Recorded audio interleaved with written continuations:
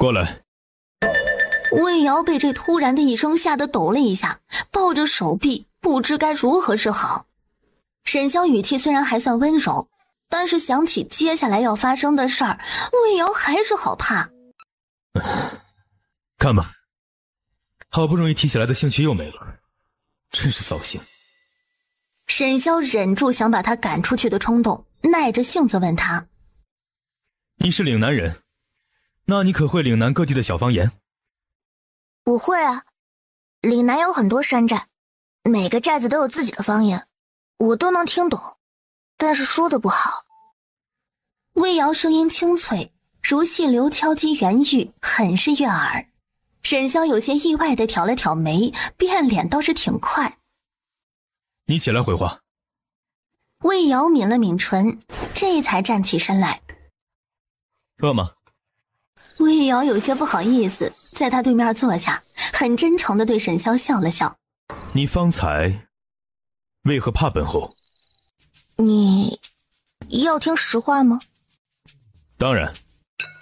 那你听了会不会砍我的头吸着玩啊？沈潇差点被茶呛到，没好气儿道：本侯没那么残暴。顿了顿，又觉得自己有点凶了，干巴巴的补充：其实我很好相处的。魏瑶跟着点头，他这人许是经历太多人情冷暖，对人的直觉天生敏感，他感觉得到沈潇其实并没有传说中那么可怕。因为你进来是一直板着脸，看上去像是要吃人似的。还有就是你身上有杀气。沈潇复杂地看了一眼魏瑶，板着脸这个多多少少有点伤人了。他少年成名，在军中难以服众，他若是不严肃一些，怎么能管得住底下那20万的兵痞？沙场之上，不是你死就是我亡，本侯只杀敌军，不滥杀无辜。你有没有觉得好像有点热呀？不好，这点心里有料。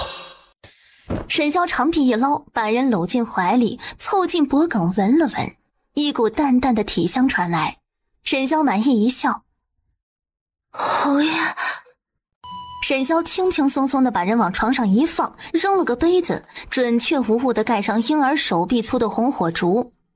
屋内霎时止于熙朗的月光，映照着彼此的身影，更添朦胧美感。但是沈潇来不及多想，他犹如被架在蒸笼里，又闷又热。此女是他的良药。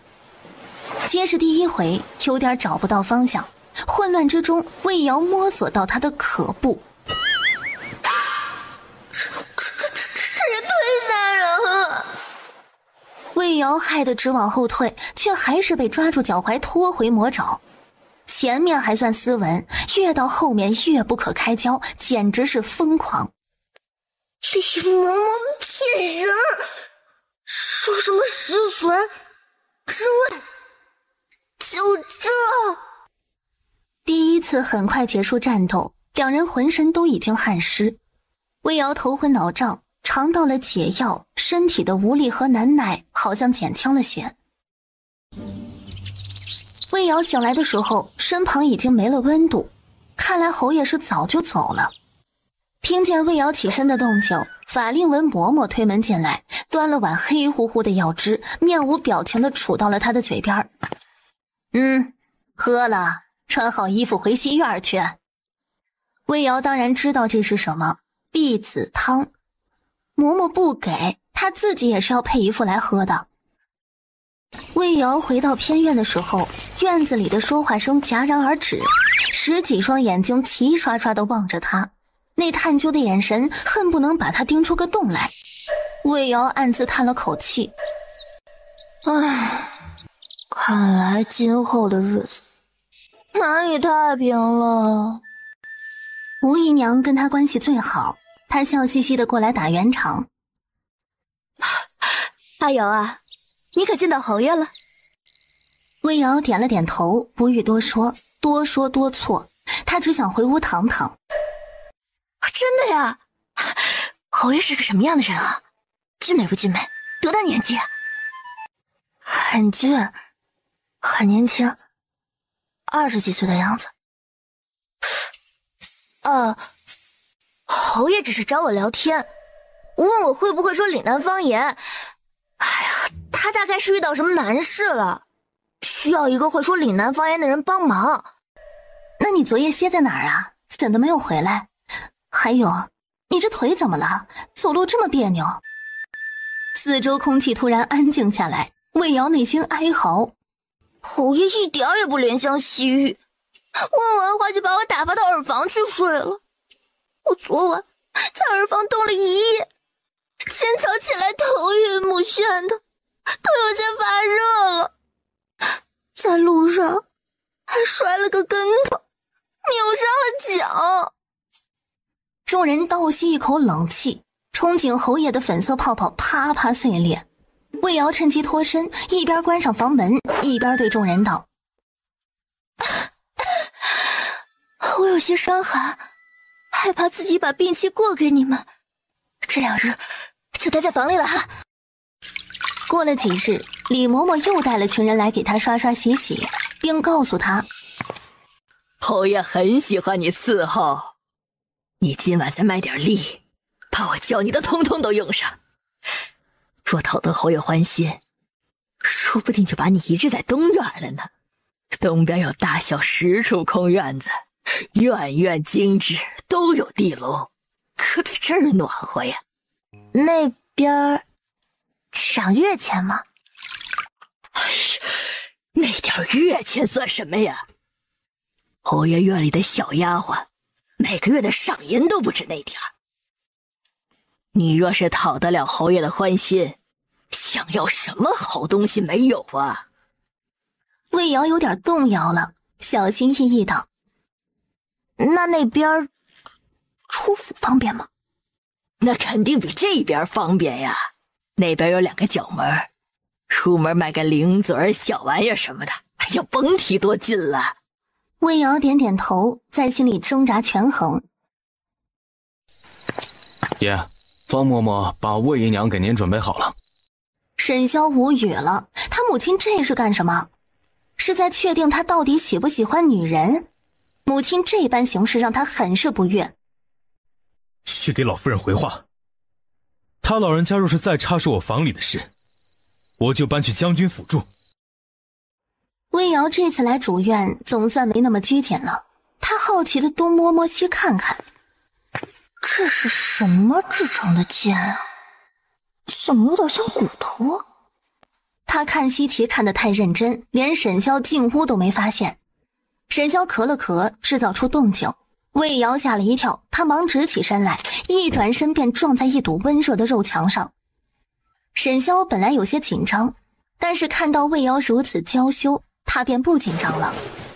强壮的胳膊轻轻往前一带，他再次柔软地贴了上来。这次天一亮，魏瑶便很自觉地起身了，穿衣喝药回小院，一气呵成。姨娘，你让我给你买的东西都买齐了，我找东角门送菜的蔡伯帮的忙，只花了100文辛苦费。你看，跟周围人搞好关系多么的重要啊！多个朋友多条路嘛。我不能出这院门，以后就只能拜托你了。小莹被夸得飘飘然，害羞地绞着手指。姨娘，您不要说什么拜托之类的，你好了我也好。好好好，我们一起努力。来，帮我搭把手，咱们先把药材摸了。养生丸没地儿卖了，他这次准备卖冻疮膏。魏瑶花了2日功夫，先做出来10盒，让小英自个儿先用着，然后再现身说法，出去领饭打水时推销。王婶子，你洗菜呢？这天气这么冷，怎么不用热水洗啊？是小莹啊，好久没见着你了，你过来帮魏姨娘打饭吧。这热水要柴火烧，她管事不让。最后一句声音极低，柴火省下来的银钱可不都进了大管事的腰包吗？是啊，西院离这儿远，我就来得早了些，想争取在饭菜一出锅就给姨娘拎回去，这样姨娘吃的时候还是热的，稍微晚一点就冷了。小莹真是个忠心的好孩子，你家那位姨娘好相处吗？我姨娘人很好，对我也好，还给我买了冻疮膏呢。您看我手上的冻疮好多了，以往每年都肿得跟萝卜似的，今年的肿经消了，硬块也消了不少，晚上没那么痒了。哎呀，你家姨娘真好，冻疮膏一盒要300多文呢，抵得上我半个月工钱了。小莹见鱼儿上钩，内心激动，可是她面上不显。她家姨娘说了，每卖出一盒就给她分8文钱。王婶儿，我给你说了，你可不能告诉别人。什么呀？小莹点头，从怀里摸出那冻疮膏，打开盖子，挖了黄豆大小一坨，均匀地抹在了王婶子脸颊的冻疮上。沈潇和福应进城之后，便放慢马速，边走边有一搭没一搭的聊公事。两人行至一寂静的后巷时，沈潇问福应：“这一片院子是咱们侯府的吧？”主子，这一片属于咱们侯府的西院。你看那树上，是不是有个人？好像是啊，还是个女人，这胆子可真大呀。你先带着给老夫人的礼物回去，我过去看看。沈潇磨了磨牙，他没看错的话，那个胆大包天的女人就是他的魏姨娘。魏瑶正在拧着眉看侯府的地形，他要设计一个完美的逃跑路线。魏瑶思索的认真，完全没发现沈潇已经到了树下。魏瑶，声音带了些内力，听得魏瑶一震，耳膜隐隐作痛。魏瑶吓了一跳，手一滑就从树上栽了下来。沈潇也被这突如其来的变故吓了一跳，他脚下一点，一个飞身接住了他。你胆子不小吗？这么高的树你都敢上去，你是吃了雄心豹子胆吗？沈潇见魏瑶捂住眼睛，以为他是被吓哭了，完全没了脾气，懊悔自己的行为非大丈夫所为。今日若不是本侯在这儿，你还有命在吗？以后不可胡闹，不许做这等危险的行为，可记住了？谢侯爷救我，侯爷放我下来吧，我要进屋躺着缓缓，平复一下心情。沈潇也没多说什么，抱着魏瑶进了屋，把人放在床上，又盯着魏瑶看了一会儿，直看得魏瑶后背发毛，然后沈潇才起身道：“你先歇着，本侯空了再来看你。”说完大踏步离开，行至门边又停下来，回头道：“为了以防万一，我一会命人来将树砍了。”魏瑶噌地坐起身来，挣扎道：“侯爷，说是无辜的呀，我以后再也不敢上去了，我真的已经被吓到了。”此事没得商量。晚宴做了满满一桌，侯府主人只有沈潇母子，其余皆是叶家人。叶侍郎2子2女，长女早已出嫁，2子也已成家立业，3子叶振宇今年刚及弱冠，是京城有名的纨绔。萧表哥还不准备娶亲吗？我听说表哥后院的美娇娘不少，若是有那不喜欢的，分几个给我呗。叶太傅把象牙筷往桌上一拍，沉声呵斥：“这么多菜都堵不住你那张臭嘴，整天游手好闲，也好意思跟你表哥开口？我看你最该开口的是让你表哥给你在军营安排个差事。你俩分明年纪差不多，但作为却是天差地别。”叶正宇撇撇嘴，又来了。从小到大，只要他和沈潇同在的场合，沈潇就永远是别人家的孩子，而自己是反面教材。我有儿子，表哥有吗？叶侍郎本来想给他留点面子，但这个孽障竟然还有脸提这个，他都臊得慌。他顺手就是一巴掌：“你给我滚！”你们父子俩消停一点儿，今日可是妹子的生辰。老夫人对他这个侄子也是头疼得很，但又不好说什么，只能和稀泥。好了好了，阿玉没准是大器晚成呢。父亲大哥啊，你们莫要如此心急，他本性不坏，只是贪玩了些。这要我说呀，我家这个臭石头那才是让人头疼。都23了还没成家，我以后拿什么脸面去面对我家老爷呀？沈萧一个头两个大，他又不是不娶，只是实在是太忙没有时间。再则没遇到自己十分喜欢的女子，总觉得可以再等等。一个小丫鬟拿着碗从屋里出来，看见院里立着的男人后，吓得扑通一声跪在了地上。他看到了谁？侯爷！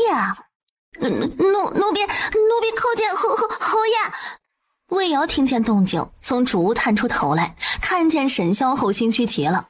这侯爷该不会是回过神了，然后特意跑来问他爬树这件事吧？退下吧。魏瑶在屋里踟蹰了一会儿，觉得跑得了初一，跑不了15，还不如坦然面对。侯爷怎么来了？沈萧答非所问，指着红泥小炉。这是熬的什么？药吗？是调理身子的药。侯府的避子汤未达效果，剂量下得太猛，他给自己配了些调补的药，把伤害降到最低。你怎么了？魏瑶不知该怎么解释，干脆信口胡诌。就是女子调理越信的，喝了小日子不会肚子疼。沈萧尴尬地闭了嘴。一阵冷风吹过，魏瑶紧了紧身上的衣裳，见沈萧连棉衣都没穿，不自觉地打了个寒战。侯爷进屋坐吧，外面冷。魏瑶打了个哈欠，很没诚意地倒了杯凉茶递给沈萧。侯爷喝茶。沈萧大马金刀地坐在榻上，抬手接过，心不在焉地尝了口。他在打量这屋里的摆设，看着十分寒碜。你今日爬到树上干嘛？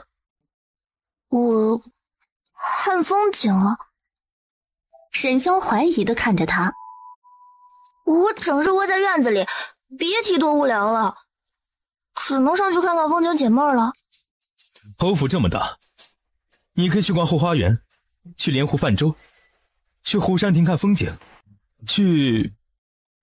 魏瑶用看傻子的眼神看着他，悠悠提醒：不是您下的命令说姨娘不许随意出院门吗？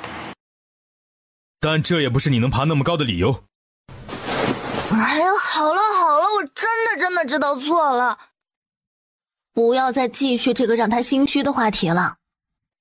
侯爷今日不开心吗？沈萧皱眉，眼睛危险地眯了眯。他如何看出来的？他向来是喜怒不形于色的，今儿情绪外泄的这么明显吗？你如何得知本侯不开心？侯爷眉头一直皱着，说话声音也比以往更低沉。沈萧惊讶于他察言观色的本事，见魏瑶这副小媳妇儿的模样，知道自己可能是吓着他了，默默地叹了口气。他确实不该把在外面的情绪带给房里人。于是他放松了表情，伸手拉住了魏瑶的手，发现他小手冰凉，又把人抱了个满怀。魏瑶僵着身，动都不敢动了。我今日是挺不开心的。沈萧声音闷闷的响在他的头顶。魏瑶害怕再惹怒他，不敢搭腔。沈萧见他一声不吭，疑惑道：你怎么不问我为什么不开心？不敢问。哼，你胆子不是大得很吗？话本子上说，知道的越多，死的越快。什么破话本子？以后不准看了。魏瑶用眼神控诉：啊，这都要管啊？沈萧看到他大眼里全是不服，却敢怒不敢言的模样，好笑道：改日等我忙空了，带你出府放风筝如何？好啊，那你要早些忙完啊。晚了他说不定已经离开侯府了，走之前他还是想去见识见识京城的繁华。沈萧灵光一闪，忽然有了个主意：过几日我带你去云恩寺祈福如何？云恩寺在哪里啊？京郊80里的云恩山上。好啊，我去看看京城哪个城门人最少，京郊哪条官道人最多。这样一来，他只要出了京城，别人想抓也抓不到他，完美。魏瑶坐在马车里，像只快乐的小鸟。京城的街道可真繁华，商铺林立，人山人海，这是阿娘从小生活的地方呢。可惜他娘至死也没能回故乡。怎么了？想起我娘了。魏瑶垂下眼睛，带着浓浓的鼻音说道。沈潇调查过他的底细，自然也知道他娘的事儿，只是那事儿牵扯皇室，他不便深究。他只是握住了魏瑶冰凉的手，安慰道：逝者已逝，生者如斯。你娘在天之灵，一定希望你平安无忧。魏瑶点了点头，背对着沈潇躺下，声音有些闷。我今日起得早了，先补一下眠，到了反请侯爷叫我。魏瑶乱七八糟的想着，竟然真的就睡着了。沈潇见他呼吸渐渐平缓，低低的叹了口气。不应，你去八珍阁买些糕点，多买些。魏瑶一向心大，在马车里睡得东倒西歪。沈潇实在是看不下去了，把他捞在臂弯里，让他枕在自己的手臂上睡。他的睡颜软糯娇憨，让人忍不住想啃两口。长长的睫毛像两排小扇子，又似两根羽毛，在沈潇的心里挠啊挠。1个时辰后，终于抵达了云恩山山脚，沈潇的手也麻了。魏瑶，起来，到了。魏瑶睡眼朦胧，半睁开眼，表情有点懵。魏瑶刚想坐起来，又被沈潇压了下去。魏瑶捂着红肿的嘴唇，羞恼地瞪着沈潇。沈潇给他整理了一下皱巴巴的衣服，轻咳了一声。谁让你赖床？我叫了你半天，你都不起来。放屁！我明明就没有赖床的习惯，分明是你兽性大发。山路狭窄，马车只能行至山脚，想要上山，要么步行，要么骑马。魏瑶不敢下马车，他要脸。牵马过来，你们先上山探路。等人都走了之后，魏瑶才气呼呼地指着他：你佛门禁地，你还没到呢。我去，你们对战神是不是有什么误解？沈潇被他控诉的眼神看着，自己都觉得自己十分禽兽。于是赔罪般的拿出方才在八珍阁买的糕点，打开盒子摆在了他的面前，柔声哄道：好啦，我保证没有下次了。这糕点也是专门给你买的，尝尝。魏瑶艰难地把眼睛从糕点上挪开，见沈潇正在含笑看着他，眼里满是宠溺，他慌乱地别开了眼。既然你保证，那我便信你一次。走吧，我带你骑马看风景。这2日还只是小雪，若是晚些时日来，这山里白茫茫的一片，很是壮观。等明年我再带你来看雪，看看千山鸟飞绝，万径人踪灭是怎样一番景致。沈潇带着魏瑶走走停停，山里银装素裹，大部分树都是光秃秃的，只有小部分还挂着些黄叶子。我们那边从不下雪，只下雨。冬雨阴冷阴冷的，淋了一准生病。沈潇倒是知道南方的天气，特别是回南天最令他印象深刻。南方的气候是不一样，那你喜欢下雪吗？喜欢啊，很美，还可以打雪仗。突然魏瑶发现这树林里很适合打雪仗，打不过还可以躲在树后面。魏瑶兴奋地摇着沈潇的手臂：侯爷，侯爷，我们下去打雪仗吧。什么？打雪仗啊，你不想玩吗？很好玩的。或者我们来堆个雪人。沈潇勾了勾唇，虽然觉得很幼稚，但是他想幼稚一回，这也是他小时候的执念。好啊，输了可不许哭鼻子。看不起谁呢？谁输谁赢还不一定呢。我们先定个规矩啊，谁先打到对方就算谁赢，输了的要答应对方一个条件。沈潇嗤笑一声，那他赢定了。瞧魏瑶那个小身板，大腿还没有他胳膊粗呢。我要好好想想，这个条件要用在哪里。侯爷肯定会让着我的吧？让你3个雪球，打不到的话我就不客气了。魏瑶皱着鼻子，尽量争取利益最大化。那你先背过身数10下，让我先跑。沈潇很老实的背过身去，开始数数。第10下数完，他转过身。迎面一个雪球朝着他脑门砸了过来，沈潇吓了一跳，堪堪躲过，还是被血糊了一脸。你怎么那么老实啊？你输了啊！你不遵守游戏规则，这叫兵不厌诈。哎，怎么办呢？反正你已经输了。我错了，我以后再也不敢了。您大人不计小人过，放了我吧。呵呵，亲我一下，我就放过你。沈潇斜斜一笑，好汉不吃眼前亏，又不是没亲过。魏瑶很上道的拉过沈潇的前肩儿，垫脚在他的脸上啄了一小口。我说的不是脸。光天化日的，你还想干嘛呀？既然你不愿意，那就别怪我无情。魏瑶咬牙切齿的又在他唇上啄了一下，然后红着脸跑开了。沈潇开怀大笑起来。怎么这么怂？两人到达云恩寺已是傍晚。沈潇今日扮作出京购买年礼的富家子弟，因为天色较晚，带着美娇娘不方便赶路，便来云恩寺借住。魏瑶顶着2个黑眼圈和沈潇一起吃早饭。沈潇看着他那副萎靡的样子，疑惑道：没睡好。魏瑶咽下了嘴里的馒头，点点头，可怜兮兮道：侯爷，我觉得这个寺庙不干净。此话何意？魏瑶左右看了看，咽了口唾沫，紧张兮兮道：我感觉房间里好像有鬼啊。莫要乱说，这里是佛门，是鬼怪最怕来的地方。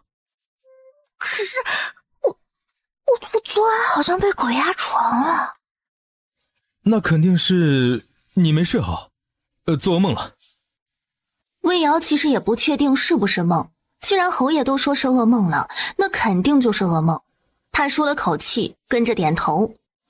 嗨，我就说嘛，寺庙怎么可能有鬼呢？魏瑶一路小跑，终于回到他和沈潇住的院子。他直接推门去了沈潇的屋里。侯爷，怎么了？侯爷，咱们快走吧，这个寺庙不是正经寺庙啊。此话怎讲？沈潇盯着他冷声问。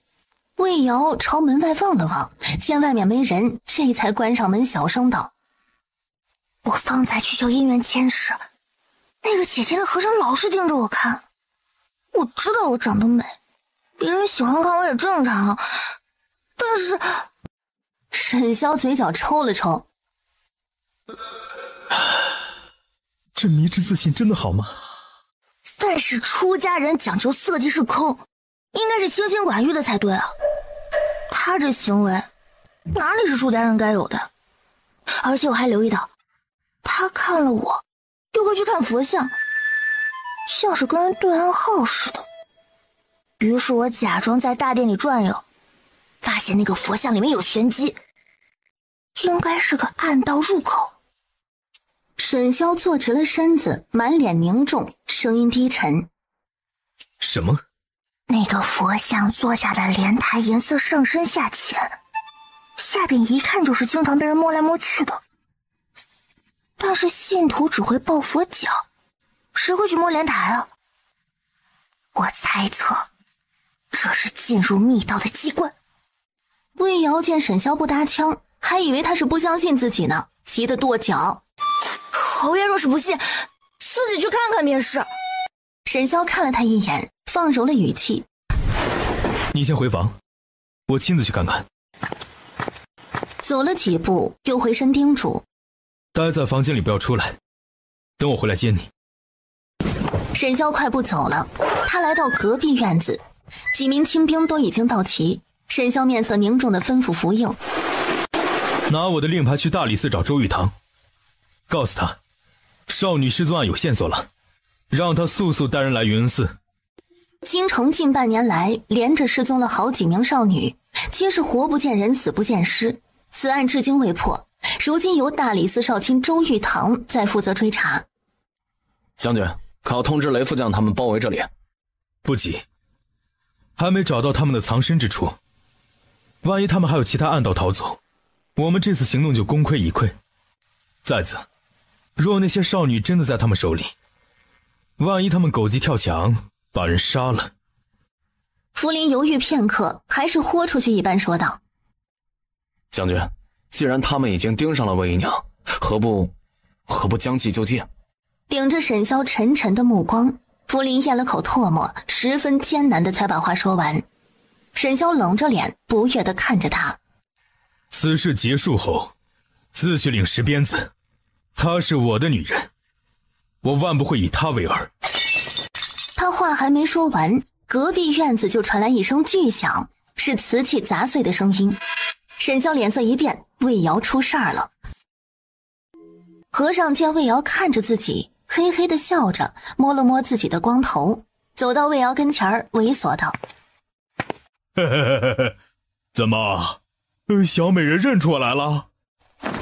魏瑶被那大汉毫不怜香惜玉地扔在了地上，摔得他骨头都快散架了。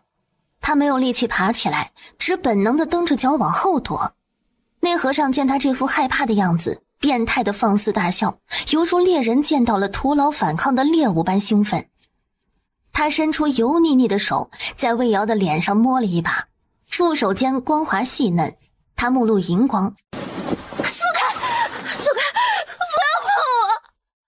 和尚眼睛都直了，他立即把魏瑶压在身下。果真是冰肌玉骨啊！和尚，我从没尝过如此绝色，美人儿，陪我好好玩玩。不要，放开我！魏瑶死命的挣扎，只觉得浑身血液都凉透了。这些畜生，他宁愿死都不愿意被他们糟蹋。他正想着该如何自尽，忽然另一个首领模样的刀疤脸上前，一把拉开那和尚，不悦地阻止：花和尚，你既已投靠了我们黑风寨，就要遵守我们寨里的规矩。这个美人儿应当给我们大当家先享用。你们大当家的现下不在。刀疤脸指了指角落的几个箱子，抽着手凉凉地说道：那就把他和银子一起给大当家送上黑风寨。老鬼，你别忘了这是我的地盘。我自然知道这是你的地盘，但是你别忘了，大理寺现在满世界追查你，如果不是我黑风寨帮你善后，你以为你能活到今天？花和尚呼吸一滞，不甘地看了魏瑶一眼，重重的冷哼一声，拂袖离去。了解完云恩寺所有的过往之后，沈潇和周玉堂在如何剿匪上起了争执。周玉堂主张从洞口强攻，再派一队人马在山脚密道口守株待兔。阿萧，莫不是你对那位姨娘动了真情？沈潇恼怒的一甩袖子：一派胡言！那你为何这般舍近求远？不说你潜伏进去会有多大危险，你可知道你这样的行动就是直接放弃了他们藏在山上的财物了。留几个活口一审便知，难道以周大人的手段还怕审问不出来吗？说完又讥诮道：哼，不说魏姨娘是我的女人，里面还有其他被掳的女子，难道周大人作为父母官都要置之不理？理由倒是冠冕堂皇，你屠杀俘虏时何曾放过老弱妇孺？我杀的都是该死之人，他们帮着胡人在我军水源投毒，你别转移话题，此事按我说的行动。你的计划太过冒险。俩人正唇枪舌剑，忽然有人来报：将军，周大人，山顶窜起了浓烟，山洞里好像着火了。俩人一愣，沈萧一个箭步冲了出去，直奔山顶。周玉堂望着他那慌乱的背影，眯了眯眼睛，手一挥，对所有候着的士兵道：都跟上，大理寺的人跟我去山脚。真是神来之笔啊，山洞里面竟然自己先乱了起来，那就正好，不费一兵一卒，一网打尽。沈萧用最快的速度赶到山顶，洞口窜出一股黑烟，依稀可以听见里面的叫嚷声。里面可还有其他女子？还有一个长相极美的姐姐，因为救我们被花和尚抓住了，没能出来。既然是花和尚抓住了她，那他一定会从密道逃去山下，那密道知道的人不多，相比于这边来说，那边才更安全。沈萧转身施展轻功朝山下而去，福林暗自抹了把汗，对福应道：哥，这里交给你了。说完也跟着沈萧往山下而去，只希望将军看在他这么忠心的份上，他们这么多年主仆情谊上能饶他不死。不知过了多久，他终于看到了一丝亮光，那是清晨的阳光。花和尚侧身让几个土匪头子先出去，阴恻恻道：老鬼，如今云恩寺已经不能再待了，那些金银珠宝我可以不要，我只要这个美人儿。花和尚，咱们在山上这么久都没有出过事，这个女人一来，这山洞里就着了火，你难道看不出来此事跟她有关？我自然知道此事跟她有关，所以我更要她生不如死。你好自为之，但愿你莫要牡丹花下死，做鬼也风流。呵。花和尚等他们安全走远了，就开始脱自己的衣服，把自己脱得一丝不挂，又想去脱魏瑶的。这么小啊？比他家侯爷小多了。花和尚当场石化，他摧残了那么多女人，第一次遇到这种情况。他还嫌弃上了？这个女人真的是受害者吗？怎么看着花和尚更像是受害者？你说什么？我说你长得很丑不说，还不像男人。你竟然敢嫌弃我！你他娘的竟然嫌弃我！我杀了你！我要杀了你！他握紧早已藏在袖中的玉簪，猛地插进了花和尚脖子处的大血管里。他使出全身力气做最后一击，只是不知道是他力气太小，还是那玉簪太粗，竟然只插入了一小节。魏瑶暗道：完了，要交代在这里了。有意思，第一次让我遇到这么有意思的猎物，那咱们就一起死吧。说完猛地拔出脖子上的簪子，然后朝魏瑶纤细的脖子扎了过去。只是临死之前，他好像看到了一张英俊的脸，是黑白无常吗？怎么没有长舌头啊？周玉堂拔出刺入花和尚背心的匕首，嫌弃地在花和尚的僧袍上擦干净匕首上的血。他看着昏迷不醒的魏瑶，勾唇一笑：这个女人倒是有勇有谋啊。长成这样，难怪遭贼人惦记。长得好又聪明的女，不枉我搭救一场。你亲自守着她。沈萧点点头，周玉堂无语。找个婆子不就行了？她还没醒啊？周玉堂把碗筷朝沈萧面前一推：先吃饭。沈萧看见满桌子菜，这才觉得饿得慌。他从昨晚到现在一天一夜没吃东西。周玉堂看着他毫不儒雅的吃相，啧啧称奇：哎呀，这说出去谁信啊？大名鼎鼎的南宁侯，战功斐然的威武大将军，吃饭跟个饿死鬼投胎似的，这一顿竟然要吃6碗饭。闭嘴！你吃不吃？不吃我不给你留了。吃。哎，你就不好奇我是怎么救的你那位小娇娘吗？没来得及问，那你是怎么救的他？不管怎么救的，算我欠你一个人情。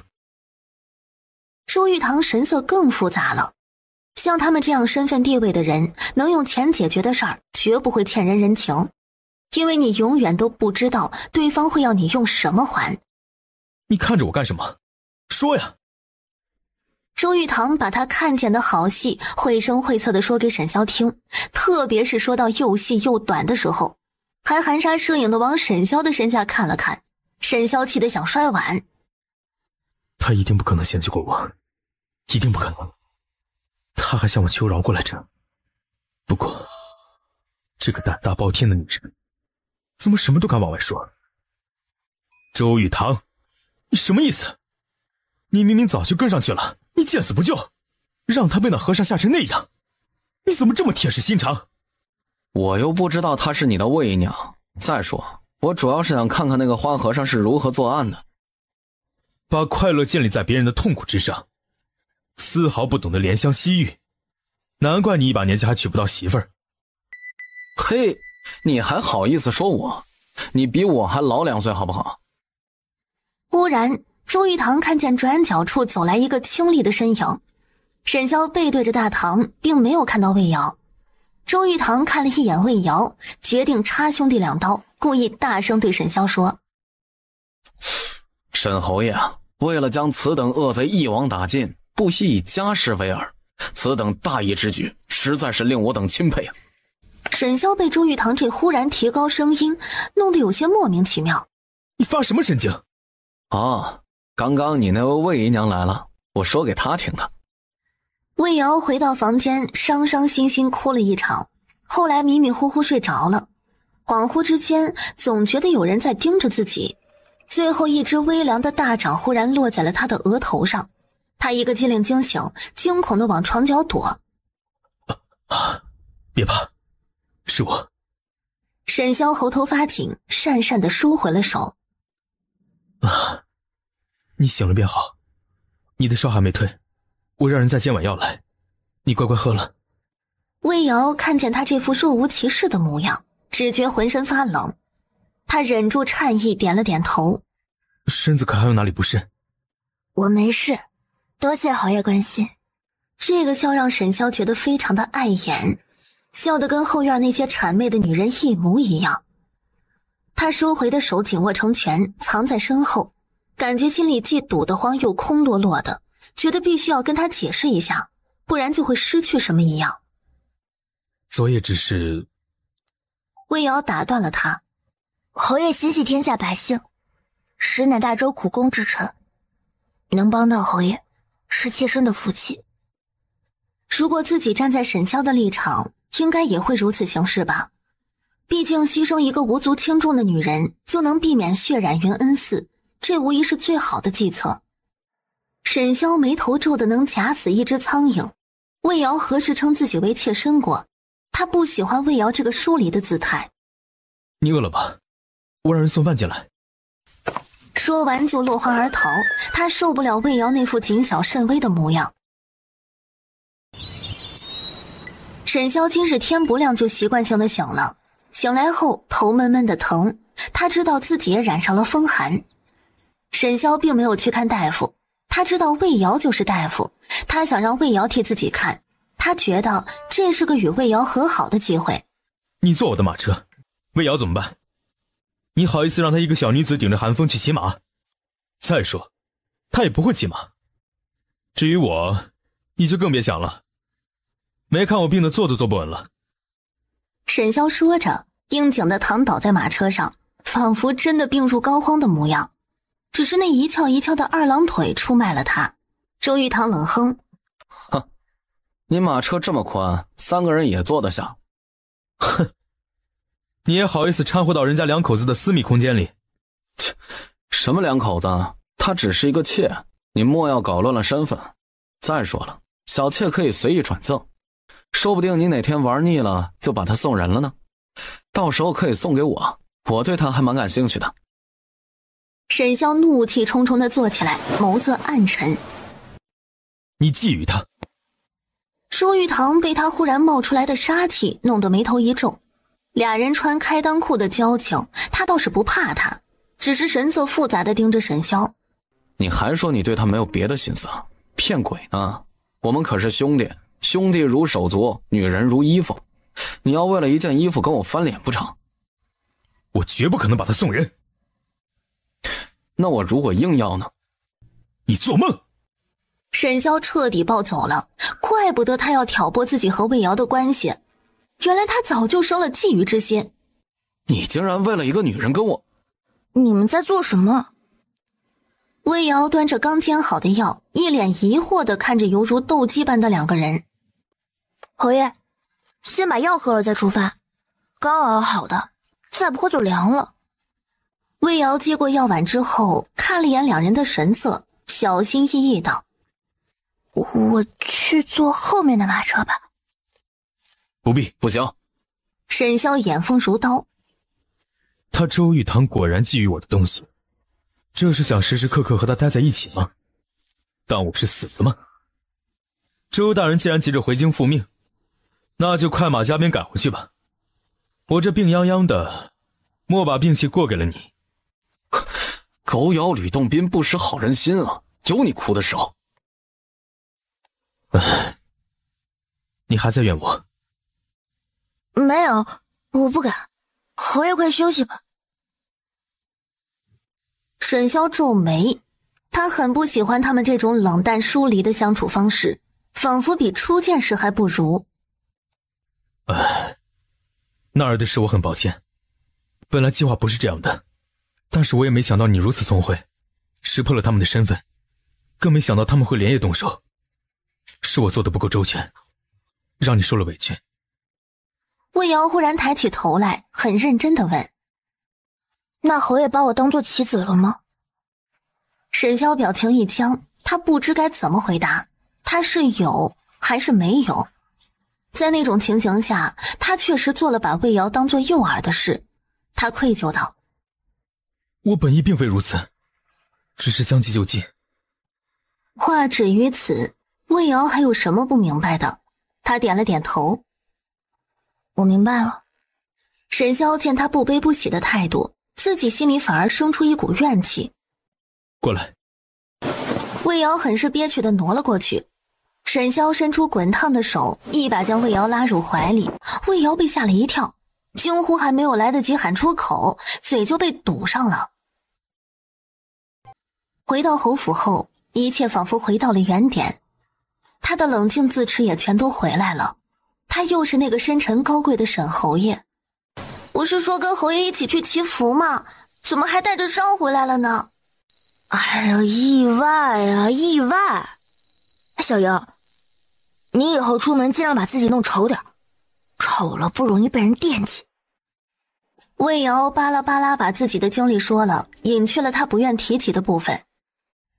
小莹，你明日再拜托蔡伯帮我买点别的药，记住不要在同一个药房买，要分开买。为何呀？魏瑶信口胡诌。哎呀，你家姨娘的祖传秘方，怕被药房偷试去。魏瑶也没多想，他抬手敲了敲门。沈潇喘着粗气，不悦地吼道：不是说了让你别打搅我。魏瑶一听他沉重的喘息声，还有那憋着劲儿的低吼声，瞬间明白了什么。这个声音跟他们在床上做某些少儿不宜的事时一模一样。抱歉，我不是故意的。说完转身就跑，生怕慢了脑袋就搬家了。沈潇听见竟然是魏瑶的声音，好像还十分的害怕，似乎被吓着了。他忙收了拳，连衣服都没有来得及穿，立即打开门。站住！发怒了，怎么办呀？怎么办呀？我也不是故意的呀。沈潇见魏瑶僵着身子站在院里，看都不看自己一眼，他心中涌起了一股闷气，声音都带上了不悦。过来。魏瑶哪里敢过去啊？过去了岂不是更尴尬？他一点也不想知道屋里那个女人是谁。我让你过来。魏瑶僵着身子转过身来，见沈萧连衣服都没穿，更是害怕的不行，哭丧着个脸。我真的不是故意的，我没想打搅你的好事。要不你们继续，就当我没来过。沈萧忽然明白过来，他误会了什么，不禁气结。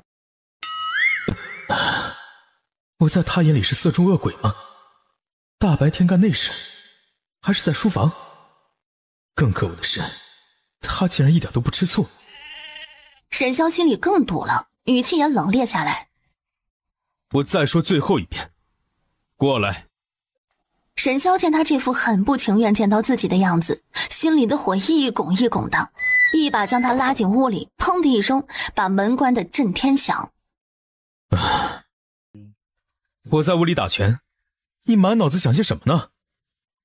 魏瑶啊了一声，终于抬头看向他，见沈萧满头大汗，那汗水顺着他结实的胸膛流到腹肌，1块2块3块4块5块6块，然后没入白色裤腰里。魏瑶不敢再往下看了，脸腾的就红透了。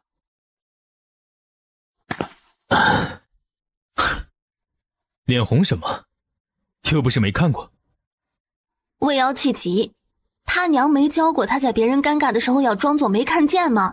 他还点出来。魏瑶没好气的看了他一眼。看过，没什么好看的，就那样。话还没说完，就被沈萧按在墙上一顿啃，直到魏瑶喘不过气儿了，沈萧才放开他。再给你一次重新走这语言的机会，好看不好看？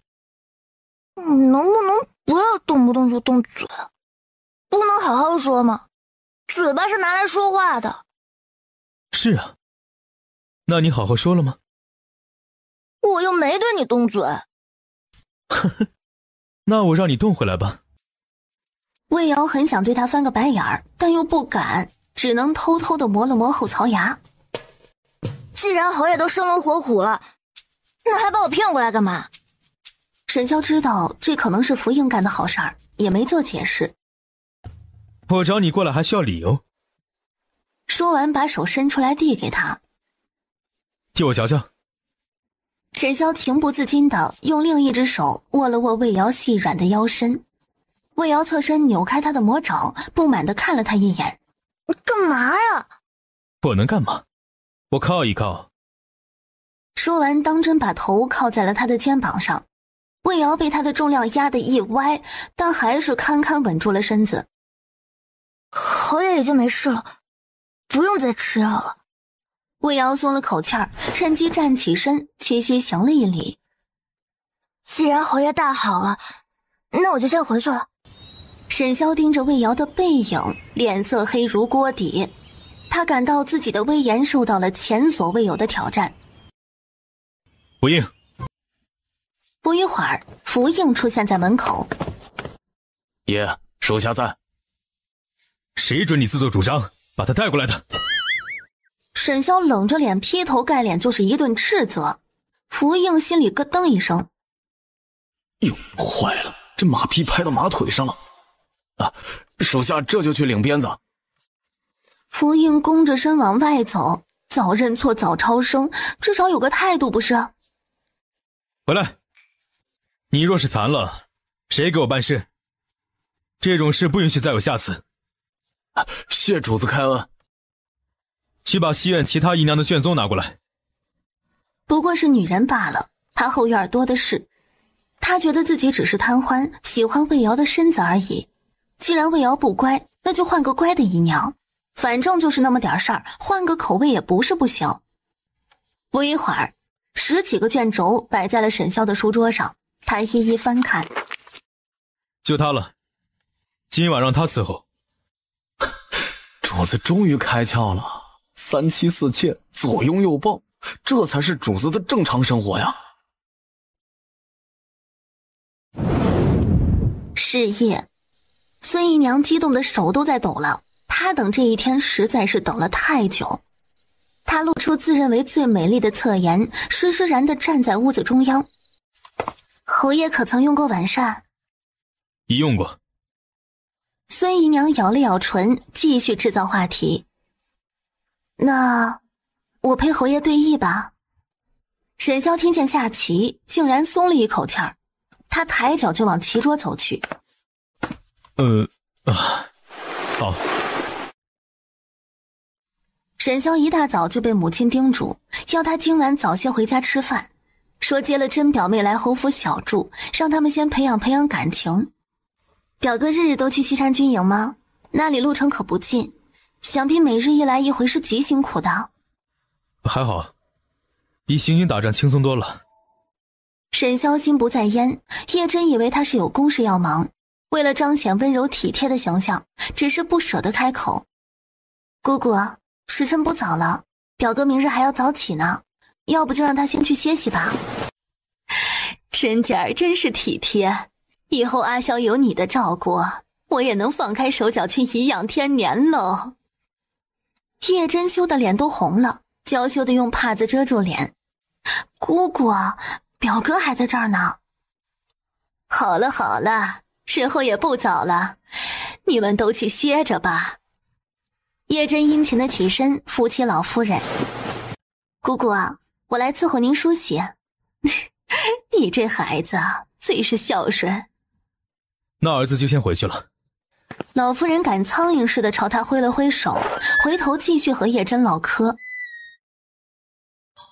魏瑶刚幸福地躺下，准备梦周公，门外响起了小莹激动的声音：“姨娘姨娘，侯爷召您去主院，您快开门，福应总管在外面等着您呢。”他认命地磨磨蹭蹭地爬起来，把衣服重新穿上，打开门，对一脸兴奋又激动的小莹道：“帮我把汤婆子放在床上，我等会儿回来要是被窝凉了，就罚你明日不准吃零嘴。”沈萧拿着本兵书，一个字儿都没看进去。他一直竖着耳朵，听见那拖拖沓沓的脚步声由远及近，最后在门外站了半天才进来。侯爷哪条腿扭伤了？沈萧恼得拿眼睛瞪他，气得不想说话，在心里暗暗给自己洗脑。不生气不生气，和白痴生什么气？不生气不生气。侯爷，不理人，莫不是耳朵里出了问题？侯爷，能听见我说话吗？沈萧现在只有一个念头，想抱着魏瑶，紧紧地抱着她。魏瑶被他这炙热的眼神看得脸一红，怎么这样看着他呀？他都不好意思了。那个耳疾我不是很擅长。话还没说完，就被沈萧紧紧地抱住。沈萧比他高太多，这一抱他就像半挂在沈萧身上似的。放心吧，我不会嫌弃你的。你先跟我说说你耳朵怎么回事。我说这么多你又听不见，要不我写给你吧。沈萧以你的心思被他打断，咬牙放开他。什么不会嫌弃我？什么听不见？魏瑶瞪圆眼睛望着他。你没聋啊？哼，你哪只眼睛看见我聋了？那我问你半天你不答话，你耍我呢呀？沈萧深吸口气，不想和他吵架，便使出了杀手锏，转移话题大法。我腿疼的不想说话。腿脚这么灵活，哪里像受伤的样子？真的，伤在了大腿上。这几天马不停蹄的赶回京城，骑马磨的。那你躺下，我给你瞧瞧。沈萧无比顺从地躺倒在床上，还是很自觉地把外裤脱了，只穿着亵裤，一副任君采撷的模样。魏瑶伸手按了按他大腿根部的紫色淤青，沈萧倒吸一口气，只觉得他那手指像打开了某个机关，让他浑身的血液都翻腾了。除了外伤痛之外，骨头痛不痛啊？不痛。骨头不痛就没大问题。你擦点散瘀油吧，你这瘀伤要养几天，不然不容易好。说着，魏瑶拿出随身带过来的散瘀油递给他。先前说他腿扭伤，他就准备好了的，现在正好用上。我要你给我擦。魏瑶脸一红，这么尴尬的位置，他才不想去摸来摸去啊。呵呵，怎么？你就这么对待你的病人？还是说，你有别的心思？魏瑶气急，别以为他不知道沈潇想干嘛，但是知道又如何？他能反抗吗？不能。你以为我是你吗？擦就擦，谁怕谁啊？沈潇长臂一捞，就把人圈在身下，熟忍地挑开了他的衣领盘口。看着魏瑶香肩半露，眸含秋水，只觉得情难自禁。魏瑶举着双手，我还没洗手呢。沈潇只想堵住他那张煞风景的嘴。魏瑶今晚一直不敢看他，怕看了就被美色迷住。但此刻俩人呼吸缠绕，他想不看都不行。完了完了，又要腿软好几天了。大床摇曳，红浪翻飞，月亮害羞地躲进了云朵。骤雨方歇，用水过后，沈潇感觉很不尽兴，不满道：你怎么哑巴了？我叫了，你给我长月音吗？沈潇差点怀疑自己的耳朵出了问题，不自觉拔高了音量。什么？你没银钱用？魏瑶瞪大眼睛，他哪里像有钱人了？为了研制预言膏，他把家当都掏空了。抱歉，是我失察了。明日先让账房支1000两给你，你花完了再去账房支就是。你……魏瑶眼睛一亮，1000两，庄户人家一辈子都花不完的数目。他紧紧地抓住沈潇精壮的手臂，语速极快道：你说话可要算数，不然要被狼吃的。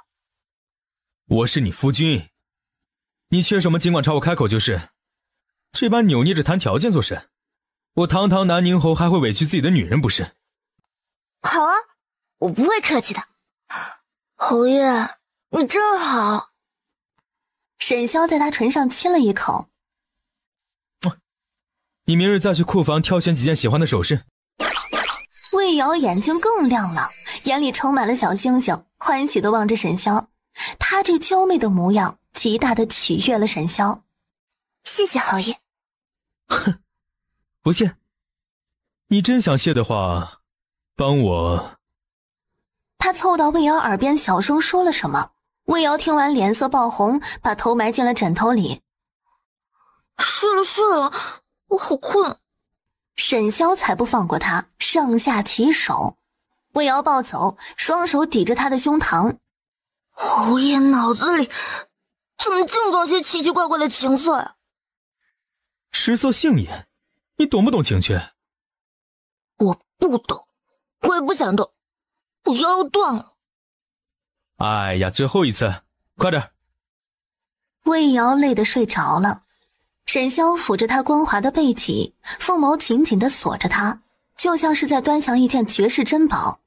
他觉得自己这些日子的气都白生了，他为什么要跟魏瑶置气呢？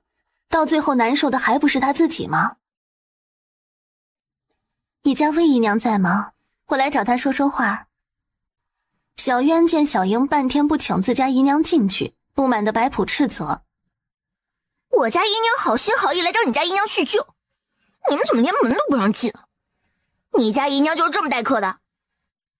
魏瑶听见外面忽然拔高的说话声，赶忙出来查看，一出来便对上孙姨娘那张温婉的脸。魏瑶惊讶极了：孙姨娘，你怎么来了？孙姨娘看见魏瑶出来，朝她露出一个亲热的笑容。魏姨娘，我可以进来吗？这么久没见了，我想找你说说话。进来吧，先来坐。小莹，去泡茶。孙姨娘不动声色地打量这处院子，这么小，还这么旧，跟她的藏风阁完全没得比。她心里微微得意，看来侯爷对魏姨娘比对自己更不上心。魏姨娘从偏院出来之后就一直住在这里吗？是啊，还不如在偏院里呢，偏院还热闹一些。谁说不是呢？俩人拉了一会儿家常之后，魏瑶有些摸不透他的想法，他不可能真的是来跟自己叙旧的吧？咱们以前在偏院的时候经常一起画画，那时候的日子多单纯呢，如今想起来倒是十分怀念。是挺怀念的，以前我总跟着你学画画，跟着吴姨娘学做生意，那时候的日子很轻快，就是不知道吴姨娘如今怎么样了。她还是老样子，我让小渊去看过她，虽然进不去，但是能隔着门说话。吴姨娘说她挺想你的。说起来惭愧，我都没去看过她。我在这院里不能随意走动。我在藏风阁虽然能出院子逛逛，但我在那边连个说话的人都没有。你要是不介意，我以后常来找你说话解闷如何？魏瑶见他如此真诚，也就真诚的回应：好啊，只要你不嫌弃我这地方小。我知道侯爷心里有你。魏瑶表情一致，随即轻笑一声，仿佛是听到了什么天大的笑话。他对自己有几斤几两还是有自知之明的。你想多了，他心里不可能有我。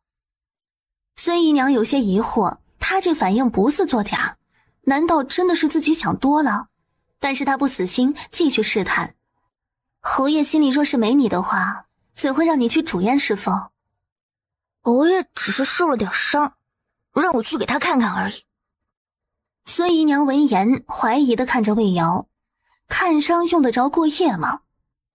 侯爷受伤了，伤到了哪儿？严重不严重啊？就是腿扭伤而已，抹过药已经好多了。孙姨娘只顾在心里盘算该如何制造机会去接近侯爷，倒也没注意到魏瑶的异样。魏姨娘，我冒昧地问一句，你跟侯爷在一起的时候都做些什么？魏瑶脸上的笑挂不住了，这要他怎么回答？还能做什么？那你们在一起都做了什么？魏瑶把球又踢了回去。孙姨娘脸上的表情有片刻凝固，她那晚是哭着过完的，一夜没敢睡，一直期待地望着门口，期盼侯爷回来临幸她。是我唐突了，侯爷跟我那晚我们俩下棋，他夸赞我棋艺好，那晚我连赢了他3次呢，他也不恼，是个心胸开阔的男子。魏瑶敷衍地笑了笑，不知该怎么接话。下棋呀，他也会啊，侯爷怎么不找他下棋呢？魏瑶拥着被子气呼呼地坐起来，瞪着桌子上凉透了的腊八粥，大发牢骚：都怪你，都怪你，都怪你！门外响起一个沉稳又疑惑的声音：什么都怪你？不是吧？说曹操到。沈萧提着食盒推开门进屋。你今日都做了什么？没做什么呀。沈萧更加确定他做了什么不敢让自己知道的事儿。哇，你拿的什么？好香啊！沈萧好笑地看着他，并没有去追问，反正他有的是办法让他说实话。天香楼的炙羊肉，我让府尹刚刚买回来的，还是热的。今日过节，魏瑶肯定会想他娘，心情定会不好。果然，桌上放着的腊八粥他都没吃。你怎能不吃？我在减肥。你又不胖，减什么肥？不许减。身子骨那么弱，没折腾2下就累趴了，他还想让魏瑶再长胖点儿。大了不方便。我说不准减就是不准减。来，这个香辣味的烤羊腿是新出的，特别好吃，不信你尝一下。魏瑶看了几眼，还是把视线挪开了，摇头催眠自己。我不想吃。吃羊肉不会胖的，你看，羊肉上面又没有肥肉，真的，骗你不是人。他在心里默默补充，开玩笑，他最喜欢的地方怎么可能让他减下去啊？以后吃亏的可是他。明日还要给他送吃的。就送云克来的水煮鱼吧，一定要把他养得白白胖胖的。侯爷怎么过来了？沈潇已经习惯了他的没良心，牙酸道：来陪你过节。那谢谢啊。沈潇收拾完残局，脱了鞋袜外袍，准备上床睡觉。魏瑶弱弱道：侯爷还是回去吧，我这床太小，睡不下2个人。沈潇见他心情低落，本来不想做什么，但他竟然敢撵他，那他就必须做点什么以解心头之恨了。侯爷还是穿着衣服睡吧，毕竟屋子里没有地笼，着凉就不好了，对吧？沈潇有点不高兴，还有点不甘心。他泄愤似的紧紧地把魏瑶圈在怀里，一条腿还压在他的腰上，十分没品道：这床确实小，得抱紧点，免得摔下去。算了算了，说不得，免不得，我当她是个大汤婆子好了。这么一想，当真觉得身上十分暖和，一暖和困意便来袭，打了个哈欠就闭上了眼睛。沈潇有点心塞，当真是了，几天没见了，就不想我，哪怕问候一声，关心一下我最近在忙什么也好啊。亏我孤枕难眠，一回来就眼巴巴过来找他。魏瑶迷迷糊糊间感觉到身上一凉，他瞬间清醒了，他抓着肚兜气道：不是说好只睡觉吗？你睡你的。沈潇守得天开见月明，正想要提枪冲锋陷阵，谁知门外响起了急促的敲门声。福应小心翼翼的声音在门外响起：爷，有急报。你最好有个正当理由。福应泪流满面，他就知道侯爷和魏姨娘在一起的时候千万不能去打扰，毕竟魏姨娘可不是侯爷在路上遇到了都叫不出名字的那个孙姨娘。周大人遇刺，命悬一线。沈潇立刻翻身坐起来：你先睡，我出去一趟。你去吧，周大人一定没事的，如果需要我帮忙说一声就是。沈潇忽然想起来什么似的，一把将他捞起来：那就快点穿衣服，一起去。魏瑶面色凝重，指着周玉堂小腹内触目惊心的伤口，对沈潇道：周大人这处伤最为致命，想要救他，必须先止血，若再继续流血，大罗神仙也救不回他。我倒是有办法，但只有5成把握。侯爷要我试试吗？沈潇幽深的凤眸中闪过一丝决绝，他希冀地看着魏瑶，语气十分认真：他是我从小到大最好的朋友，我朋友不多，他对我甚好，我不想他死。魏瑶抬眼与他对视，他此时的表情就像只寻求帮助的大狗，让人不忍拒绝。那我就尽最大努力，有6成把握好了。其他人差点绝倒，沈潇却唇角一弯，舒心地笑了：我信你。我念，你写，按这个药方去煎一碗药来给他服下。我还要干净的纱布，沸水煮过的针线和剪刀，拿最高纯度的烈酒来，再把炭盆移出去，让屋内的温度降下来，温度越高他血流得越快。其他闲杂人等都退出去，让空气流通。吩咐这些的时候，他就像是换了个人，如临危不乱的将军，自信又从容，美丽且耀眼，惊得沈潇久久无法回神。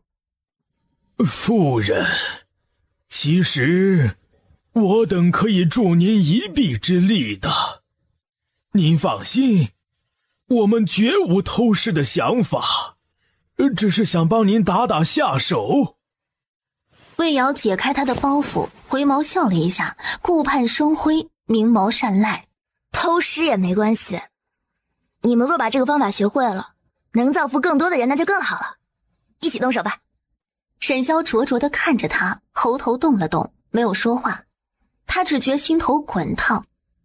把患者的裤子都脱了，拿纱布盖上，然后把他小腹周围杂七杂八的毛全部刮干净。沈潇上前拉开他，强烈不满道：算了，等太医来给他治。你怎么能看他的身体？魏瑶见状，知道他是男人的自尊心作祟，觉得自己的女人看了别的男子，心中不痛快。侯爷，无论如何，我永远都是你的人。沈潇听完，目光微定，灼灼地看向他。魏瑶说完便故作娇羞地低下头，他哄了人家，怎么还好意思再看人家？他让李管家另外寄了3个药方，然后对几个大夫道：这3个药方是消炎镇痛还有退烧的，记得每隔1个时辰就给他喂1道药，连着此顺序喂5日，半个月后等他伤口长好了再拆线。他一会儿应该会发烧，发烧了就给他用最后1道药方，等熬过了今晚他就没事了，只需慢慢养着便是。魏娘，今晚已过子时，要不您和将军今晚就歇在这里。这周大人若是有个什么难以预测的情况，我们也好有个主心骨。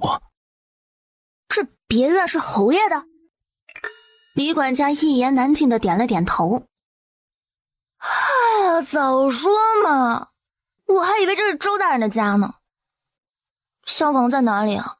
快带我过去，我都要困死了。一会儿说不定还有硬仗要打，我要早些休息。说完又拉了一把沈潇。侯爷要去休息吗？沈潇回过神来，眼神有些晦暗不明。他先是没好气地看了魏瑶一眼，见他满脸倦容，又怜惜地握了握他的手。你先去睡，我还要处理点事。沈潇阴沉地坐在书房的主位上，眼里是毫不掩饰的杀气。屋内站着10几人，都是他的幕僚和亲兵，一个个凝神闭息，噤若寒蝉。今日之事，是哪个江湖门派所为？瞧着像是某个杀手组织。彻查，查出来者连升2级，查不出来，每人去领30鞭子。众人感觉后背一凉，忙躬身回道：我等一定完成任务。魏瑶醒来的时候天已大亮，他感觉后背贴在一个热烫的胸膛上，腰也被一只精壮有力的手臂紧紧地箍着。在想什么？魏瑶也没有来得及想怎么会忽然冒出个声音来，老实地答道：在想周大人。答了之后总感觉哪里不对劲儿，一回头就看见沈潇那又黑又臭的脸，他啊了一声，拔高音量：你怎么醒了？怎么，我不能醒？打扰你想周大人了？不是，我说的不是那种意思，是想的他的伤势怎么样了。那种想，是哪种想？还能好好说话吗？你昨晚偷看他了？十分肯定的语气，魏瑶怎么可能会承认啊？先不说眼前这个小气巴拉的男人这关不好过，就是他自己心里也过意不去。他可是大夫，怎么能像女色狼一样去欣赏病人的躯体啊？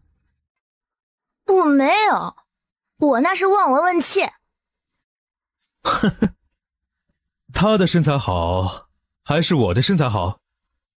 侯爷怎么能拿自己跟那个白斩鸡比啊？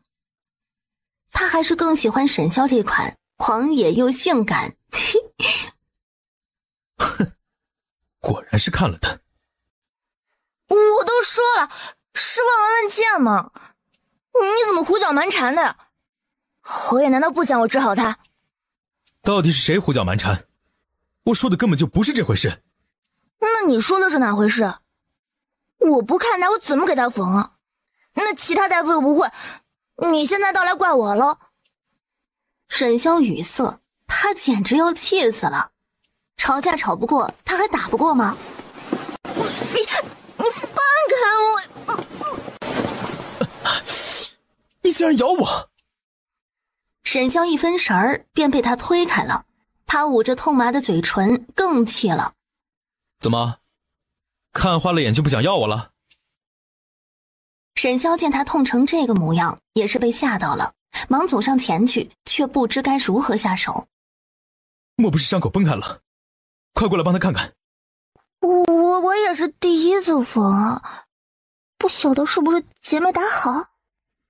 沈潇如遭雷劈，不敢置信地瞪大眼睛。第一次？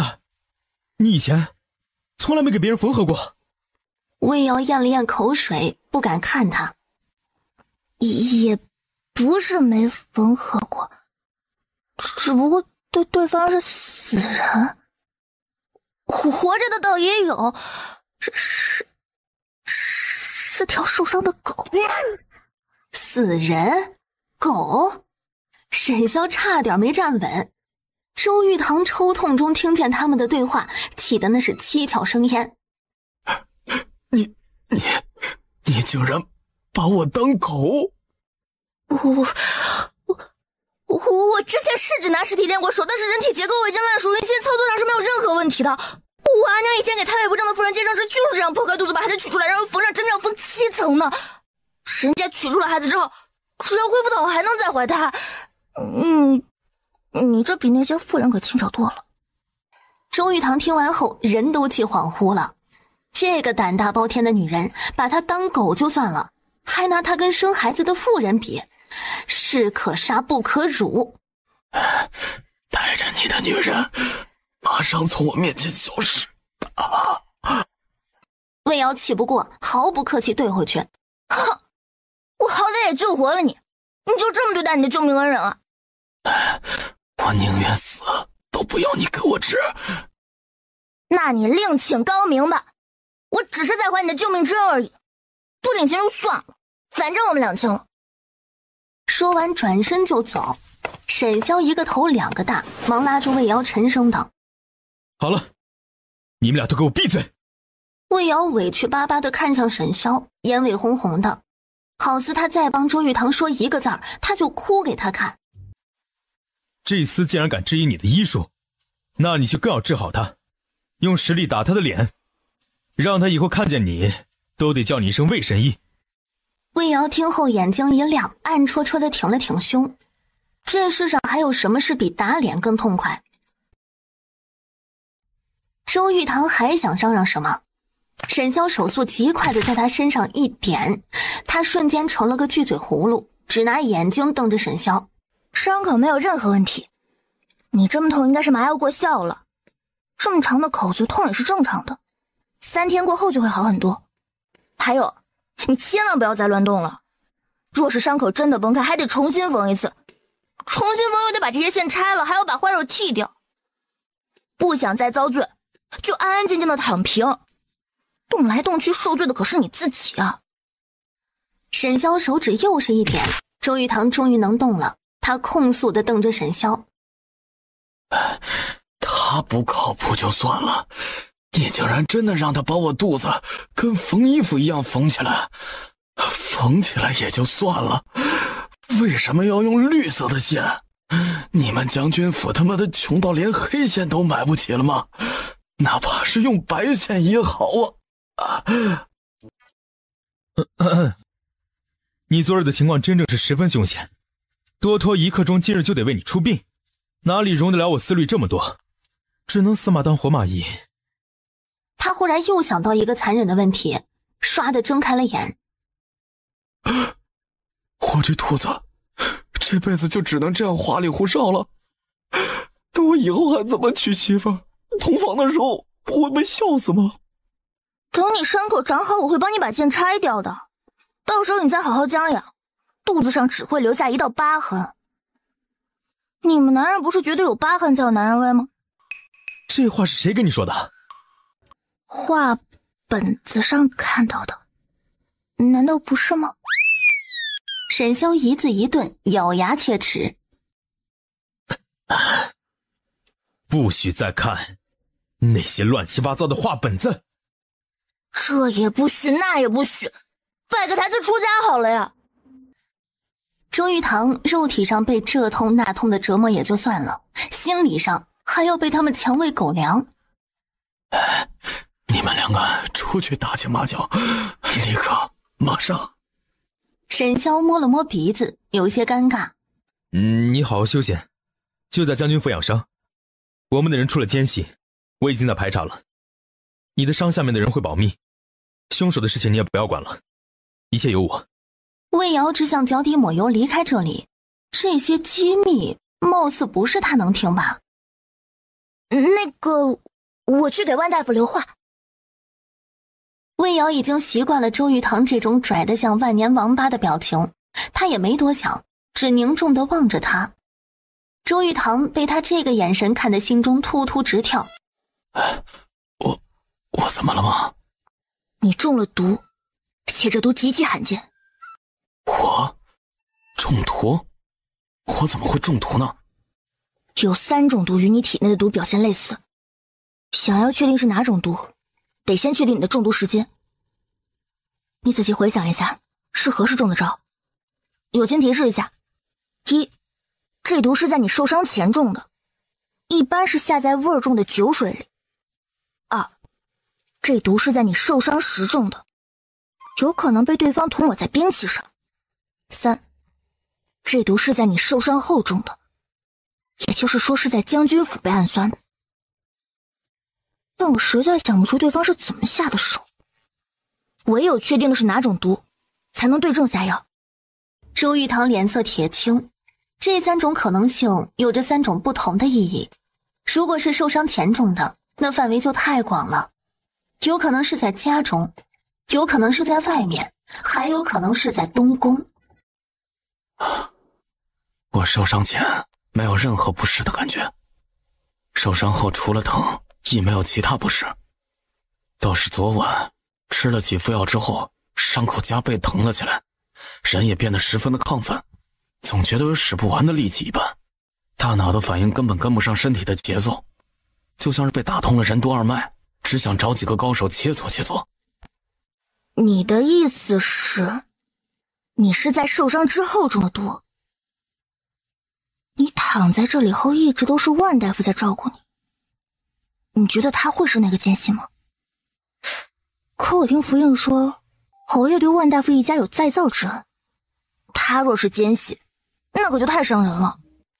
周玉堂眼中闪着寒光，简单粗暴道：人心难测，极有可能是他，先把他抓起来，严刑拷打，不怕他不周。这时福应刚好推门进来，他在门口已经听见了2人的对话，小声阻止道：周大人，您先消消气，我已经做了周全的部署，先留他观察几日，看看他是与何人接头的，再看看将军府还有没有与他们一伙的，若是他们有联络，也能一网打尽。周玉堂也想到了这茬儿，方才不过是他在说气话而已，同时也是在试探魏瑶，万一就是他害的他呢？第2日，为周玉堂扎完针，2人又开始聊天打发时间。以你的医术，在哪里都能混口饭吃，为何非要进侯府做个小妾呢？你以为我想啊？我和侯爷，不是你想象中那样的。哦，那是怎样的？魏瑶看了他一眼，见他十分关心的模样，突的很想找个人说道他的委屈。他沮丧的道：我是阴差阳错成了侯爷的姨娘，本来要被送给他的人不是我的。这事说来话长，侯爷可能连他自己都不知道，他是被人搪塞了。啊？哎，那你给我说说，若是有冤情，没准我还能给你做主啊。做主倒是不必了，侯爷他待我挺好的，只是我娘曾嘱托过我，宁愿一辈子不嫁，也不要给人做小老婆。可如今却事与愿违，我愧对阿娘。周玉堂越发的好奇，他双眼放光，抓心挠肝的循循善诱。到底是怎么回事啊？你给我说说，我好歹是一个不大不小的大理寺少卿，绝对不允许任何冤屈藏在我的眼皮子底下。如今你既然救了我的性命，又承诺为我解毒，我不喜欢欠人人情，若是能帮上你，就当是我还你救命之恩。魏瑶眼睛亮了亮，他做小妾本就做得冤枉，若是有机会翻盘，那岂不更好？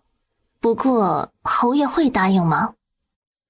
听说你和侯爷是好友，那你说话他听吗？嗨，我俩穿开裆裤的交情，你说他会不会听？那你能给侯爷说说，让他放我离开侯府吗？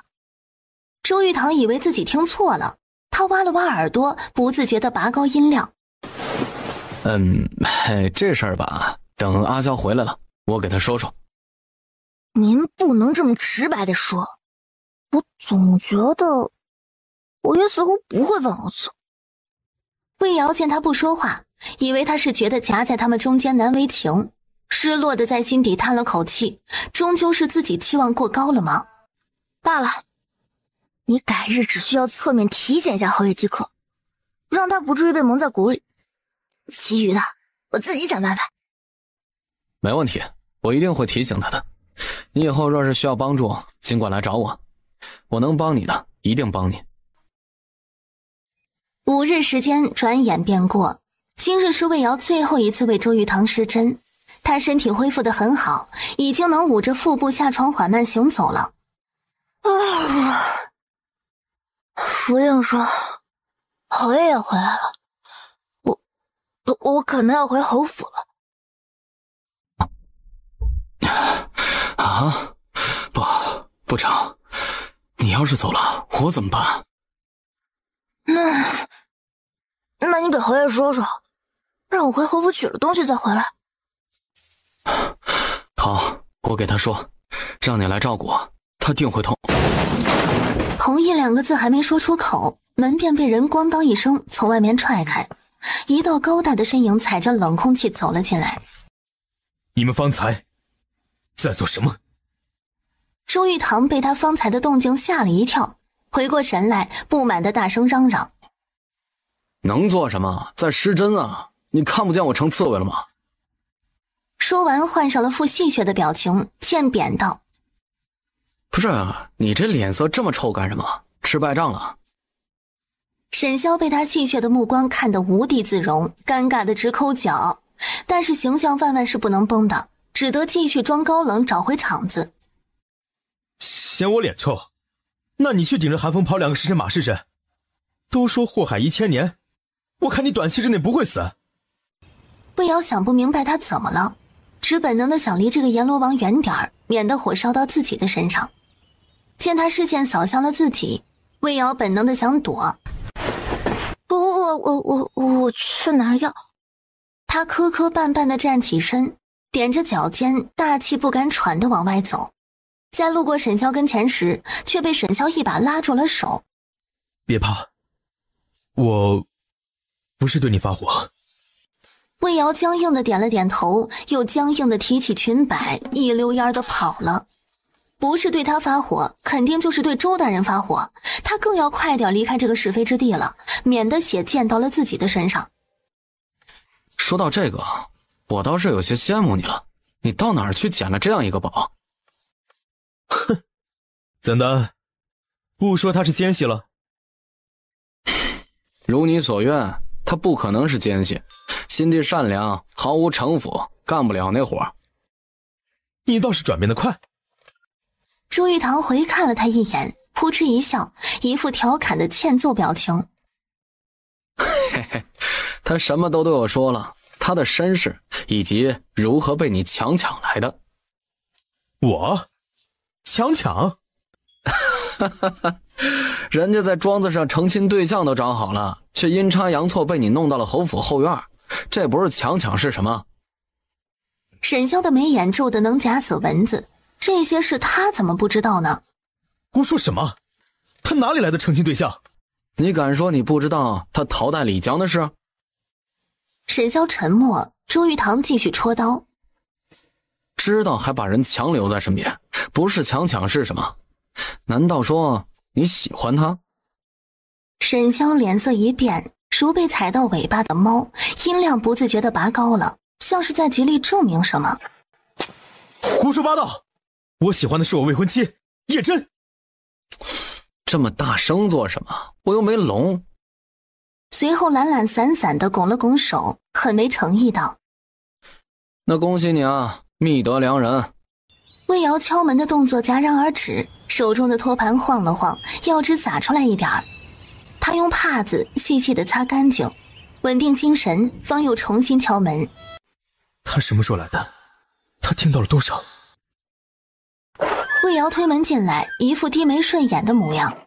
他目不斜视地把药放在床前，让人看不出他心里所想。年后我就定亲，希望你到时候已经大好，能来喝一杯喜酒沾沾我的喜气。沈潇鬼使神差地说了这么一句，眼睛紧盯着魏瑶。魏瑶动作顿了顿，脸上除了专注没有多余的表情，仿佛听到的只是今日天气真好一般。哦，那必须得去啊，沾了你的喜气儿，说不定我也能娶一个如花似玉的娘子呢。魏姨娘，你说是不是？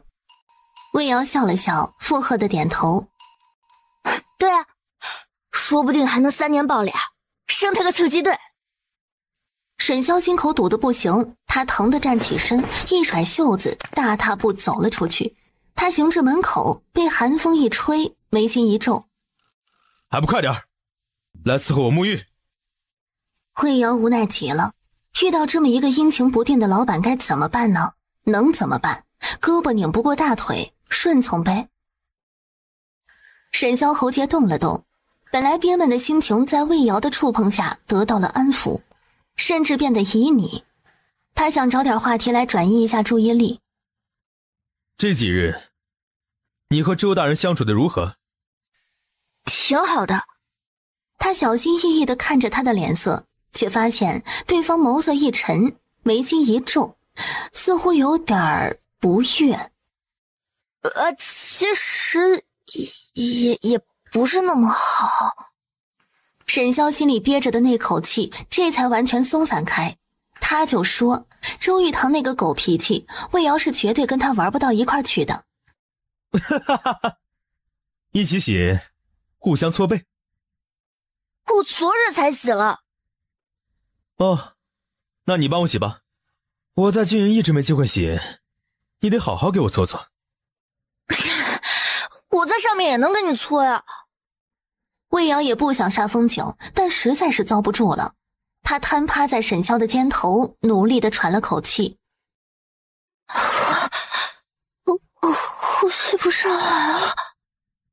沈潇见魏瑶面色潮红，紧紧地捂着胸口，一副呼吸不上来的模样，知道他是闭气了，忙一跃而出，扯过一边的浴巾将他裹起来，抱着大步走了出去。魏瑶喝了水，在床上趴了好一会儿才缓过气儿来。你这体力也太差了。明明是泡太久了。沈潇举双手投降。好，我马上让人摆饭，你好好躺着。魏瑶这才发现对方还是个裸体，赶忙挪开视线，紧了紧身上的被子，侧面提醒道：衣服，我的衣服。沈潇这才觉得有些凉飕飕的，但是他不能露怯，只要他不尴尬，尴尬的就是别人。你衣服放在哪里？在西厢房。他话还没说完，对方已经推门出去。他有些着急，那个新做的亵衣被他看到了会好尴尬的呀。你这样看着我怎么穿啊？又不是没看过，你这件亵衣不是专门做来穿给我看的吗？谁要穿给你看了？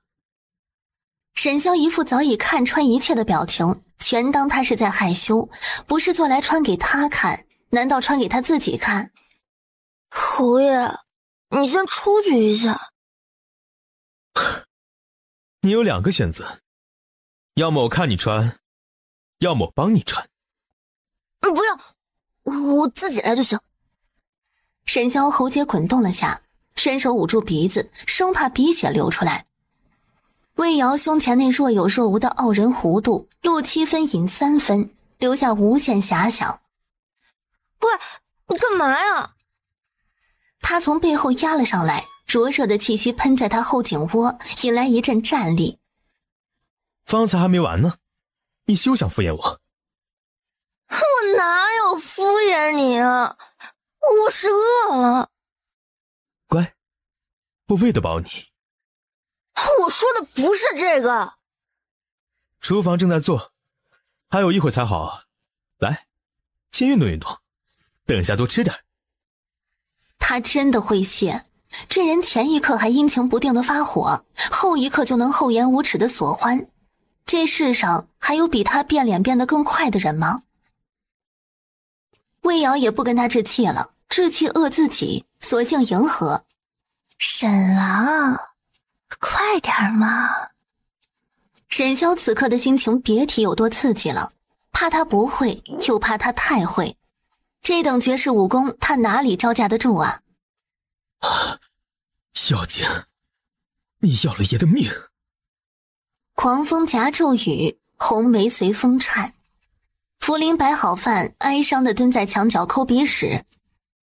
我真的好命苦啊！为什么每次这种时刻都该我轮值啊？欺负我母胎单身吗？要不还是让他们把饭端进来吧。那你快去啊！沈潇打开门，朝福林远远地打了个手势。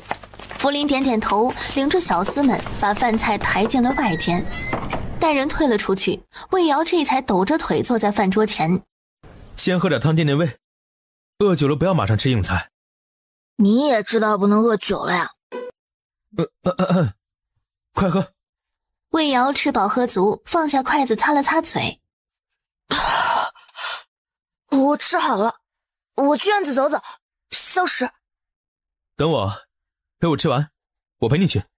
沈潇用饭虽快，吃相却很优雅，看他吃饭就能明白什么叫做世家大族的教养。怎么，嫌弃我能吃？不，我是羡慕。你们习武之人自是比常人饭量大，我要是有这个位子好了，吃一顿起码可以管2天。不错。所谓盘中餐，粒粒皆辛苦，浪费可耻。大周还有许多百姓吃不上饭，边关的将士们也没有这些大鱼大肉，所以我从不剩饭。你也不准啊。一觉到天明，魏瑶觉得自己好似躺在棺材板里，动都不能动。你以前从没唤过我沈郎，我心甚悦。以后私底下你都要这么唤我，我很喜欢。你这样说，那以前都是白睡了。沈潇见他一副便秘的表情，不由黑了脸。怎么，你不愿？魏瑶赶紧顺驴毛。哎呀，怎会呢？人家是害羞了吗？沈郎。沈潇这才恢复了正常的脸色，那只手也变得不老实。魏瑶捂着肚子一咕噜爬起来。哎呀，早起要如厕，我先去了，侯爷您再睡一会儿。魏瑶在门外抹了把汗，惊觉他们这一觉竟是睡到了日晒三竿。周玉堂幽怨地看着姗姗来迟的魏瑶，魏瑶摸了摸脸。咋了？我脸上有东西？哼，那个重色轻友的家伙呢？活像他夫君被人抢走了似的。魏瑶无语，摊手道：我不知道啊，侯爷的行踪哪里是我能过问的呀？周玉堂这才脸色好看了一些，缓慢地坐在了椅子上，又对魏瑶有意见了。一个两个的都把我晾在这儿，我今日就回国公府，不在这儿碍你们眼。你本来就恢复的差不多，可以走了。再说还有几天就过年了，你是得回去了。周玉堂脸色稍缓，语气不再阴阳怪气。那我回去之后可以跟以前一样正常生活了吗？可以是可以，但不能剧烈运动，最好半年内不要行房事。哎，知道了知道了，啰嗦。那我多久过来拆线？半个月后吧。这半个月内伤口不要沾水。一直不能沾吗？那我怎么洗澡？你还想洗澡？啊，你怕是想的有点多。1个月不洗澡，身上不会馊吗？这谁受得了？他已经半个月没洗了，头发都打结了，老远都能闻到自己的芬芳。今日镇北侯府宴客，他想着先看一眼魏瑶，再去赴宴，便循着奴仆的消息来到了药房。刚进屋，就看见魏瑶被一群人围在中间，正在哭。你们好大的胆子！沈潇快步走过来，目光紧紧锁着向魏瑶。为何哭了？何人欺负你？没有，没人欺负我。我只是想起了我娘，几位先生方才向我咨询治疗感染之药，我娘就是因为那个要死的。李老这才反应过来，忙尴尬解释：将军误会，我等只是想向魏姨娘讨教一二，并无其他意思。真是这样？是，真的是这样。只是我有负所托。李老忙躬身赔不是。是我等唐突引起了魏姨娘的伤心事，还望魏姨娘不要与我等计较。怎会？是我一时没控制好情绪，不关你们的事。关于青霉素，我先整理出我娘的手札，先捋一捋头绪，到时我们再一同研制。最难的问题我娘已经攻克了，相信我们培育出来也只是时间问题。众人眼睛又亮了，纷纷附和称是。闹了这么大个乌龙，沈潇也是无比尴尬。他领着魏瑶快步往外走，只留下一句：你们忙你们的。魏瑶心情复杂地跟在他身后，他这是在维护他。好了，逝者已逝，朝前看。魏瑶笑了笑，不置可否。不要怕，今后换我来守护你。魏瑶猛地抬起头来，怔怔地望着他，心脏犹如被放在了鼓面上，砰砰砰地乱跳。你既跟了我，我自会对你负责。原来只是因为责任而已啊。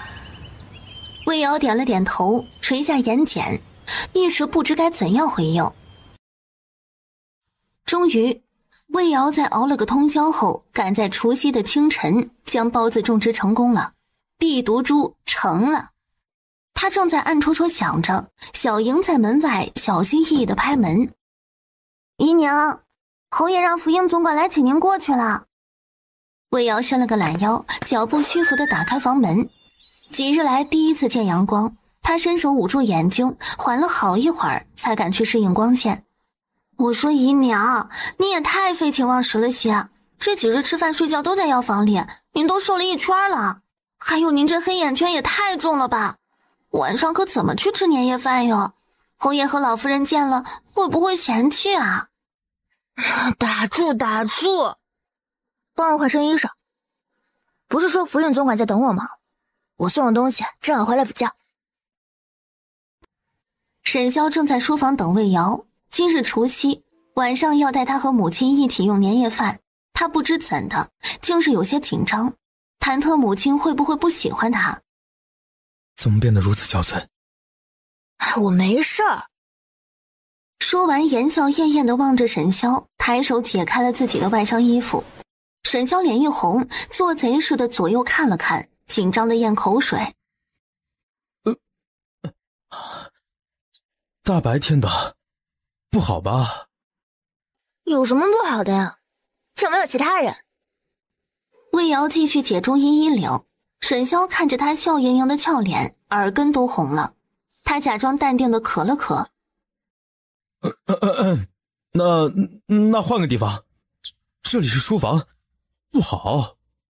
魏瑶已经摸索到了解避毒株的绳结，他狐疑地看了他一眼。什么好不好的？你先闭上眼，我给你看个宝贝。魏瑶第一次这么主动，沈潇有些飘飘然，很服从地闭上眼睛。这是什么新花样？有点刺激啊。魏瑶见沈潇竟然一脸便秘的模样，不干了，他大声道：“你知道这是什么吗？这可是岭南3大秘宝之一的避毒珠。为了治这珠子，我可是花了半年时间寻找药材，昨晚还熬了个通宵给你做。你要是嫌弃……”沈潇听到避毒珠的时候，脸色就是一变，他打断魏瑶的话，一脸的难以置信。你说这是什么？避毒珠？是传说中那个可避百毒的避毒珠吗？自信点儿，把妈去掉。你可知这避毒珠有多珍贵？据说全天下仅有3颗，京城只现世了1颗，还是10年前苗疆王进贡给皇上的。我哪里知道全京城仅有1颗？这避毒珠珍贵自是珍贵的，但也不是那么难得。它的珍贵之处就在于珠引极难中。沈潇确实感动，他含情脉脉地摸了摸魏瑶的脸，仍是不敢置信。传说这是巫族的圣物，巫族行踪缥缈，有人说早已绝迹。你是如何得来的？是我阿娘给我的。在我3岁那年，阿娘上山采药时偶然间救了一名难产的孕妇。那位孕妇的相公为答谢我阿娘，便给了她一颗避毒珠，同时传授了治珠之法。关于全天下仅有3颗的传说，那只是从前。自从我娘发现珠引是孢子后，就打破了那个传说。这孢子只要培育的好，可以1分为2， 2分为4。沈潇深吸一口气，说不出自己此刻是个什么心情。借用周玉堂那句话，他到底捡了个什么宝？这避毒珠特意为我而制。避毒珠是通过皮肤接触传送药性，所以一定要贴肤佩戴。你喜欢的话，我现在给你戴上。我很喜欢，给我戴上。沈潇眼里潋滟着缱绻，他低头的瞬间，故意将嘴唇擦过他的脸颊，然后把头靠在了魏瑶的肩上。魏瑶到底还有什么惊喜在等着他去发掘？为了送我礼物，一夜没睡。那在这睡一会儿，需要什么让福英去准备。魏瑶咬了咬牙，这人真是可恶，逮着机会就要占他的便宜，占了便宜还拿他寻开心。好啊，沈郎，那你要抱紧我，不要把我摔下去了。来呀，来互相伤害啊！果然沈潇身子一僵，耳根迅速红透了。他磨了磨牙，这女人比他还会。我是说你可以去那里睡会儿。那沈郎抱我过去好不好啊？果然耳边又响起了沈潇的吸气声。魏瑶抿嘴偷乐，想欺负他，看谁更吃亏。然后他就被摁在了榻上一顿啃。不是说让我睡觉吗？沈潇深吸几口气，才坐起来平复自己，隐忍的道：你睡吧，我不打搅你。魏瑶双眼一闭就睡着了。沈潇深深地看着他的睡颜，最终无奈叹气：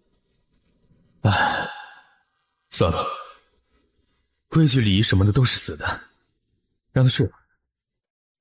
叶真疾步回到翡翠阁，翻箱倒柜的开始换衣梳妆。嬷嬷，快去厨房准备几个好菜，我给表哥送去书房。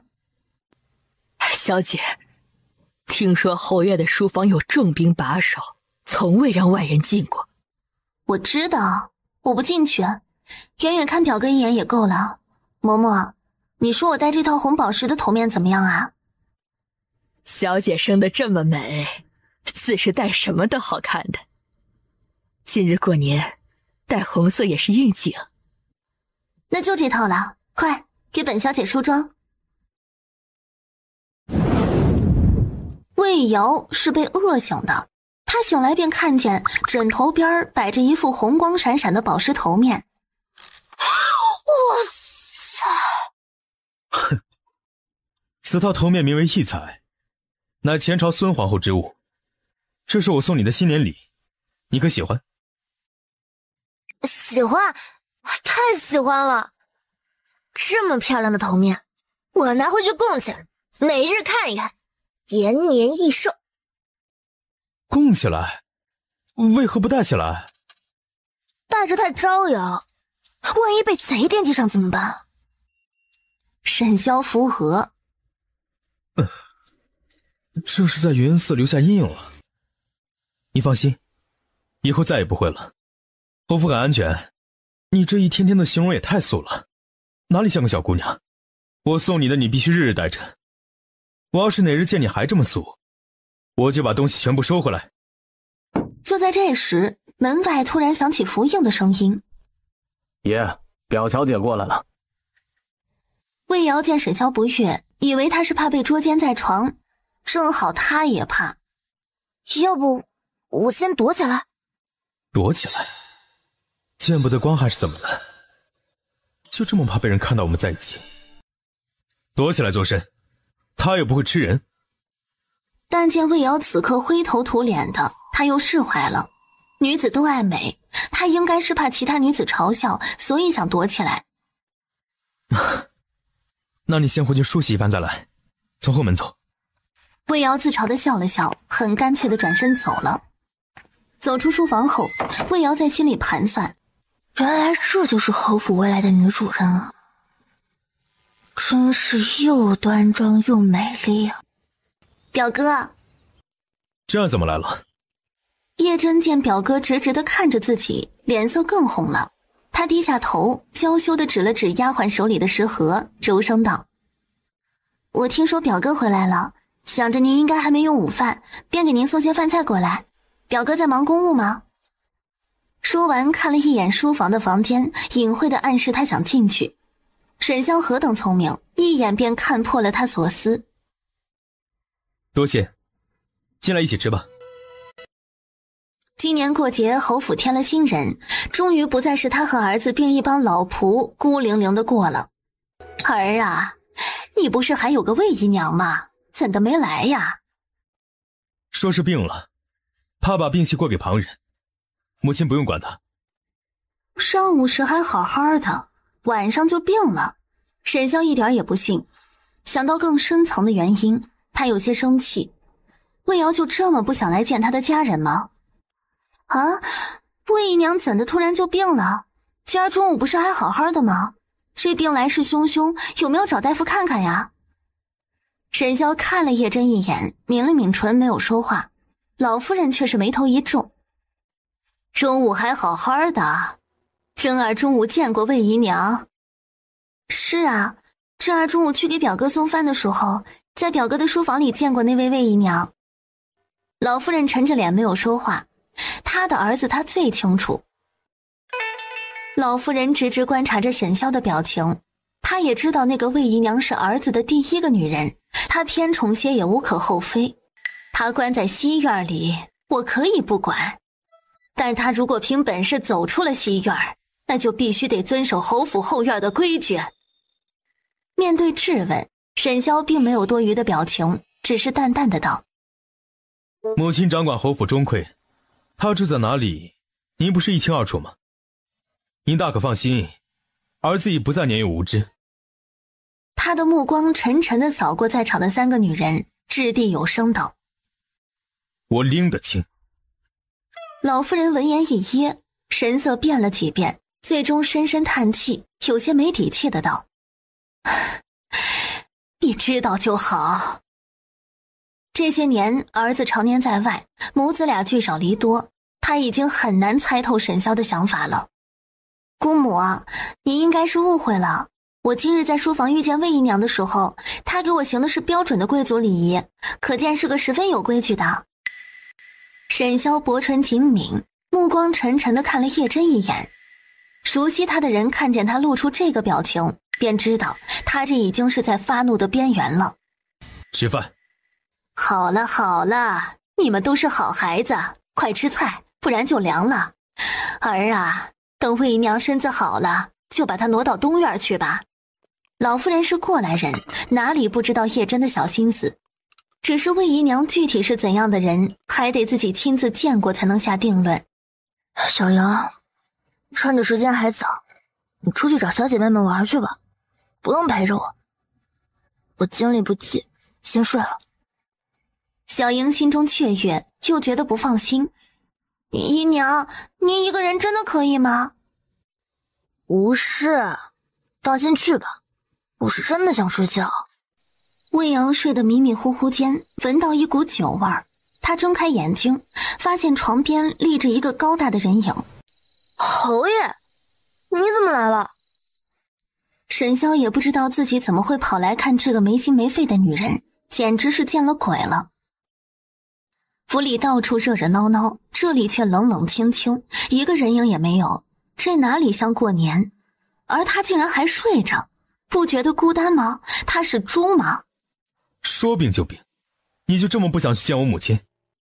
沈潇见魏瑶只是望着自己，连话都不屑答一句，憋着的火气噌的就爆发了。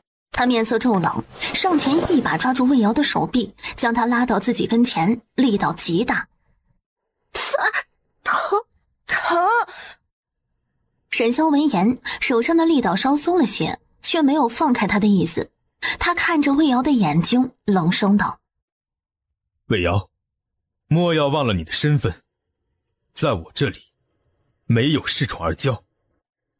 魏瑶觉得无比的委屈，恃宠而骄，他有宠过他吗？不过是把他当作暖床的工具而已。侯爷放心，借而已，我会时刻谨记自己的身份。他松开了手，嘴唇动了动，却什么也没说，脸上的神情变幻莫测。哦，真是好得很。沈潇冷冷地看着魏瑶，忽地嗤笑一声，拂袖大步离去。魏瑶看着沈潇的背影，忍了半天的眼泪夺眶而出。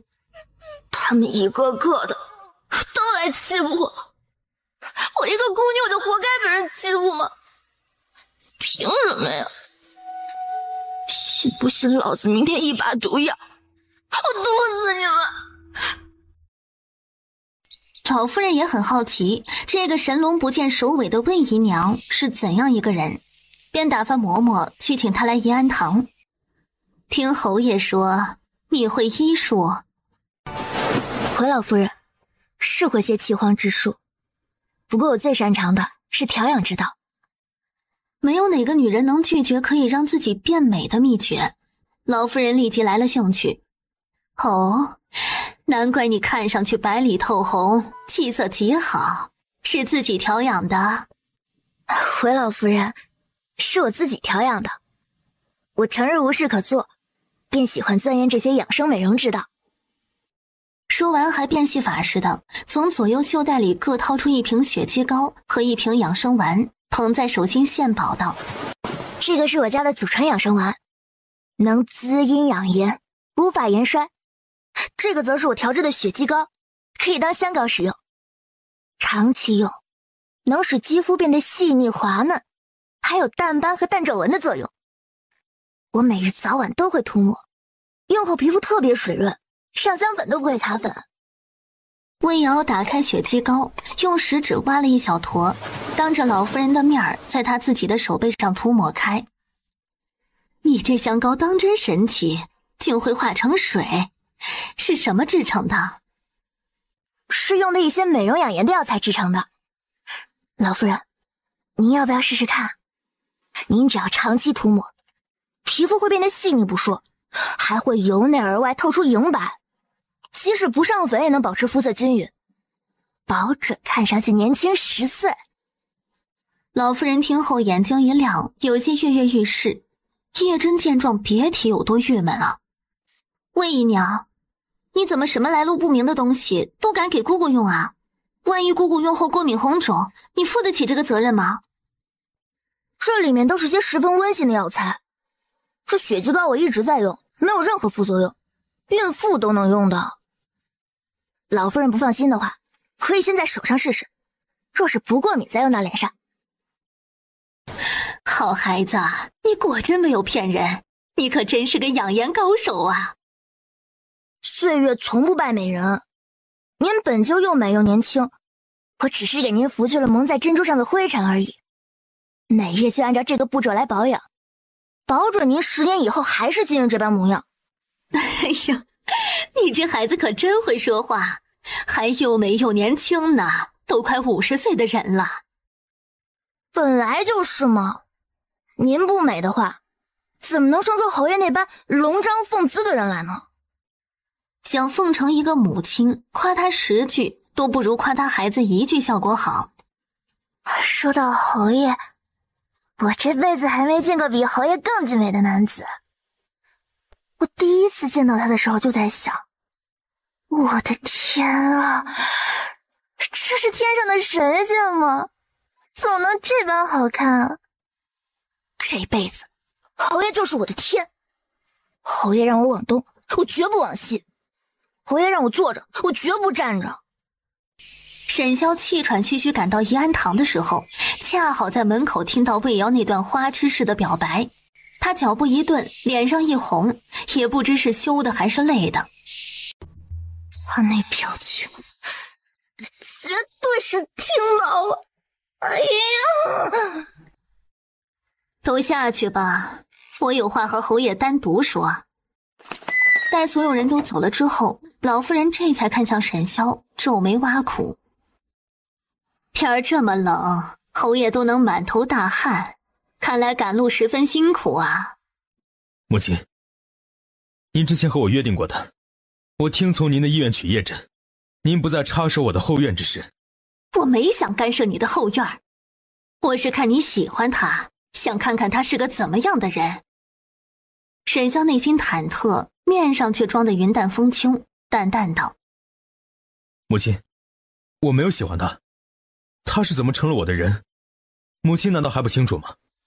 老夫人本就心中有愧，看见他这副表情，心惊肉跳起来，生怕这个逆子又叛逆的回去当和尚，只得服软。他叹了口气：罢了罢了，你自小就有主意，既然决定了娶真儿，那必是经过了深思熟虑的考量，我也信你不会负他。只要你不要像你父亲一样宠妾灭姬，今后你的后院哪怕是闹翻了天，我也不再插手，总行了吧？沈潇见他一副做贼心虚的模样，有种被人欺骗感情的恼怒与失落。他必须跟魏瑶亲口要一个答案。他冷着脸道：你下来，给我往西边走2步。他喵的，听到了还拿出来显摆，能不能留点面子啊？往西，西是哪边来着？于是他往自己左手边走了2步。沈潇看见后气得咬牙：你果然是在忽悠我母亲。魏瑶心底一震，他看出来了。魏瑶有些慌乱，呆愣在原地。还说什么我让你往东，你绝不往西。现在我让你往西，你却往南。不是上北下南左西右东吗？你连方向都分不清。我们那儿都说上下左右。我现在站的这边才是西。沈潇忽然觉得很无力，自己竟然在跟白痴生气，简直比白痴还不如。侯爷，原来你这么幼稚啊！我幼稚？你知道上一个敢这么说我的人是什么下场吗？是不是坟头草都2丈高了？沈潇受不了他这种嬉皮笑脸的态度，搞得他都没有脾气了，便故作冷淡道：少跟我嬉皮笑脸。侯爷，对不起，我之前不该顶撞你。你在怡安堂说的话，到底是不是在诓我母亲？我诓谁也不敢诓老夫人啊，更何况我说的本来就是真的。侯爷难道觉得自己长得不好看？魏瑶见他剑眉仍旧是拧着，急忙表忠心：老夫人慈祥和善，我很敬重他的。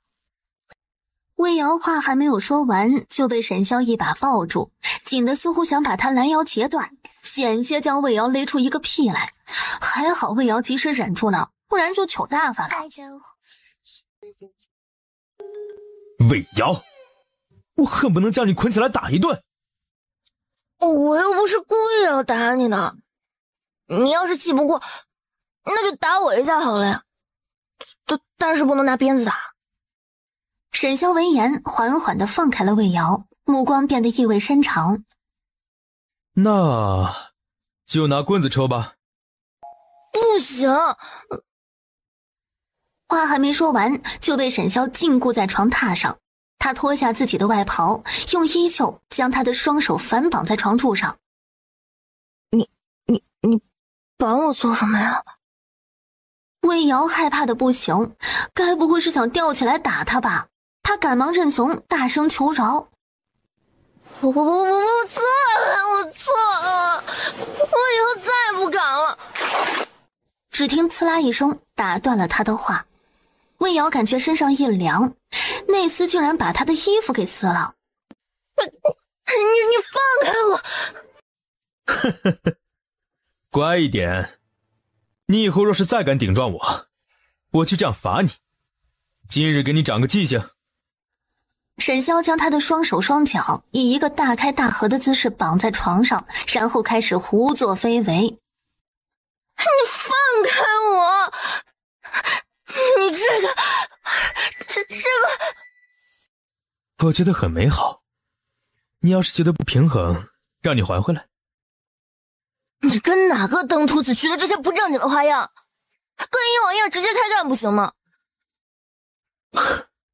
放心，我们这次来点不一样的，你会喜欢的。魏瑶双眼半合，四肢无力，他觉得自己快要昏过去了。沈潇的手游走了一遍又一遍。沈潇见魏瑶困了，猛然想起床上还预备着惊喜，忙牵着他的手往床榻走去，还神秘兮兮道：我给你带了件礼物，你保准会喜欢，快闭上眼睛。是什么？沈潇让他面对床榻，自己则兴奋地一把掀开了棉被，还学着魏瑶当初的语气献宝道：当当当当。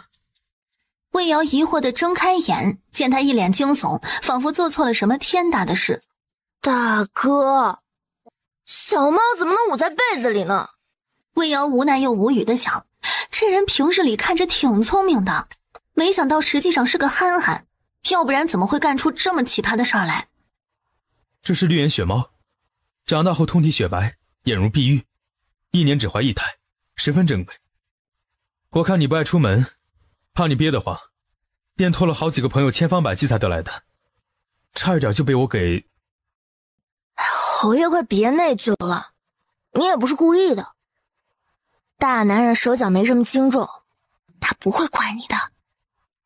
沈潇心下一松，瑶瑶不怪他就好。魏瑶转移了话题：小姐，老奴有个老朋友，是前几年刚从宫里放出来的嬷嬷。他有一双火眼金睛，仅从走路的姿势就能判断女子是否是完璧之身。你是说……让他来看看孙姨娘是否仍是完璧之身，由此才能判断她的话是真是假。如果是真，咱们再请魏姨娘聚一聚，让她看一看。若魏姨娘已非完璧之身，那这个魏姨娘在你嫁进来之前，非处不可。好，嬷嬷快去办。孙姨娘该说的已经说了，见叶真竟然还坐得住，不禁有些急了。表小姐，您不着急吗？孙姨娘告诉我这些，就不怕我告诉老夫人？如果老夫人知道你骗了她，恐怕没你好果子吃。孙姨娘知道这是要她表忠心了，她咬了咬牙，膝盖一软就跪在了叶真面前，把头匍匐在叶真的绣花鞋边，微微道：妾身知道朴小姐日后将是这侯府的女主人，所以妾身至始至终都是真心想要侍奉在您左右，只求表小姐将来能够善待妾身，让妾身有一席之地。妹妹，这是哪里话？我与你相处了这么些日子，自是知道你性子柔顺，你就放心吧。你如此有诚意，将来我是无论如何都会给你一份体面的。那妾身方才所言之事，我心中已有了计较。这样，你3日后邀魏姨娘前来游园，就说我邀请你们一起去煮茶赏梅。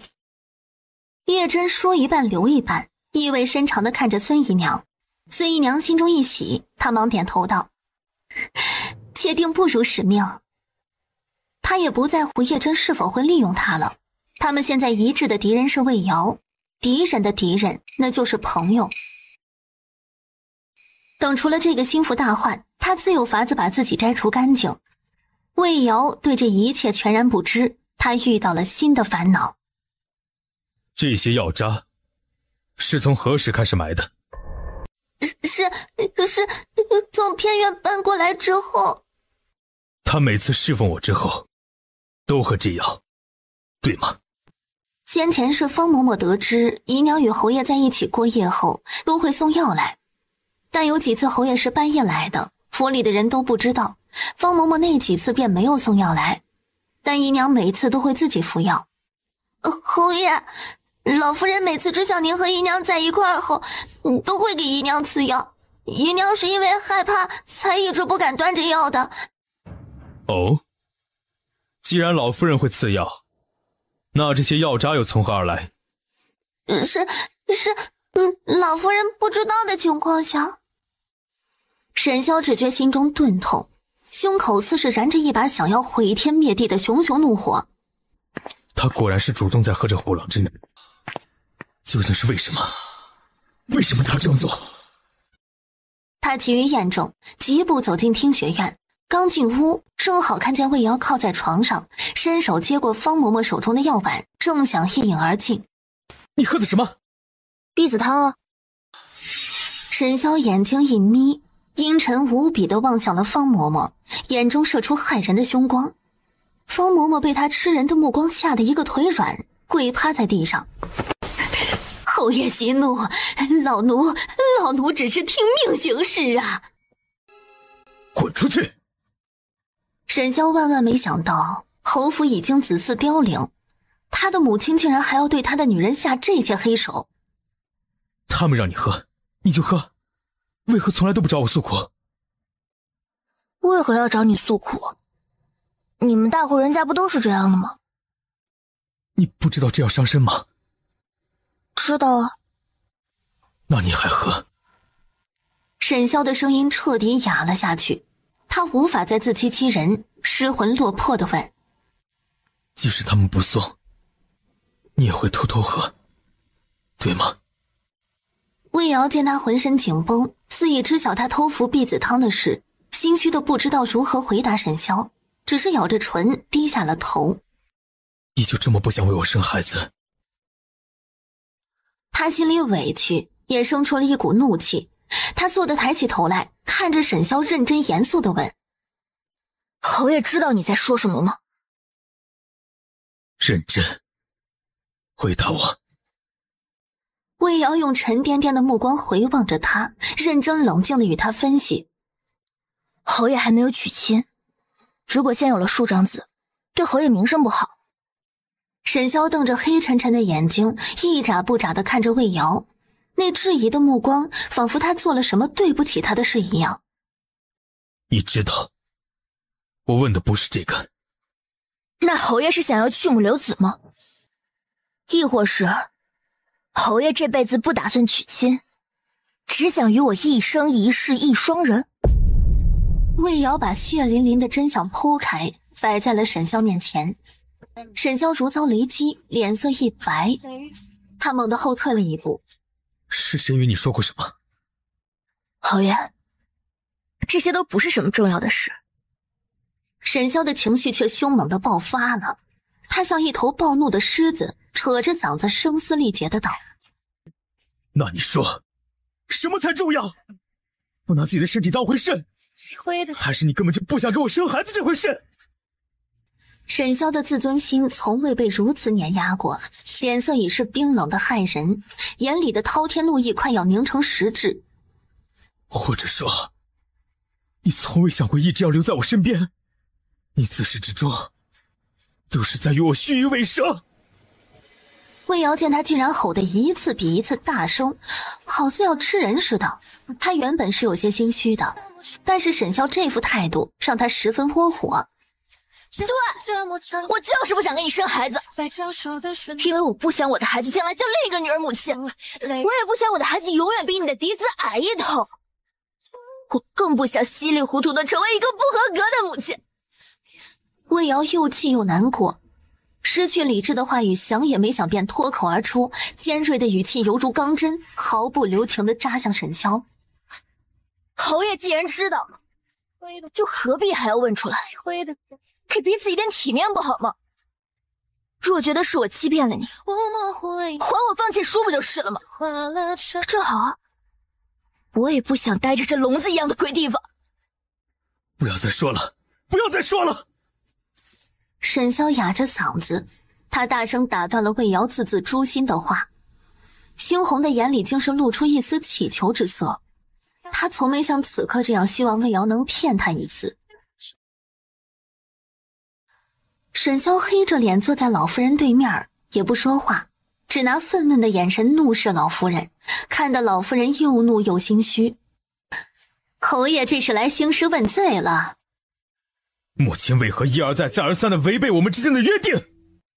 儿啊，母亲这都是为了你和侯府着想，你还没有成亲，若是有了庶长子，会被人戳脊梁骨的，咱们侯府的声望也会一落千丈，将来还怎么引领沈氏一族？你看看这满京城的世家贵女，有哪个愿意嫁进后院一团糟的人家？声望，男人的声望，难不成要靠委屈自己的女人才能达成？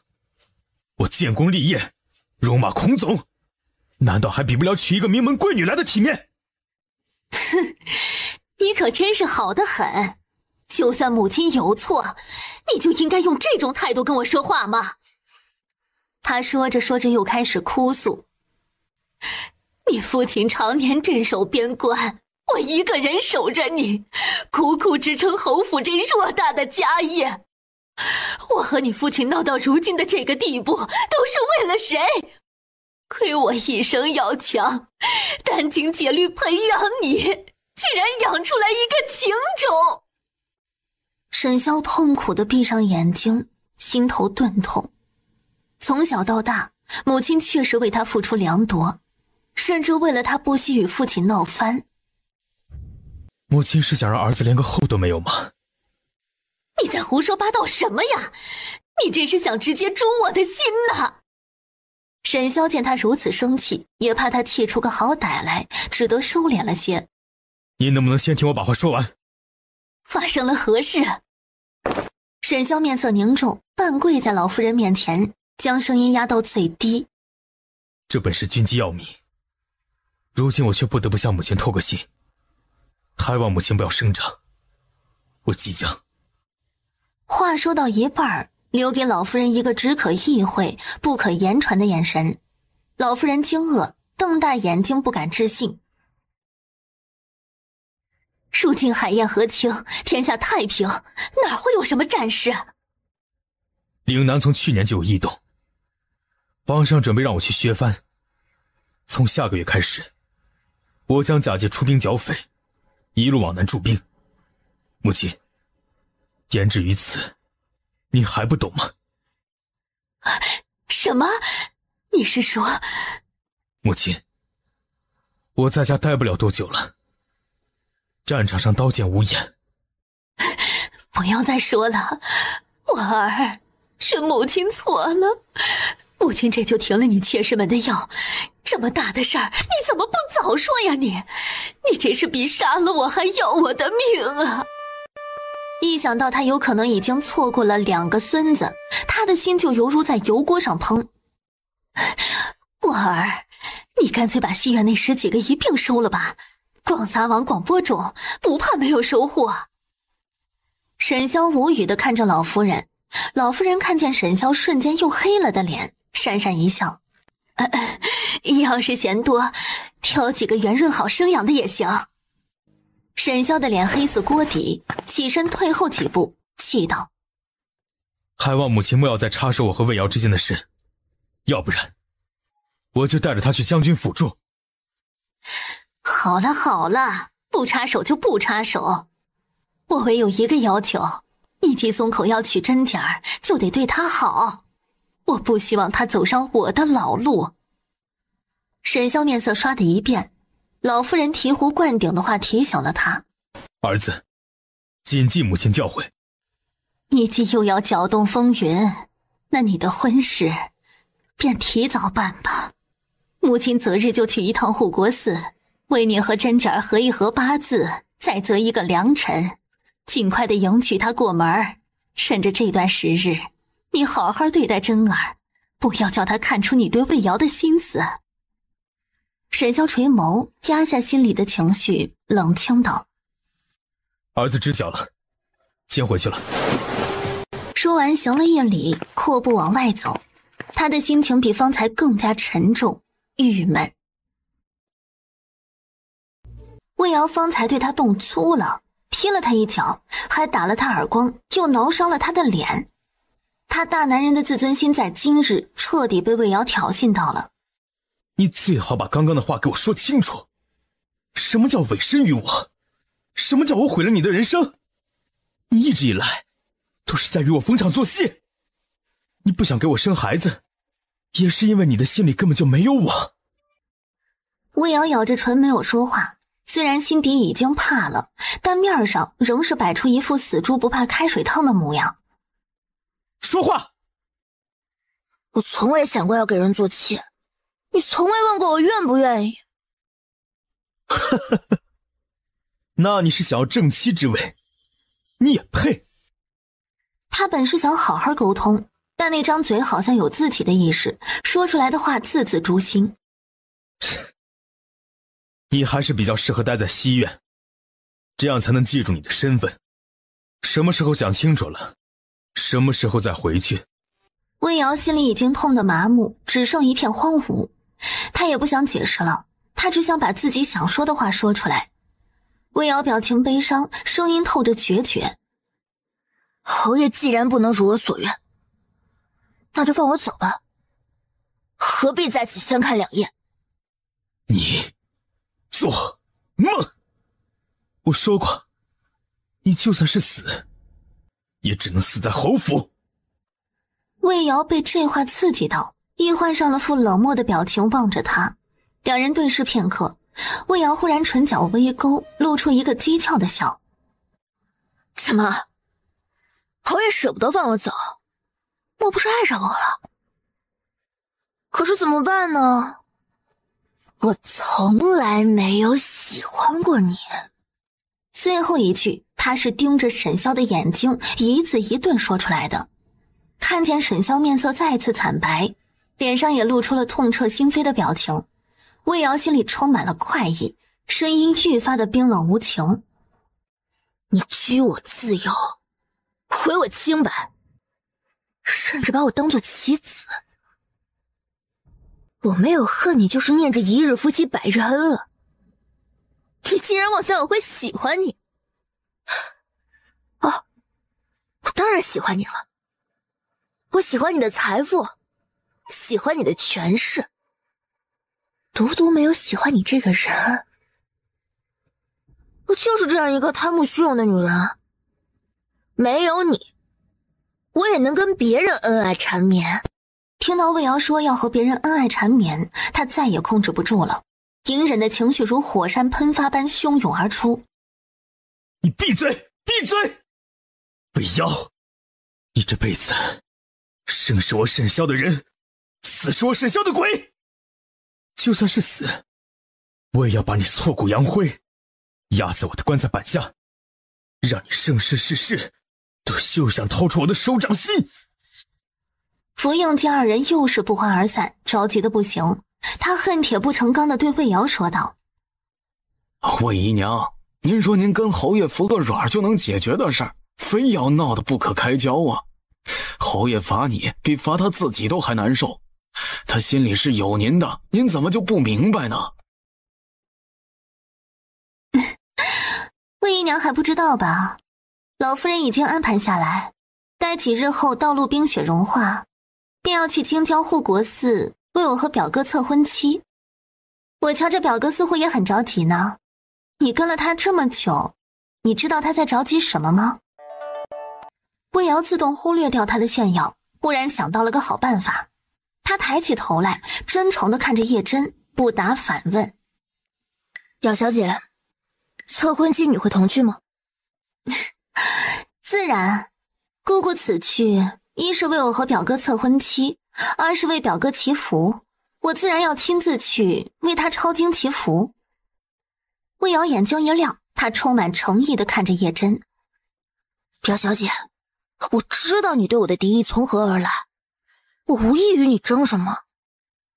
如果可以，或许我们可以合作一下。叶真被他这突然直白的话弄得有些懵，他警惕地看着魏瑶。你什么意思啊？表小姐应该知道，侯爷很喜欢我这副皮囊。叶真感觉自己被他耍了，登时恼羞成怒，正欲发作，魏瑶却没有给他这个机会，一鼓作气继续道：表小姐先听我说完。如果我是你，我定巴不得让侯爷喜欢的妾室都消失个干净，这样才能避免侯爷的心思被别的女人分去。正好，我想离开侯府，而你也想我从侯府消失。你休要花言巧语啊！我才不信你能放得下侯府的荣华富贵。表小姐，并不是每个人都如孙姨娘一般贪慕虚荣。我其实是被侯爷掳来的，他喜欢我这身皮囊，死抓着不撒手，我早就想走了。表小姐，今日我所言句句是真，我志向不在这深宅大院里。若你能助我离开，我会永远感谢你。不知不觉便已到达房门口，魏瑶调整了心情，规规矩矩地敲门。刚敲了一声，里面便传来低沉的声音：进来。魏瑶默默垂手站在他身后，心情很是复杂地看着他。我明日就要离京剿匪，我把那些伤害过你的人都给你抓回来，好不好？魏瑶心里一滞，眼睛有些酸涩，喉咙也似被什么堵着，声音有些哑。好，侯爷说话要算数啊。他伸手一把就把魏瑶抱坐在了腿上，紧紧地抱着魏瑶，闻着魏瑶的发香呢喃：你只要乖一点，我会一辈子待你好。魏瑶的心情更复杂，用五味杂陈来说也不为过。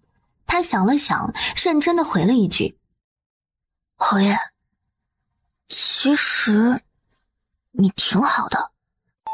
从前都是他睡魏瑶，这次魏瑶也要把他当成小官嫖他。魏瑶回搂住他的脖子，沈萧似得到回应般更加热切。魏瑶毫不示弱，也用力吮了回去。你怎么哭了？对不起，我又弄疼你了。沈萧抱着他满脸内疚，魏瑶将眼泪蹭在他结实的胸口。没有，去床上吧。沈萧心里那怪异的感觉更甚，一颗心整晚都七上八下的。这一夜他似在求证什么，怎么也不知满足，怎么也舍不得放开他。第5回合结束，沈萧终于放过了他。侯爷，你去剿匪要多久啊？慢则1个月，快则半个月，不用担心我。侯爷，让我陪老夫人一起去护国寺为你祈福吧，这样我心安一些。好，只要你乖乖的，想做什么都可以。魏瑶暗自叹了口气，转过身背对着他，声音闷闷的：我好困啊。睡吧。好在他从小没少干这种爬树翻墙的行当，这围墙也不高，他业务相当熟练。翻过那墙后，躲在一处雅致的禅院里。站住啊！他十分僵硬地转头朝声音来源处看去，首先映入眼帘的是一抹高瘦挺拔的身影。哪里来的小贼啊，敢在佛门禁地行盗窃之事，也不怕下18层地狱？佛门禁地，你怎么能胡乱咒人呢？魏瑶还未适应自己易了容，被这一打岔更忘了换声。男人眉头一挑，上下打量了他一眼，随后双手抱臂，气定神闲道：这样说来，我还冤枉你了。你哪只眼睛看到我偷盗了？既不是偷，作何翻墙啊？魏瑶底气不足，怕他大声嚷嚷毁坏了自己的逃跑大计，只得先苟着哄人。他眼睛一转，故作严肃道：刚才隔壁闹了强盗，我心怀正义，不放心的强盗是否会来这边行凶，所以悄悄过来看一眼。既然这边无事，那我这边走，这边走。说着想溜之大吉，对方却不让他离开，快步挡在他前面，义正言辞质问：废话少说，先拿出身份文牒来，只要证明你是良民，我便放你离开。魏瑶精神一振，对哦，他现在是有身份文牒的人，走到哪里都不怕被查户籍。看清楚，不要胡乱冤枉人，我可是大大的良民。魏瑶表面看着镇定，其实内心一阵后怕。还好，他是做足了准备才跑的，要不然第一回合就得被当成逃奴或者逃犯抓起来。叶小花儿，男子嘴角抽了抽，仿佛很是鄙视这个名字。说到这个名字，魏瑶也很无语啊，肯定是叶真故意坑他呢，但他绝不能在此刻表现出来。他一脸严肃，义正言辞：什么？嘲笑我名字土啊？身体发肤受之父母，姓名乃父母恩赐，不管好不好听，都是父母的拳爱意。怎么样，看完了吧？我可以走了吗？肤浅的小白脸似乎被他说的有些恼，他往后退开一步，将手背在身后，扔下一句：赶紧走。庆功宴上，沈潇喝了不少酒，提早回了主帐休息。福应行色匆匆进来，见沈潇靠在椅子上，以手撑额，闭目养神，一时不知该怎么开口。何事？京中传来消息，魏姨娘失踪了。福应的话犹如惊雷，炸响在凝滞的空气中。沈潇疼得站起身，双腿不受控制地朝前走了2步，颤声问道：你说什么？老夫人派人传来消息，说魏姨娘在护国寺被人掳走了。他老人家命人追查之后才得知。看着沈潇阴云密布的脸，他低下头，干涩道：才得知那是魏姨娘自编自演的一场戏。魏姨娘她是自己逃走的。什么？他突然明白过来，那晚他不安的感觉是从何而来，还有那晚他说的那些奇奇怪怪的话，分明是在告别。好啊，果然是好得很。他竟然敢，为何现在才来报？10几天了，天大地大，危险重重，魏瑶无亲无故一个人，他根本不敢去想。老夫人说是怕影响您在战场上分心，如今捷报传到京城，他老人家才敢让人来禀。沈潇双目猩红，眼里是毁天灭地的熊熊怒火，他哑声嘶吼，如一头被逼到绝境的狮子。找，掘地3尺，要把他给我找回来。魏瑶，你这个无情无义的女人，我说过，你生是我沈潇的人，死是我沈潇的鬼，你生生世世都休想摆脱我。我要把你抓回来，进鱼笼，让你再也无法逃出我的手掌心。中午的阳光温暖地照进余安堂的花厅，叶真抽抽搭搭地站在下手，老夫人不耐烦地瞪了他一眼又一眼，哭哭哭，就知道哭。你说你怎的这般糊涂，被人利用犹不自知？姑母，我是受了那个奸人的蛊惑，才做出的糊涂事呀。老夫人恨铁不成钢，头痛至极道：该做的善后我以为你做了，你最好给我想清楚，还有没有什么事瞒着我？若是阿萧回来查出点什么，你这辈子也休想进侯府的大门。叶真吓得不敢再哭了，他犹豫再三，终是抽抽噎噎的道：我还雇了人去追杀他。什么？你怎的如此糊涂？他都主动走了，你何故要赶尽杀绝？你这不是将把柄往你表哥手里递吗？姑母，你一定要帮我呀！我是被那个贱人气得很了，就想着定要出了这口恶气，才又找了人。你一个千金大小姐，怎的跟个市井泼妇一般，整日见人见人的挂在嘴边？你母亲还是太过纵容你了。叶真低着头不说话，一副比谁都委屈的模样。老夫人静默半晌，终是叹了口气，语重心长道：你赶紧想办法把派出去的人都撤回来。阿萧明晚就回府了，你以为他是凭什么走上今天这个地位的？如今之计，唯有赶紧善后。你找个心腹来顶包，把自己从中摘除干净。你表哥回来一旦去查，这侯府的一举一动有什么能瞒得过他？你如今只有祈祷他对那个女人的心思还没那么深，否则谁也帮不了你。沈萧当晚就回了侯府，杀了所有人一个措手不及。他快马加鞭赶回来，犹如一尊煞神，挟裹着毁天灭地的怒气。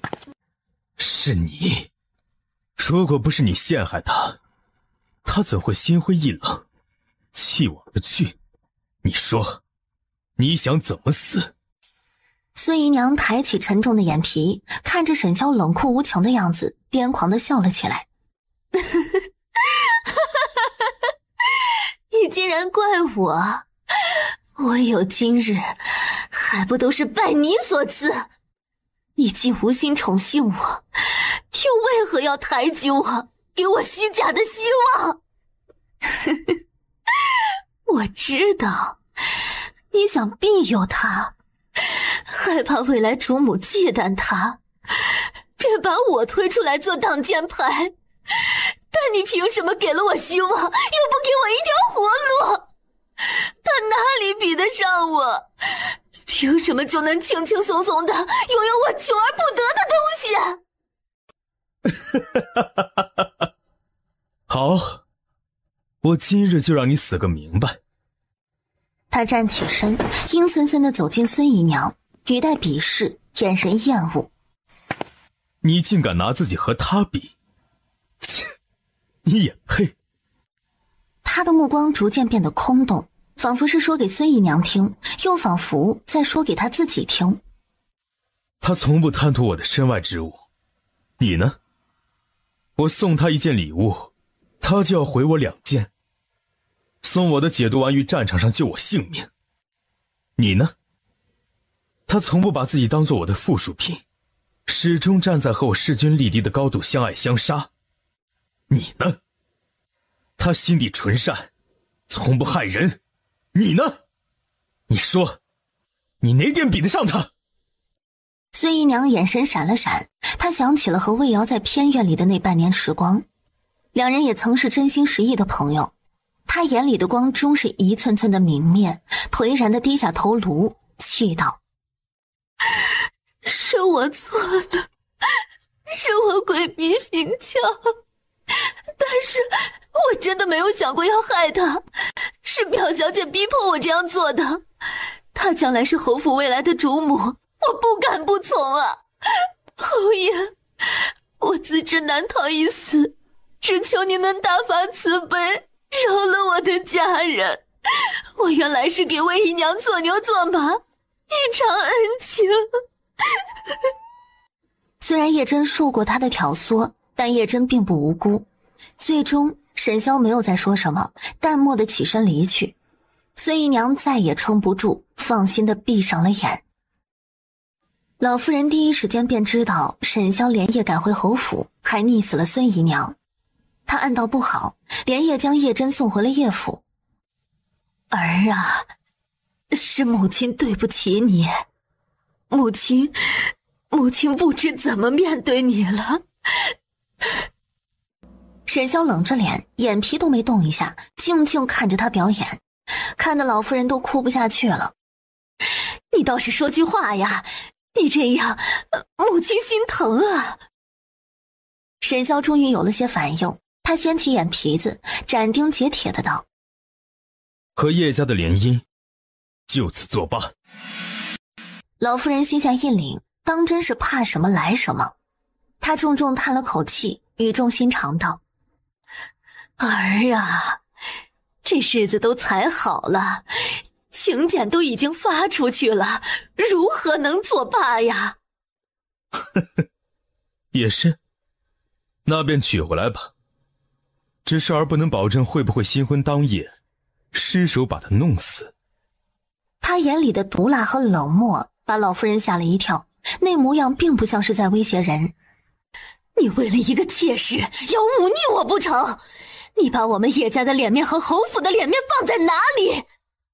叶真还没进门便开始害人，这样的蛇蝎毒妇，儿子消受不起。老夫人心里有些没底，不知道沈潇到底查出来多少。他对叶真虽然失望，但那好歹是他从小看着长大的亲侄女。那魏姨娘是自己要逃走的，与真儿无关呀。哦，那母亲为何连夜送她走？难道是怕我杀了她？她既无辜，您怕什么？老夫人没想到反被他将了一军，当时脸色一变，她眼神闪了闪，干巴巴道：她是因为病了，回叶家养病。他这话也没说谎。叶真知道沈潇溺死孙姨娘之后，当时就吓晕了过去，发起了高热。母亲既笃定她无辜，那就把她交出来，我要当面对质。沈潇已然失去了耐心，时间紧迫，他还要去布置寻人。他缓缓地站起身，默然道：儿子今日来是通知母亲，不是来与您商量。这个亲我不会结，母亲若是不好处理，那儿子自己来解决。沈潇又回到了魏瑶住的小院，他的灵魂仿佛留在了这里，只有在这里，他才有自己还活着的感觉。龙将军抵京了没有？龙将军3日前已经抵达京城，交了西北的公差之后，整日寻花问柳。听说他这次回京述职，还想让皇上再指一名京都贵女给他续弦。他上任续弦才过门半年就死了，如今京城有女儿的人家都是风声鹤唳，生怕自家女儿遭了殃啊。西北苦寒，龙心荒淫暴虐，当真不是个好去处。福英摸不透自家主子在想什么，只得附和：是啊，这都克死5位妻子了，年近50还想续弦，儿子都10几个了，也不知道瞎折腾个啥。沈潇笑意更浓，声音带上了残忍的期待。把叶真掳了，带到城西破庙严刑审问，等他说出与那伙贼人的联络方式，再将龙心引过去，英雄救美，促成佳话。福英震惊地抬起头来，不敢置信地望着沈潇，却见上手的男人一脸漠然，仿佛只是做了件事不关己的事儿。爷，这样一来，您岂不是成了全天下的笑话？任他们笑吧，我从未像如今这般清醒过。从前我都在为别人而活，而今，我想为自己而活。魏瑶走了，他生不如死，才明白魏瑶与他的重要性。嘴长在别人身上，众口铄金，再完美的人也有人说道：你这个法子不好，太过冒险，你就不怕有些人挟持他来威胁你啊？或者被咱们的政敌拿来做文章？沈萧面容憔悴，短短半个月，人已瘦了一圈。他喝了口酒，忧心忡忡道：叶真花了800两银子雇人去追杀他，我怕他等不到我去救他。眼下只有用这个法子，才能保住他的命。你那个表妹倒是个狠角色啊，先假意放他走，然后除之而后快。我从前倒是小瞧了他。那伙亡命之徒唯利是图，我许以2倍价利诱，他们说不定会将他完好无损地送回来。现在外面到处有人想拿上衣，他反而会安全一些。出动了这么多人，你就一点他的消息都没有？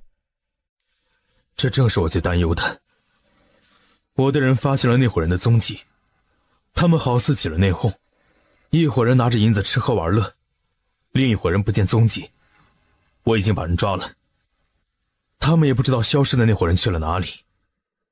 我怕他已经……你何以对他用情如此之深啊？他有什么好的？那个女人财迷又市侩，他实在是想象不出阿萧喜欢她哪一点。沈萧闷头灌了几口酒，任由酒渍打湿他皱巴巴的衣袍。他思索了好一阵，才颓然苦笑。是啊，他有什么好呢？没心没肺，不知好歹。我对他的好他记不住，我对他的不好他却要记一辈子。你对人家是好，只是你没张嘴，人家根本不知道。我要怎么说？我做的他都看不到吗？非要我一个大男人把甜言蜜语挂在嘴边吗？我根本说不出口。既然他这么不识好歹，那就忘了他吧。忘不了。这世上再也不会有第二个他了。越是得不到，越是不甘心。他后悔了，他不应该怂恿魏瑶逃跑，这个玩笑开大了。奔波了一天，他是又累又饿的。大堂里人声鼎沸，大伙儿正在高谈阔论，议论一个更令他震惊的消息。听说了吧？南宁侯的那位未婚妻把他给绿了。啥？绿了？是头顶绿油油那个绿吗？正是头顶绿油油的那种绿，都成青青草原了。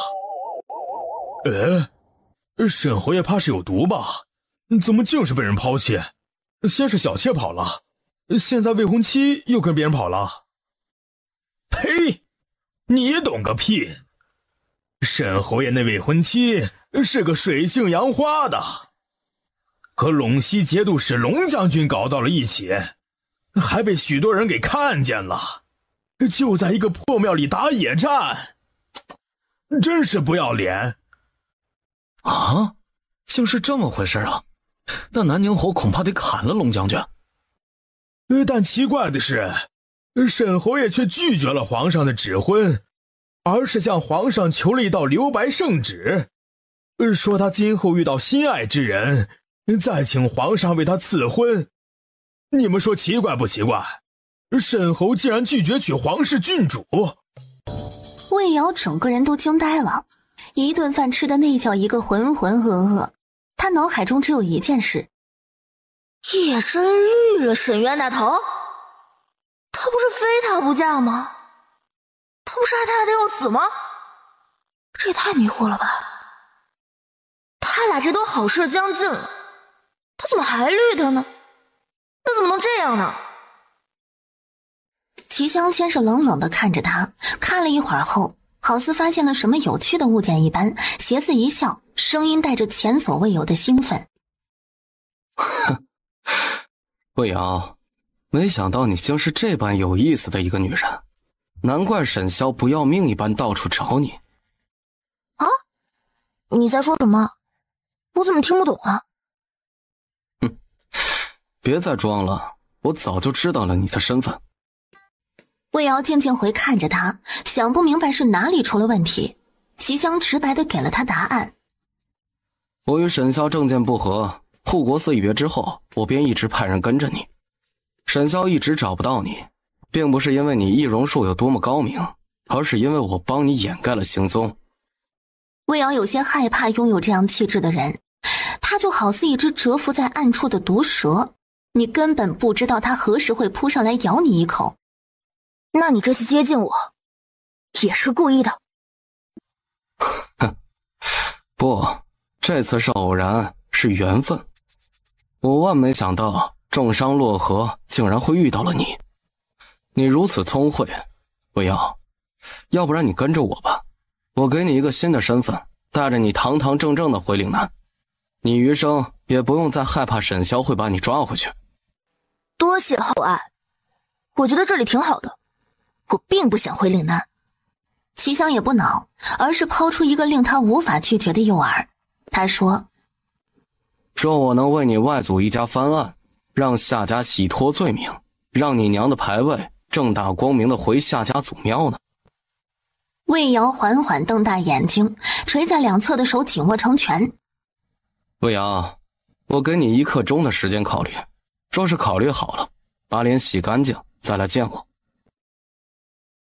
不到1刻钟的时间，魏瑶便打开门走了出来。齐香微愣地看着他，眼里闪过毫不掩饰的惊艳。你怎么知道我阿娘和我外祖父的事？沈萧大张旗鼓找你的那一刻起，我就查起了你的底细。那你和侯爷是死对头吗？你会害他吗？魏瑶很认真地问。齐香没想到他竟会问这个问题，心里有点小小的不爽，模棱两可的道：只是政见不合而已。你想让我帮你做什么？你只要能留在我身边帮我压制住他，减轻他给我带来的痛苦，我便可以为你外祖翻案。真的？真的。我知道你外祖曾任太医院院守，夏家世代行医，自有许多独门绝技，因此我才敢信任于你。怎么样，可以合作吗？你完全不亏。留在我身边做一个有身份有地位的四医，想做什么便做什么，待我这毒解了，你想走也可以走，我保证痛痛快快的给你拿一大笔盘缠和一个新的身份，你从此以后不必再躲躲藏藏。魏瑶十分心动，叶真给他这个身份他早就不想用了，若是能换个身份的话。你说话可作数，不要忘了你体内还有我的噬心。这噬心有何副作用？魏瑶气息一滞，脸色变得讪讪的。这毒才新鲜出炉，你是第一只小白鼠，所以你要是有什么不是要及时告知我，这样我就知道了。齐香差点暴走，若不是他教养好，他都想爆粗口。你确定这毒你会制解药？这个你完全可以放心，万物相生相克，这毒的解药我早治好了。你如果不是诓我，真的为我外祖翻案了，到那天我自会给你解毒。不行，作为合作的诚意，你得先把这毒解了。那这样，你我各退一步，等你着手开始为我外祖翻案，我就给你解药。哼，你倒是机智，一点亏都不肯吃。行，一言为定。沈萧一行人马不停蹄地赶到了清水镇，早已有官吏殷勤地等在了城门口。下官黄道远，拜见沈侯。沈萧翻身下马，脸色微白，动作有些迟缓。他一手将黄道远扶起来，急道：人在哪里？带我过去。他怀着忐忑的心情，耐着性子敲了半天，里面除了狗吠没有任何动静，旁边的门却开了。公子找谁呀？沈萧收回敲门的手，看了一眼杜甫礼，极有礼貌的道：敢问老丈，这里面住着的可是一名叫叶小花的女子？豆腐里见他一口说出小花的名字，登时眼睛一亮，把沈潇从头到脚从脚到头扫视了一遍，激动道：是啊，但小花好似出门去了，不在家里。沈潇心下失落，这是连老天爷都看不下去了，才惩罚他与他失之交臂吗？那你可知他几时回来，又去了何处？你先说，你是小花的什么人？沈潇目露前拳，掷地有声道：我是他夫君。豆腐里蜡黄的脸上露出一个果然如此我猜中了的神情，态度瞬间亲热起来。哎呀，我就说小花好人有好报嘛，你果然没死。哎呀，你先进屋去等啊，我这儿有他寄放的钥匙，我给你开门。沈潇都愣住了，魏瑶到处跟人说他死了吗？有这么恨他吗？战场上凶险吧？自是凶险的。哈哈，你是好样的，既然活着回来了，就与小花好好过日子，她是个好姑娘。说完笑眯眯的一步三回头的回隔壁去了。沈潇虽然是有些疑惑，可是他一进卧房，沈潇便确定这次没找错人。沈潇拿着信疾步去到隔壁，丽娘刚好收他回家，正在厨房做饭呢。豆腐里热情地将沈潇迎进了院子里，让他坐着稍等，他则是去灶房喊丽娘出来。您说是小花的相公找来了？是啊是啊，高高瘦瘦的，俊得很呢。他回来了，小花怎么可能会不知道呢？如果真的是他相公，他不可能不在家中等他，还一早就送金元宝去府城。听他这么一分析，豆腐里的眼中也闪烁出怀疑来。我方才都让他去小花家里待了一下午了，那人看着一身正气，也不像是歹人呢。哎呀爹，坏人会把坏字写在脸上吗？您等着啊，我这就去试探个一二再说。丽娘解开围裙，快步来到了院子里，见一高大挺拔的男人大马金刀地坐在院中石凳上。沈狗！沈潇听见沈这个字眼，条件反射地抬起头，见一黑壮丫头正紧张地看着自己，很明显是在喊他。你真是沈狗啊！我就说嘛，小花这么心善的一个人，她的夫君不可能会死在战场上。老天爷果然开眼，你真的完好无损的回来了。哎呦，以后再也不会有人笑话她是寡妇了。他这话信息量太大，沈潇消化了好一会儿才消化完，却是消化不良了。沈狗寡妇，哼，他真是谢谢魏瑶别出心裁的新名字啊。瑶，小花今日一早便出了门，姑娘可知她去往了何处？哦，她应是不知道你会回来，所以今儿一早便送她的病人去了江陵府城，说是要帮着她寻亲。关于王家兄妹的密事，丽娘不好直说，还是等沈狗找到了小花，让小花自己跟她说吧。江陵府城，姑娘可确定她是真的去了府城？确定，那病人要在府城养一阵伤才能走。那病人可是一年轻男子。丽娘想起齐香那张脸，眼冒小星星。是啊，好俊一男的呢。说完又顿觉不妥，忙捂住了嘴。人家相公在这儿，他却是说人家与另一个好俊的男子在一块儿，干的什么鸟事儿？也不是特别俊了，娘里娘气的，小白脸一个。从始至终，小花的心里就都只有你一个人，真的，其他人在他眼里都是浮云。这话落在沈潇的耳中，却是在欲盖弥彰。他心里酸楚，整个人很无力，很挫败。翌日一早，魏瑶刚到天字1号房，便见一个魁梧的男人立在齐香身后。那人目光如鹰，肌肉鼓鼓，一看就是个中高手。那王家兄妹，你作何打算？他们有亲人在京城，我会顺路捎他们到京城，然后再分道扬镳。此去路途遥远，小山的伤经不住折腾。你这腿也受不住，所以在休养1个月之后动身最好。哼，是吗？你最好没有骗我。好吧，我就是在骗你。所以我们明日就出发吧。事先声明，今后瘸了可别赖我。一向奉行能不开口就不开口的重江，见自家主子吃瘪，还不能发作，只得出声给他递梯子下。爷，咱们去赵府养伤吧，那里安全舒适。事情可都办好了。重江受宠若惊的点了点头，忙从怀里摸出一纸信封，恭敬的递上。都办好了。按我说的去办，一会儿安排马车过来接我。重江领命出去，魏瑶看齐香心情不错的样子，趁热打铁。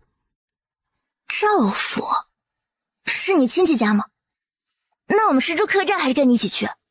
这客栈太贵了。钱在话语，住客栈的100两银票什么时候能给我报账？他住这天字号客房，一晚就抵他们半个月房费了。齐香无语的瞪了他一眼。带上你那2个拖油瓶一起去，就没见过你这么贪财的女人。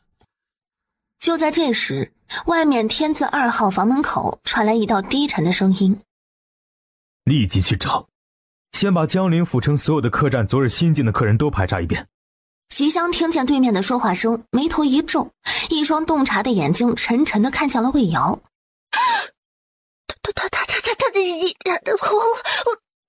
哼，怕什么？别忘了我们的约定，你现在根本就不认识他。说完沉着脸，把方才重江递给他的那信封打开，取出里面的文牒展开。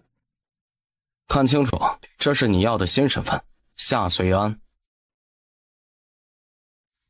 沈潇反复看着手中的药方，字迹生色丑陋，一看就是刚识字不久的孩童所写。可查清楚了，这客栈里所有住店之人的底细。据掌柜所言，昨日共进新客21人，其中有伤在身的只有天字1号房住的那位叫王三的瘸腿男子，他还带了2个丫鬟，并一个受伤小厮，一行人今早便退房走了。去追，还有按这个方子去抓药。爷，万一这是陷阱？一定是他。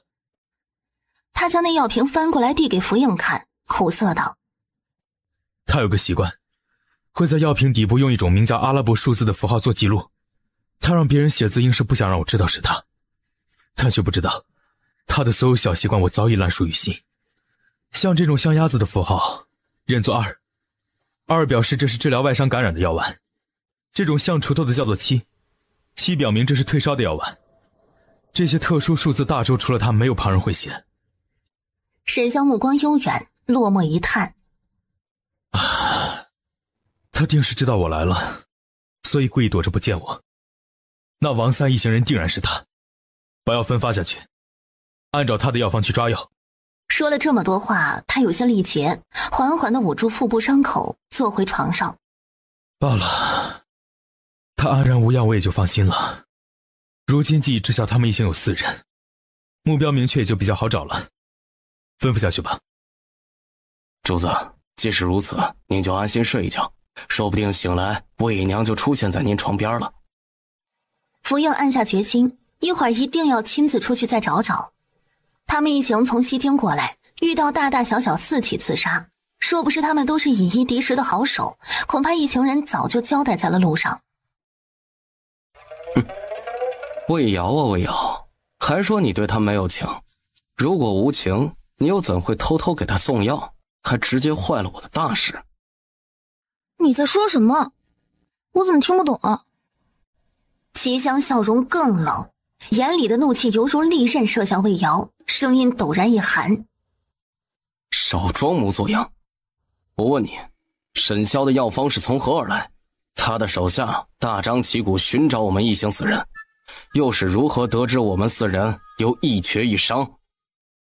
魏瑶藏在袖子里的手握紧成拳，理直气壮地发挥他倒打一耙的本领。我怎么知道啊？你竟然怀疑是我做的？我的天哪，你脑回路可真是清奇啊！我要做这些，我还会跟你来这儿？我早扑回他的怀抱了。他越说越觉得自己有理，眼睛瞪得溜圆。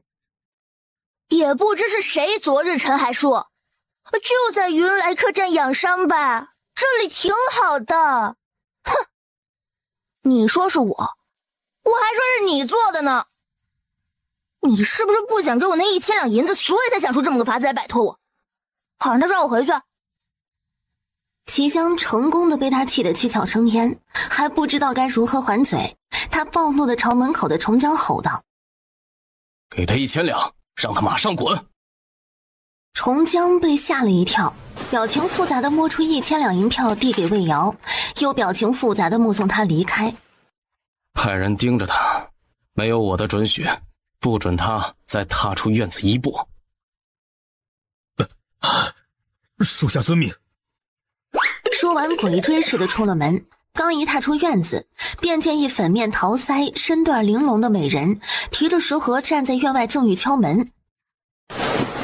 小女子赵婉儿，特为公子熬了滋补参汤，还请重总管代为通传一声。重江有些犹豫，正纠结着要不要让他进去，却听见里面传来一道冷淡的声音：让他进来。赵婉儿面色一起，提着食盒快步走了进去。过来。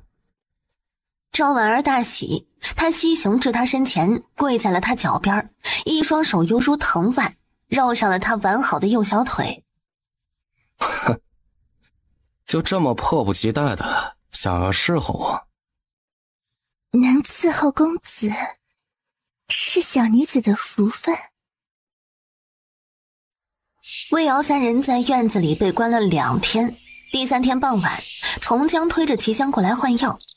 他虽是过来了，却不说话，只是拿一双阴冷的眼睛盯着他的嘴巴看。你有毛病啊！莫名其妙的看着我做什么呀？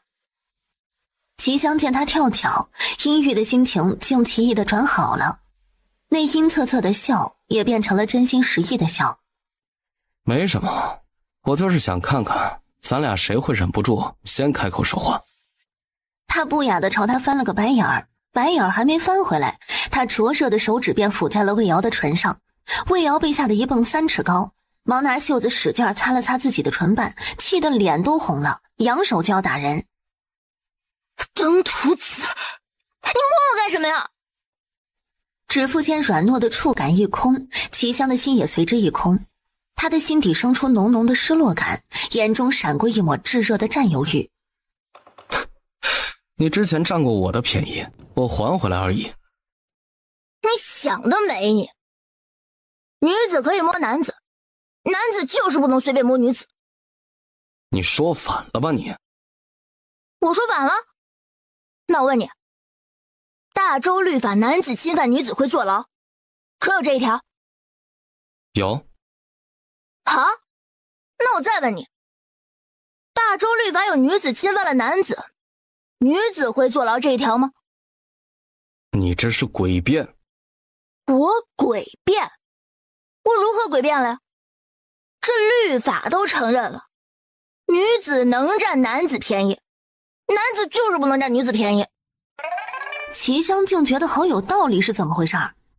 魏瑶朝他挥了挥拳头，恶狠狠地警告：你敢再不老实，我要死你！齐香扑哧一笑，摊手投降道：好好好，我怕你。收拾收拾，明日一早起身回京。说完也不等他有所反应，转动着轮椅走了。魏瑶在进城门时，便和小山兄妹分道扬镳。小山机灵，按照魏瑶的指示，带着他给的3000两银票，直接去了京城最大的牙行买宅子。咱们这就开始吧。你给我说说你这毒发作时的症状，我好着手为你研制解药。你也即刻编为我外祖方案。这么着急做什么？我今日累了，明日再说。你坐马车你累什么呀？又不是走回来的。我说我累了就是累了，现在要休息，一切等明日再说。魏瑶拍着门气道：喂，我都没累呢，你倒是累了呀，就没见过你这么娇气的。齐香仿佛没听见，在屋里没了动静。魏瑶等了一会儿，见对方毫无开门的意思，只得气恼道：我明日一早便来，你再推脱我就不给你实现解药了。沈潇在原来客栈养了几日伤，魏瑶就像凭空出现又凭空消失了一般，他怎么也找不到他。你让我帮你查的夏家旧案有眉目了，但另一个人也在查，昨日还取走了卷宗。是谁？镇南王世子齐香。齐世子。他眼神变幻莫测。夏家当年被流放，途中遭遇劫杀，只有夏云桑一人活了下来，也就是魏瑶的娘。他辗转流落青楼，后来被魏家大公子以千金赎身，做了他的外室，这才生下魏瑶。哎，你去哪里啊？沈潇眼睛微红，脸上既有喜悦又有担忧。一定是他，我终于知道之前为何一直找不到他了，定是有人抹去了他的行踪，又蓄意接近他，想利用他来对付我。如今看来我们一开始的推断没有错，齐世子便是那幕后之人。是又如何？他如今已经入了镇南王府，还让齐世子冒着以下犯上的风险为他翻案，这说明他与齐世子的关系已是匪浅，你去了又有何用啊？沈潇如被人泼了一盆冷水，他想起魏瑶在上河镇的家里那些男子的衣物，还有丽娘口中的小白脸。我要亲眼去看看，若是他，我要告诉他，夏家的案子我已经准备的差不多了，他不用再找旁人帮忙。你不准去啊！你忘了我被人追杀那件事吗？还有，你这次从西京一路遭人刺杀，那些杀手是如何准确得知你的行踪的？你不觉得可疑吗？先是云恩寺的土匪，后是西京极乐馆的幕后之人，这些事情都是从你遇到魏瑶才开始的。如今镇南王世子大张旗鼓要为夏家翻案，你还不明白吗？齐世子和魏瑶说不定早就认识，他至始至终都是在有目的的接近你，或者说他根本就是镇南王安排到你身边的细作。他不是。我看你是被情爱冲昏了头脑了。就算他不是，你今日要以什么目的去镇南王府要人啊？你是要直接与齐世子撕破脸？镇南王好以世子在京受人欺压为理由，趁机造反，然后大周陷入内乱，你沈潇成为千古罪人，魏瑶成为红颜祸水，你俩世世代代遭人唾弃。沈潇心乱如麻，却始终不甘心。同僚之间的败将而已，你别把事情说得这么严重。那你去吧。沈潇当真往外走，周玉堂在背后气急败坏的讽刺：只怕有些人是要扑个空了。听闻卢小公爷得了副前朝墨宝，今日在宝华亭设宴，邀请了京中所有纨绔前去赏宝。齐世子与他交好，定是去赴宴去了。沈潇又折了回来，拉着周玉堂一起往外走。你一定有请柬，一起过去。我才不想去。他如今在大理寺混得风生水起，已经剥离了纨绔的名号，才不想再跟那帮整日只知吃喝玩乐的幼稚鬼来往。他这一去，那些人定要再次缠上他。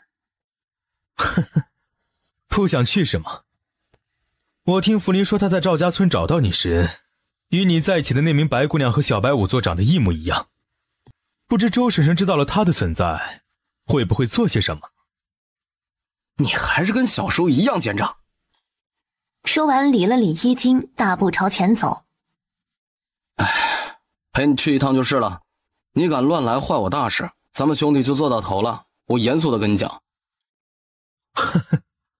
我羡慕你还来不及，怎会阻挠你的计划？一个时辰后，沈潇的马车稳稳地停在了宝华亭，殷勤的掌柜立即迎上来行礼跪拜。小人见过沈侯。不必多礼。掌柜诺诺起身，恭敬的道：二位大人今日还是要湖心亭的雅士吗？不，我们是来赴卢小公爷的宴，他们人在哪儿？掌柜的恍然，恭敬答道：现下在狩猎山上。魏瑶拿着团扇坐在角落，看着一众贵族小姐妹互相吹捧互相攀比，不耐烦地扇了扇风。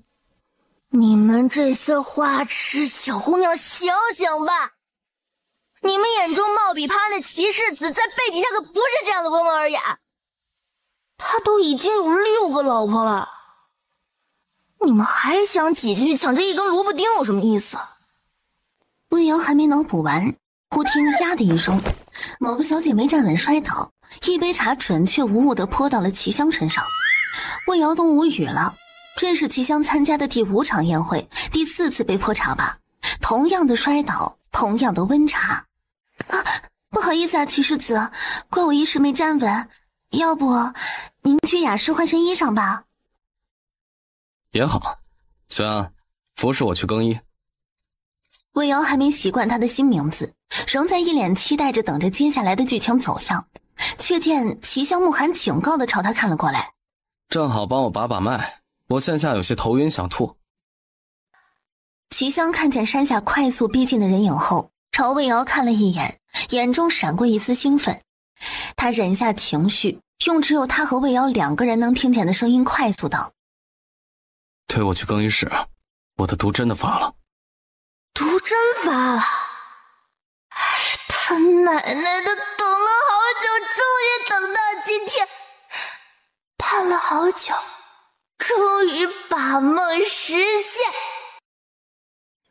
卢小公也就像迷弟见到了偶像，殷勤的又是倒茶又是拉板凳，恨不能伸出自己的狗头让沈萧摸摸。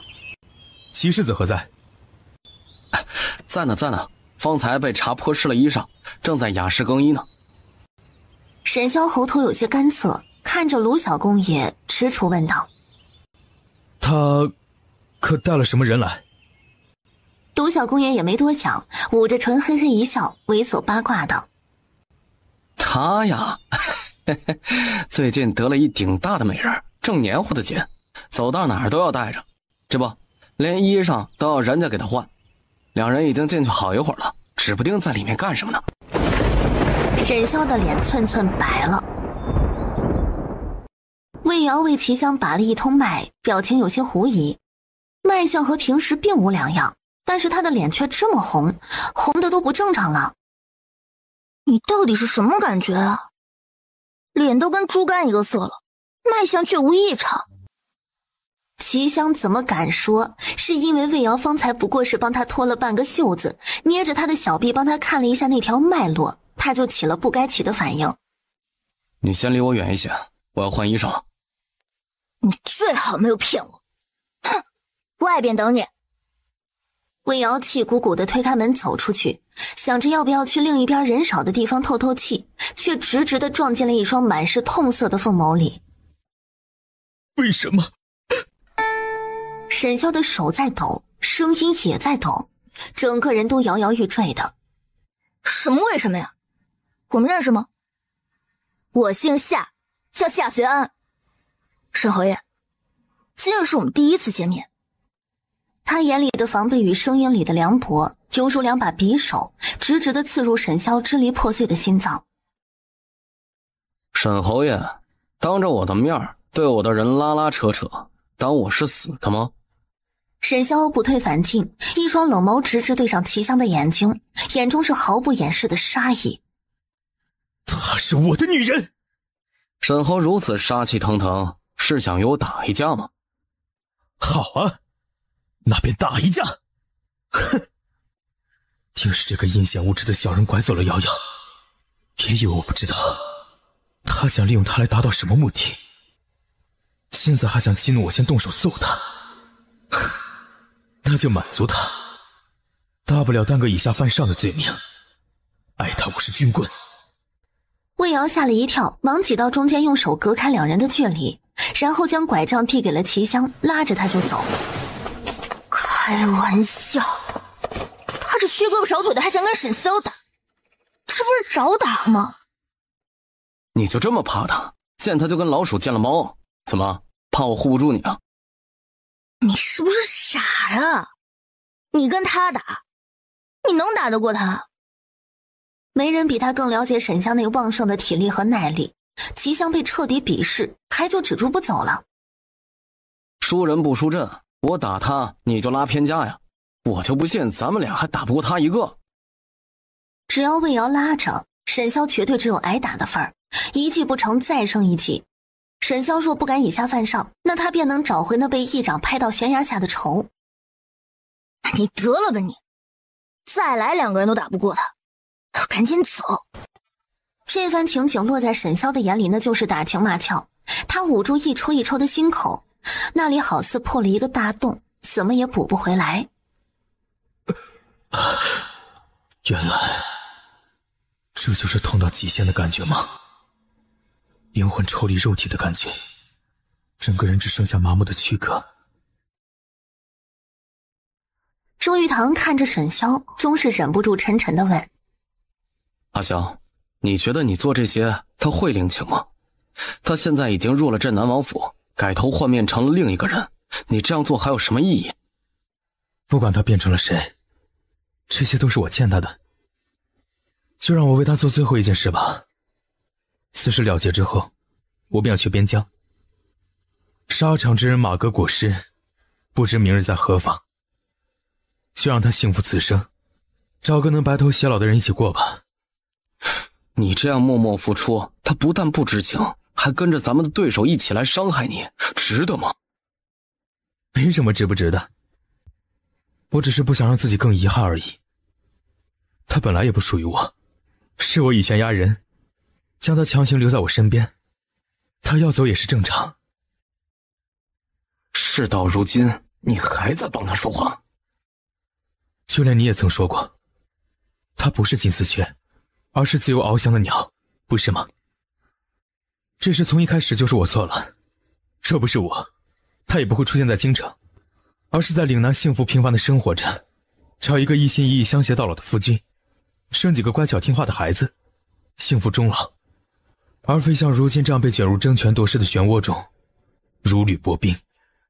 周玉堂神色复杂，沉沉一叹，情字伤人，他如今是深有体会。若不是他脸皮够厚够豁得出去，他的小白早就被人拐走了。你若真放不下他，那就去把他抢回来。世上无难事，只怕有心人。那日在宝华亭我也看见了，魏瑶是失魂落魄离开的，这说明他还是在乎你的。俗话说好女怕难缠，更何况他还在乎你。只要把该解除的误会都解除，即使失败了，至少此生不会有遗憾。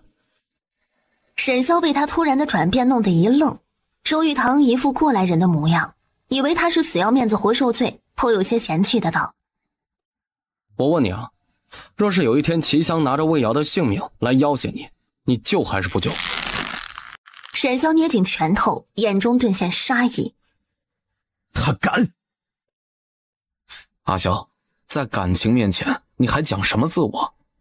你从前跟魏瑶讲礼仪讲规矩，他服软了吗？他的反骨胜过你我。依我之见，你若想和他重修旧好，追着宠便是。沈萧见他一副信誓旦旦的模样，没头没脑道：小白仵作就是这样被你骗到手的？怎么说话呢？那叫骗到手吗？那叫诓到手。周玉堂说着嘚瑟起来。我实话告诉你啊，为了逼他就范，我给自己下了一剂猛药，然后那天晚上我伤口差点都裂开。沈萧看了一眼门边的小白，打断他即将说出口的混话。小白若是知道了，他怎么可能会知道？本少卿做事天衣无缝。是吗，少卿大人？沈萧默然，看来要使出杀手锏了。色诱，谁说这世上只有美人计了？美男计同样具有杀伤力。怎么了？我背上的伤有些不适，你能帮我看看吗？进来吧，我给你看看。魏瑶把灯芯拨亮，拿了瓶外伤药过来。沈萧已经坐在桌前，他其实想坐到床上去的，又怕被打出去，只能徐徐吐汁。伤口有些红肿，你是不是因为痒去抓它了？不能抓，这是在长新肉，抓了会发炎的。是有些痒，还有些疼。魏瑶听见他委屈巴巴的声音，心软了几分，语气也变软了。没关系，再忍忍就好，很快就好了。沈潇伸手一拉，魏瑶便坐在了他的怀里。沈潇紧紧地抱着他，像是抱着一件失而复得的宝物。你可知道，这半年来我有多想你？我无时无刻不在后悔。你……魏瑶动了动唇，不知道该说些什么。不要放弃我好吗？也不要再推开我好不好？给我个机会，我们重新开始。从今以后，再没有别人，只有我和你，我们一生一世一双人。沈潇满目深情，掷地有声。魏瑶一愣，大脑暂停了思考，一片空白。沈潇趁机缓缓低头，凑近了他的唇。他也记不清他们是怎样开始的，待反应过来的时候，两人已换了地方，坦诚相待。忽觉某一疼，魏瑶脑袋瞬间清醒过来，忙去推他。小白一张脸通红，也不知是气的还是羞的。周玉堂跳了起来，声音很是紧张。青青，你什么时候来的？我都听到了，大人真是好心计。说完转身便走，周玉堂急忙去追，路上还不忘回瞪沈潇一眼。好啊，我好心好意帮你，你还背后捅刀。我朝你眨眼暗示过，谁知你说的正起劲，我也很无奈。周玉堂已经追了出去，气急败坏的声音传了回来。你给我等着！他一把从背后抱住小白，把他整个人捞在怀里。青青，你听我解释。沈潇羡慕地望着一追一赶的两人。阿汤说的极有道理，既然放不下，那便放手去追。沈潇生怕他又说出什么戳心窝子的话来，忙堵住了他的嘴，用力赖着。久未舒展的土地变得青涩，根本就受不了他不遗余力的栽种，实在是太难以消受。你怎么能那般无情？说放手就放手，说走就走，把我一个人丢在无尽深渊。这样幽怨的口气是怎么回事儿？好像都是他的错一样。他们都结束了，还跑来对他做这些事。魏瑶气得又骂：你这个狗男人！沈潇又堵住了他的嘴，故技重施，更入木三分。魏瑶深吸几口气，待缓过劲儿来，他又伸手去推，气恼的道：你的伤，你不要命了？见他还在关心自己，沈潇觉得死也值了。他声音暗哑，带着些许疯狂：不要了，人给你，命也给你，全都给你。说完将他紧紧地抱在怀里，肆无忌惮地宣泄思念。魏瑶担心他的伤，不敢太用力推他，气得咬他一口。沈潇心里却乐开了花，比起那种无边际的疏离和淡漠，被他打被他骂竟成了一种幸福。我从前不敢承认我喜欢你，但是我被思念日夜折磨的时候，只有我自己知道有多痛苦。魏瑶，我喜欢你，不，我爱你，我爱你，魏瑶。你说实话，你心里有没有我？魏瑶别过头，不知道该如何回应他。他不回答，他就一直问。魏瑶嗓子都干了，只能模棱两可的妥协。我不知道。沈潇有些失落，但想到现在他至少开始接纳他了，他还有机会，他对自己有信心。没关系，我等你，等你和我一生一世一双人。魏瑶更加震惊，一生一世一双人和他想都不敢想。沈潇似乎看出了他所想，情深似海。只要你愿意，其他的都不用担心，交给我。你这又是什么意思？为什么又要来招惹我？我只是想日日夜夜和你在一起，以我之姓，挂耳之名。你说什么胡话呀？不是胡话，你相信我。曾经沧海难为水，除却巫山不是云。我想了很久，已经想得很明白了。我只想要你，你愿意吗？你可以爱我吗？可以只爱我吗？可以最爱我吗？魏瑶沉默，得不到回应，对方以为是他不够努力，颠得魏瑶人都快绝过去了。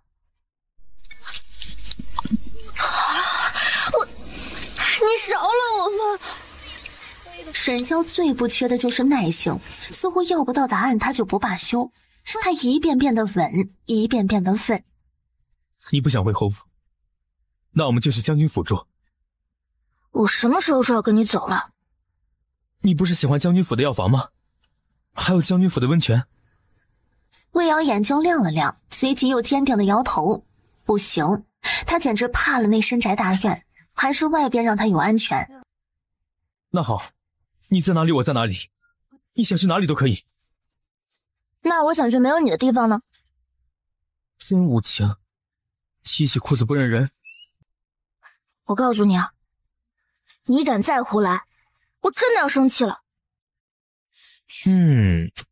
好吧，我要是听话，今晚能在这里睡吗？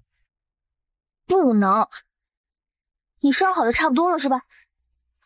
沈香一喜，忙点头。他正想说点什么开场白，却被魏瑶截胡了。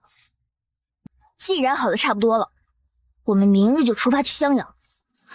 东西我已经准备的差不多了，我一会儿收拾收拾，明日一早上路。魏瑶震惊地看着齐香手里的帖子。周大人设宴邀你去酒楼一聚，上面点名道姓也邀请了你，你说咱们是去呢还是不去？不去。这定是针对他的鸿门宴，说不定沈院大头也在。自那日见过沈潇后，他每晚都梦到他，梦里都是他们从前的种种。说不定周大人手中还有你外祖一案最新的线索呢。不会吧，周大人怎会知晓我外祖一案？齐香自不会告诉他，沈潇的人也在追查此案，只避重就轻道。他是大理寺少卿，许多隐秘案宗他都知道。我知道他是大理寺少卿，我的意思是他怎么会关注我外祖一案，还以此理由来诱我去君临楼？我只是猜测罢了，你不想去，那便不要去。我去看看他到底有什么目的便是。魏瑶心中隐约有了些猜想，声音变得有些干涩。我跟你一起去。君临楼位于风景如画的郊外，镇南王府的马车一到达君临楼前，齐香便看见了沈潇的战马。沈潇也来了，你敢面对他吗？不敢。齐香无语地看着他。罢了，那你便在马车上等我。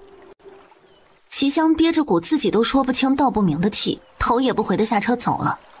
魏瑶缩在马车上，几次伸手想去推门，却又缩了回来。他是真的不敢见沈潇。包厢内，沈潇放心不下魏瑶安危，率先开了口。齐世子蓄意接近魏瑶，究竟有什么目的？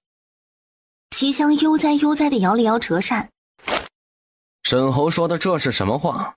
窈窕淑女，君子好逑。本世子只是单纯的喜欢她而已。齐世子请慎言，莫要给他造成困扰。你若真心喜欢他，便不会利用他。沈侯说我利用他，你敢说你从未利用过他？沈潇心底最内疚的事，便是元恩寺那次顺水推舟，让魏瑶落入土匪窝。你我初心不同。哦，不同？你我皆为入幕之宾而已，能有何不同？要说不同倒也是有，你是过去旧人，而我才是如今与他朝朝暮暮之人。沈潇砰地捏碎了手中的杯子，再也忍不了，手中的碎瓷化作利器，朝齐香的脖子飞了过去。玄香侧头躲开，唇边扬起得逞的冷笑。怎么，是不是嫉妒的快要发狂啊？你再嫉妒，他也不可能再回到你身边。请沈侯自重，离我的人远一点。说着也回敬了一个杯子飞过去，两人你来我往，战作一团。雅间内的碗碟瓷器通通遭了殃，砰砰碎个不停。魏瑶吃完也不知是早餐还是午餐的肉包子，从车厢出来，坐在沈潇身边。从这里去襄阳要几天啊？此去1300里路，大概需要7天。这么远，有能快捷抵达的法子吗？有，进了马车，骑马。可是我不会骑马啊。没关系，以后我教你。这次还是坐马车吧，骑马颠会磨破大腿，你本来就肿了。你给我闭嘴，说正事。我本来就是在说正事嘛。魏瑶深吸一口气，严肃地对他道：昨晚就当是一场梦吧，在我没考虑好之前，我们最好保持距离。这么不清不楚的，对你我都不好。沈潇心下叹息，脑子飞快地转着要如何打消他这种保持距离的念头，死皮赖脸道：可是我没有做白日梦的习惯，做不到当它是一场梦。你夺走了我的清白，你要对我负责。魏瑶感到不可思议，指着自己的鼻子惊道：我夺走了你的清白？你说反了吧你？我跟你在一起时还是第一次，你别吃干抹净不认人。什么鬼啊？说的谁好像不是第一次似的。不对，你是第一次。你觉得我会信吗？你一把年纪了耶。哎，说事就说事儿，不要人身攻击啊！什么叫我一把年纪了？我一把年纪就不能冰清玉洁、洁身自好了？我为你守身如玉，你竟然还取笑我！好好的提年纪做什么？简直是戳他心窝子。再说，我很老吗？你要是觉得我不行的话，我可以再证明一下自己的。少假正经，你后院还有10几个美娇娘，以为我没见过？其实，在遇到你之前，我不觉，他们都是用来充门面的。好家伙，发起疯来连自己都捅。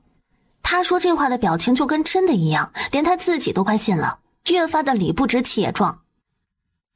是你治好了我的隐疾，我只能对你一个人绝，所以这辈子我赖定你了，你休想摆脱我。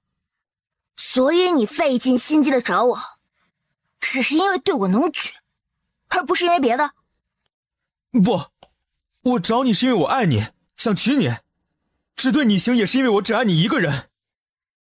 自从死过半次后，沈潇在放飞自我的道路上一路疾驰，始终秉持着一个中心思想：只要我没道德，就没人能绑架我。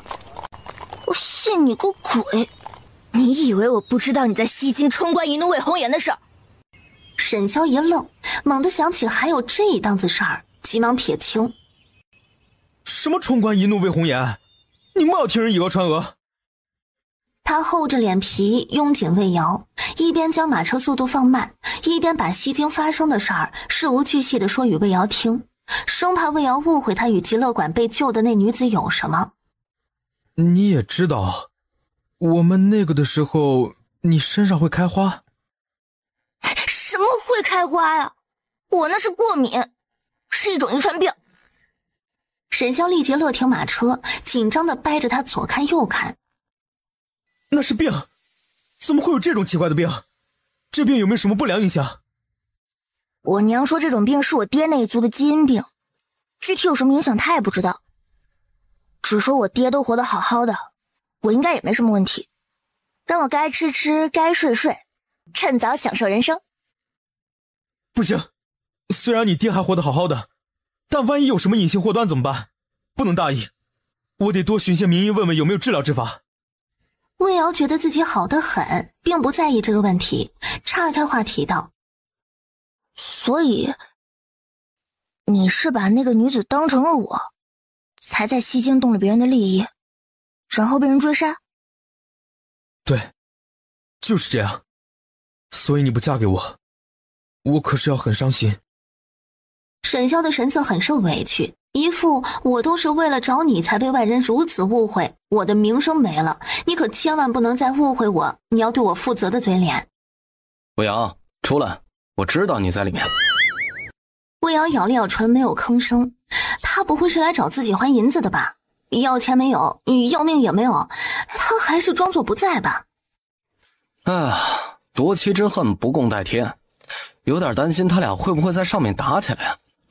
阿娇重伤未愈，齐世子腿瘸，你说他俩一伤一瘸，谁会赢啊？魏瑶砰地推开车门，无语地看着他。那你来这里做什么？还不上去拉架？哼，关我什么事啊？他们又不是为我争风吃醋。他看着魏瑶，犹如看新奇物种，啧啧两声。哎呀，你还真是没心没肺呀！阿萧对你那么好，你竟然还跑，跑了也就算了，还跟他的死对头搅和在一起，你可真是会杀人诛心啊！两人不出所料的没赶上客栈，也完美的错过了驿站，在一处前不着村后不着店的山坳里过夜。魏瑶很想把他捶一顿。瑶瑶，你烤的鱼真好吃，真香，饭也好吃，当然你也好吃。魏瑶实在忍无可忍。你闭嘴吧你！你到底在哪里去学的这些油腻腻的话？听着怪恶心的好不好？我说了你不准笑我。对媳妇儿要坦白从宽，抗拒从严，免得他又误会他。你别告诉我是周大人让你学的。哎，你怎么知道？魏瑶扶额，一脸无语。我猜的。魏瑶不想和他讨论这个问题，因为他自己也不知道怎么说。一时之间，两人相顾无言，气氛变得有点尴尬。你赶紧吃吧，吃好早点休息，明日好早起赶路。沈潇厚着脸皮爬上马车，见魏瑶躺在逼仄的车厢里，双眼无神地盯着车顶，他紧张地问：瑶瑶，你心情不好吗？没有，就是没什么瞌睡而已。你怎么还不去睡？我来睡了呀，你在哪里，我就在哪里。魏瑶一脸无语，拒绝的话还没说出口，又听他阴森森的：你不怕鬼吗？在荒郊野岭，可是有很多孤魂野鬼的。我方才上茅房还看见旁边有几座孤坟。魏瑶感觉后背一凉，脸上的表情有些僵硬。魏瑶气喘吁吁地跑上楼，刚一推开门，一块瓷器正好朝他的面门而来。他害怕地瞪大眼睛，都忘记了躲。完了，这下恐怕得毁容了。却没想到，眼前忽然闪过一道残影，一个高大的身影挡在了他的面前，那碎瓷擦着他的脖子而过，带下一捧殷红的血珠，啪嗒啪嗒，一滴两滴鲜红的血滴在了地板上。小安，沈侯怀疑你是他妾室魏瑶，你来告诉他，你到底是他的魏娘，还是本世子的夏遂安？魏瑶满脑子都是沈潇脖子上的伤口到底深不深，眼中也全都是那缕缕殷红的血。齐香话语里的意有所指，他自是明白。他艰难地动了动嘴唇：我是夏遂安。沈潇似是被人扼住了喉咙，缓缓地转过身，目光沉痛地看了他一眼。他抬手摸了摸脖子上的伤，看着手上的血自嘲一笑，一言不发地绕过他走了。遂安，本世子也受伤了，你过来替我包扎。魏瑶仿佛没听见，只是呆呆地望着空荡荡的走廊，仿佛灵魂已被人抽走。忽然他眼神一凛，疾步朝沈潇消失的方向追了出去。伤在脖子上，还流了那么多血，万一……他不敢去想，他要亲眼去看看他的伤才能放心。夏遂安，你给我回来！忽然身后传来一声马儿的嘶鸣，魏瑶泪眼婆娑地转身，模糊地看见高大熟悉的身影坐在马背上。魏瑶赶紧擦了把眼泪，想要喊住他解释一下，还没来得及说话，身子便已悬空，被沈潇直接捞上了马背。为什么要这么对我？我对你不好吗？你为什么要逃走？为什么要去做他的女人？你了解他吗？你知道他是什么样的人吗？魏瑶一愣，心中酸涩且自嘲，他还是这样，连对他最基本的信任都没有，不分青红皂白的将她当做了水性杨花的女人。沈侯爷，你不是说我配不上你吗？你如今这样又算什么？还有，我如今是夏遂安，今日是我们第二次见面，还请侯爷自重。你想摆脱我，除非我死。说完低下头，疯狂地席卷他嘴里的空气。魏瑶又惊又怕，他被沈潇的偏执弄得恼火，下巴又被捏得生疼，心里也有了怒气。又恼又怒之下，脑子一抽。什么？沈侯爷不嫌我脏？沈潇身形晃了晃，猛地上前握住了魏瑶的手，他手心微颤，似是在极力克制自己，声音带着一丝乞求：别闹了，好不好？两人一边斗嘴一边吃着干粮，一起坐在马车板上看日出。真美啊！魏瑶由衷的感叹。魏瑶在看日出，沈潇在看他，他的眼里是浓浓的柔情。等我们成婚之后，我们便去边关看日升日落，边塞的日出比这更壮观，更瑰丽。不止日出，连日落也是极美，保证让你见之不忘。见过方知什么叫做大漠孤烟直，长河落日圆。我什么时候说要嫁给你了？为何不嫁？你心里明明就有我。古人云：两情若是长久时，就岂在朝朝暮暮。沈潇不吃他的毒鸡汤，非要个答案。你可是在因为从前的事耿耿于怀？沈潇如此较真，这个问题便不能再拖了。这几日他也想明白了很多。沈潇，你真的知道我想要什么吗？魏瑶忽然这跳跃性的疑问让沈潇有些跟不上节奏，他面色有片刻茫然。为什么？从始至终都是我在自作多情，对吗？不，我也喜欢你。经过这些日子的相处，他已经确定了自己的心意。原来自己从前对他的特殊都是源于喜欢，喜欢沈潇才会对他依依不舍，喜欢他才会那么在意他的所作所为。你再说一遍。魏瑶也不觉得难为情，在他看来，承认自己的心思也没什么好难以启齿的。沈潇，我心悦你。话刚落音，便被对方抱了个满怀。沈潇的胸膛宽厚温暖，如他这个人一般，可靠稳重，让人生出无限的安全感。你想让我跟你回去也可以，我也愿意为你生儿育女，但是我不入侯府，我住在外面。你的父母不能拿七叔这条束缚我，你也不能限制我的自由，不能管我做什么不做什么。以后孩子归我带，你付抚养费，你想来便可以来，想走也可以走。合着在你眼里，我就是这样一个喜新厌旧又无情无义之人？且我侯府的子嗣怎能流落在外受世人指指点点？魏瑶倒是没想过这个问题，他小时候的确被人指指点点过，滋味很不好受，但是孩子跟着爹肯定没有跟着娘好。他沉吟片刻，深思熟虑道：那就不生孩子了。魏瑶，你存心想气死我是不是？魏瑶无辜地看着他，天地良心，他很认真地在和他谈话，为何就是说不到一块儿去呢？我说的都是认真的呀。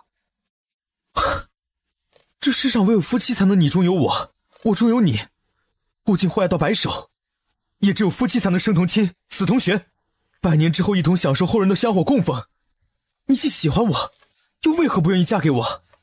在你心里，究竟把我当做了什么？我把你当男朋友。男朋友？什么是男朋友？魏瑶思考了一番，费力的解释：男女朋友就是适婚的那种关系。我不同意，我不做你男朋友。这便是我们之间的鸿沟。你一贯强势，想做什么便要做什么，从不顾及我的想法。你的爱太过沉重，总是想要束缚我、掌控我，将我囚于你的樊笼之内。在我眼里，你爱我只是幌子，想要以爱为名囚禁我才是真的。你想让我为你画地为牢，却忘了我之前在侯府所受的委屈并不能一笑而过。我心眼小得很，可以吃10分的苦，却受不得半分的委屈。侯爷，我没有闹，还是认清了自己的身份。像我这样的平民女子，配不上你们这些大人物。沈萧一把紧紧地抱住他，声音无助又懊悔：对不起，不要因为我的无心之言而耿耿于怀好吗？从前是我错了，你能不能给我个改正的机会，离开他，回我身边来，好不好？爱情是什么？它叫人遍体鳞伤，却没有伤口；它叫人生不如死，却没有解药。侯爷，我们再也回不去了。我也不愿意再回到从前的日子。我如今这样很好，没有人逼迫我，也没有人害我冤枉我。我和骑士自只是互相利用还没说出口，便被沈萧捂住了嘴。他眼里流露出乞求之色：求你别再说了，给我最后一点体面。在这场感情博弈中，我已经输得一败涂地，却鬼迷心窍的帮不了你。他的心犹如被撕开一个大口子，血淋淋的痛。沈萧苦涩的笑了笑，眼中竟有泪花闪烁。是我太自私，贪图你身上的温暖，不肯放手。你总是这样清醒，犹如一个旁观者看我做困兽之斗。我曾经做任何事情都要计较一番得失，但我没想到感情之中没有得失，只有输赢。谁陷得深时就输了，我已经输了。今天想要你一个答案，不过是不想让自己一败涂地而已。如今看来，是我自作多情了，也是我对不住你。魏瑶眼泪不争气地流了下来，他何等骄傲的一个人，如今竟然卑微到了这个地步。他方才出言攻击他，不过是想出一口气而已，没想要这么伤他。你这个狗男人！我找不到要用什么方法留下你。我曾想过把你藏起来，让你只属于我一个人，但我不能那样做。你是天上的翠鸟，不是笼中的金丝雀。我放你自由，只求你不要恨我，也不要再与虎谋皮，妻相子仁，是非良配。尽管事实摆在面前，他还是没有勇气听到他亲口承认他和齐香已经在一起的事实。你外祖的案子，我有了新的发现。你娘有位奶娘或许尚在人世，她应是知晓整件案子的前因后果。只要找到那位奶娘，你外祖的案子便有翻案的可能。魏瑶泪眼朦胧地望着他，一边打嗝，一边用浓浓的鼻音问：真的？那位奶娘在哪里？她的老家在襄阳红岭村，我准备亲自过去看看。我跟你一起去。他话还没说完，沈萧忽然面色一凛，猛地将他扑倒在地，然后抱着他往山坡下滚了几圈。就在这电光火石之间，他们方才蹲的地方痴痴插入几根纯钢羽箭，箭身一半没入地里，箭尾羽毛轻颤，可见射箭之人用了必杀的力气。沈萧深知再这么下去他们两人都难以幸存，他深深地留恋地看了一眼魏瑶，贴近他耳边用两人才能听到的声音小声道：我上去将他们解决掉，你乖乖待在这儿别动，1刻钟之后再出来，然后一直顺着河堤往前跑，前面不远处有个村庄。不，你不能去。别以为他不知道，他出去肯定会没命的。乖，我会活着回来找你。魏瑶直接垫脚搂住了他的脖子，紧紧地抱着他，低声啜泣：不，你在哪里我在哪里，要生一起生，要死一起死。沈萧闭了闭眼睛，终是紧紧地回抱住他。跟我一起死，你不后悔吗？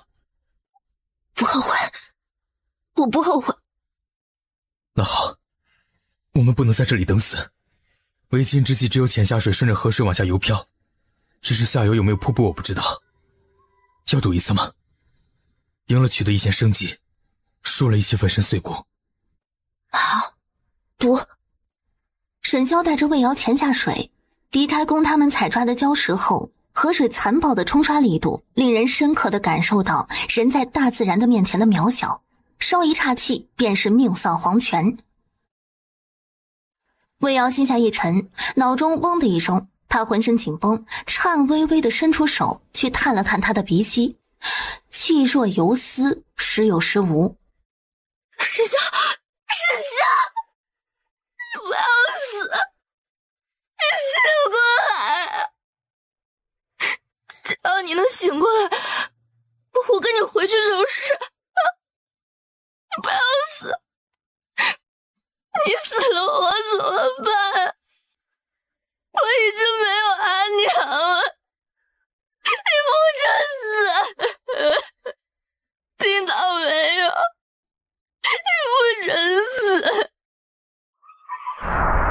沈潇发现自己走在了黄昏的戈壁滩上，目之所及尽是黄土，无一缕其他颜色，就连光线都是昏黄的。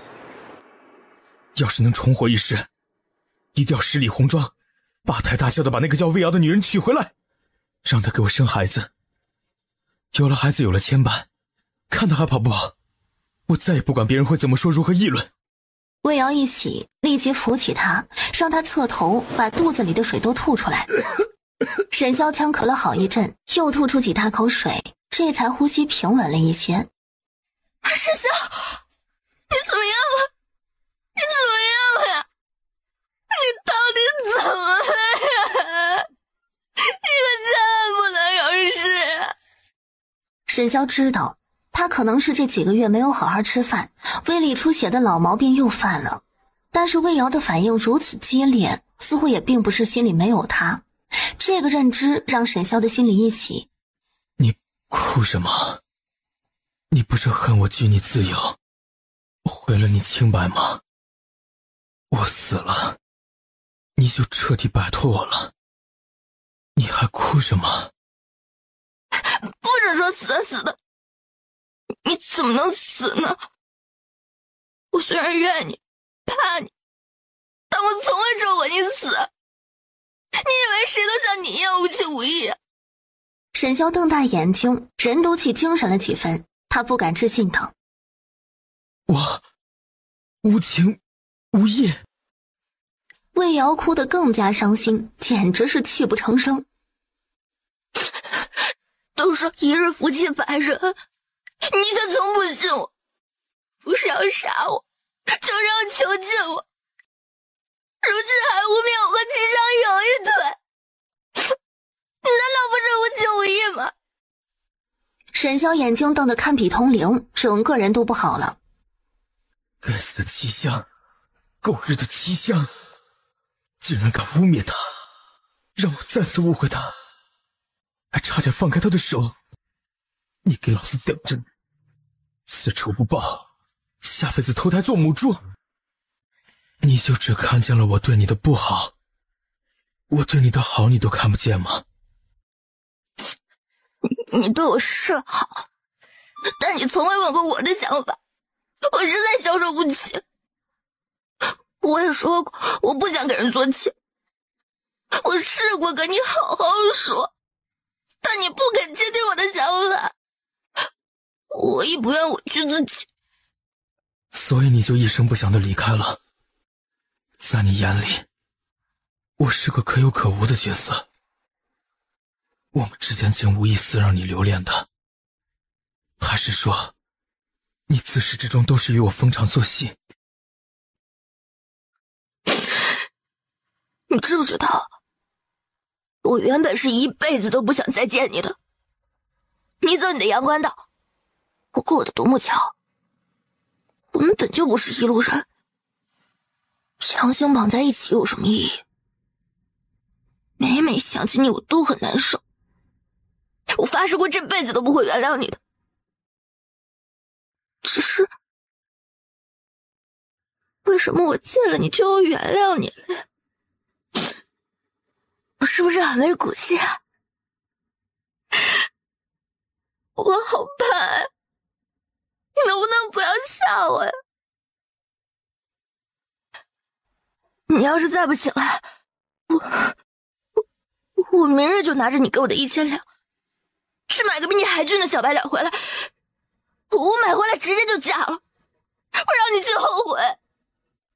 沈潇当真被他给唤到了浅度昏迷，他迷迷糊糊陷在回忆里，断断续续听见了魏瑶的声音，以为自己又是在做梦，他眉头紧锁，似在梦呓。不要走，我会待你好的，我会改的。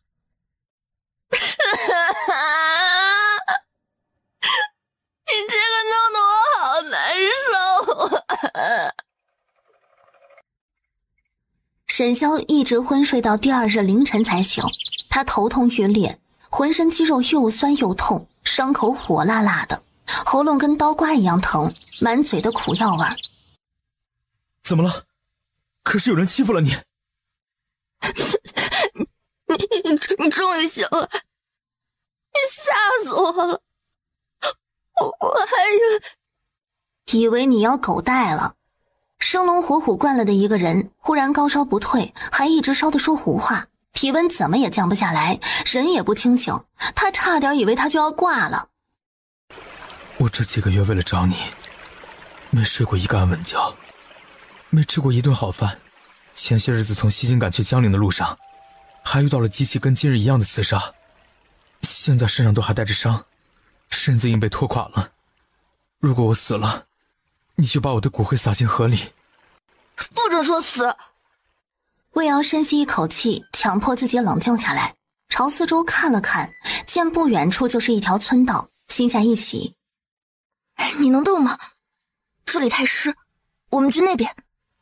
2个讨饭鬼，哦不，2个浑身湿哒哒、身上脏兮兮、表情惨兮兮的年轻男女，相互搀扶着出现在了村道上。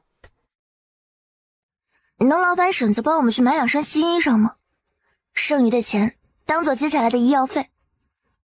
1片铂金叶相当于10两白银，方才的药材并不便宜，应是花的差不多了。自是可以的，丫头啊，你想买什么布料的衣裳啊？普通的棉布衣裳就成。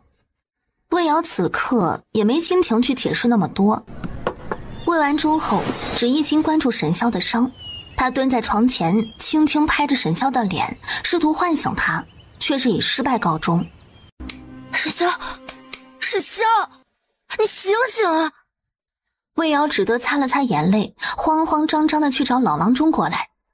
老郎中望闻问切一番后，得出的结论是：你相公应是连日操劳，旧伤未愈，还没休息好。他今日又伤口感染，情绪大起大落，这新伤旧伤一起发病，这才导致昏睡不醒。现下发起高热来，只怕情况不妙。你尽量想办法唤醒他，老夫再去开2副药煎来。他若是一时没有反应，恐怕就醒不过来了。又是一通折腾，重新喂完药后，魏瑶心力交瘁。魏瑶一边用温水替沈潇擦身降温，一边与他说话，试图唤醒他。我伤口好疼，胃也疼，嗓子也疼，手也疼。总之除了钩子哪里都疼，一副病入膏肓命不久矣的模样。魏瑶倒还真是信了。你好好躺着，我去给你弄点吃的。你别走，我看看你就不疼了。这突如其来的土味情话让魏瑶措手不及，她的脸不争气的红了。哎呀，我不走，我去厨房给你取碗粥就回来。沈潇生硬地装出一副可怜兮兮的小奶狗模样，死死地拉着魏瑶的手，真是要命，要他一个硬汉来演这种把戏，他自己都快吐了。你必须得吃东西，我马上就回来，你数到10我保证回来。沈潇懂得见好就收的道理，放开他的手，咳嗽一声，虚弱道：好。那我等你。沈萧见魏瑶果真很快就回来了，他满足地笑了。魏瑶有些无语，这生场病怎么就倒退得跟小孩子一样了？没吃饱。沈萧咂咂嘴，有些意犹未尽。粥的味道一般，但是瑶瑶是真的好看，秀色可餐也。养胃不能暴饮暴食，你先垫垫，半个时辰后再吃。来，先把这碗胃药干了。他有说不完的话想拉着魏瑶说，想向魏瑶诉一诉自己的衷肠，但是天还未亮，魏瑶昨晚一定是没睡好，他不想累着她。天色尚早，上来睡会儿。不用，你睡吧，我睡这儿就成。你对我如此生分，可还是在生我的气。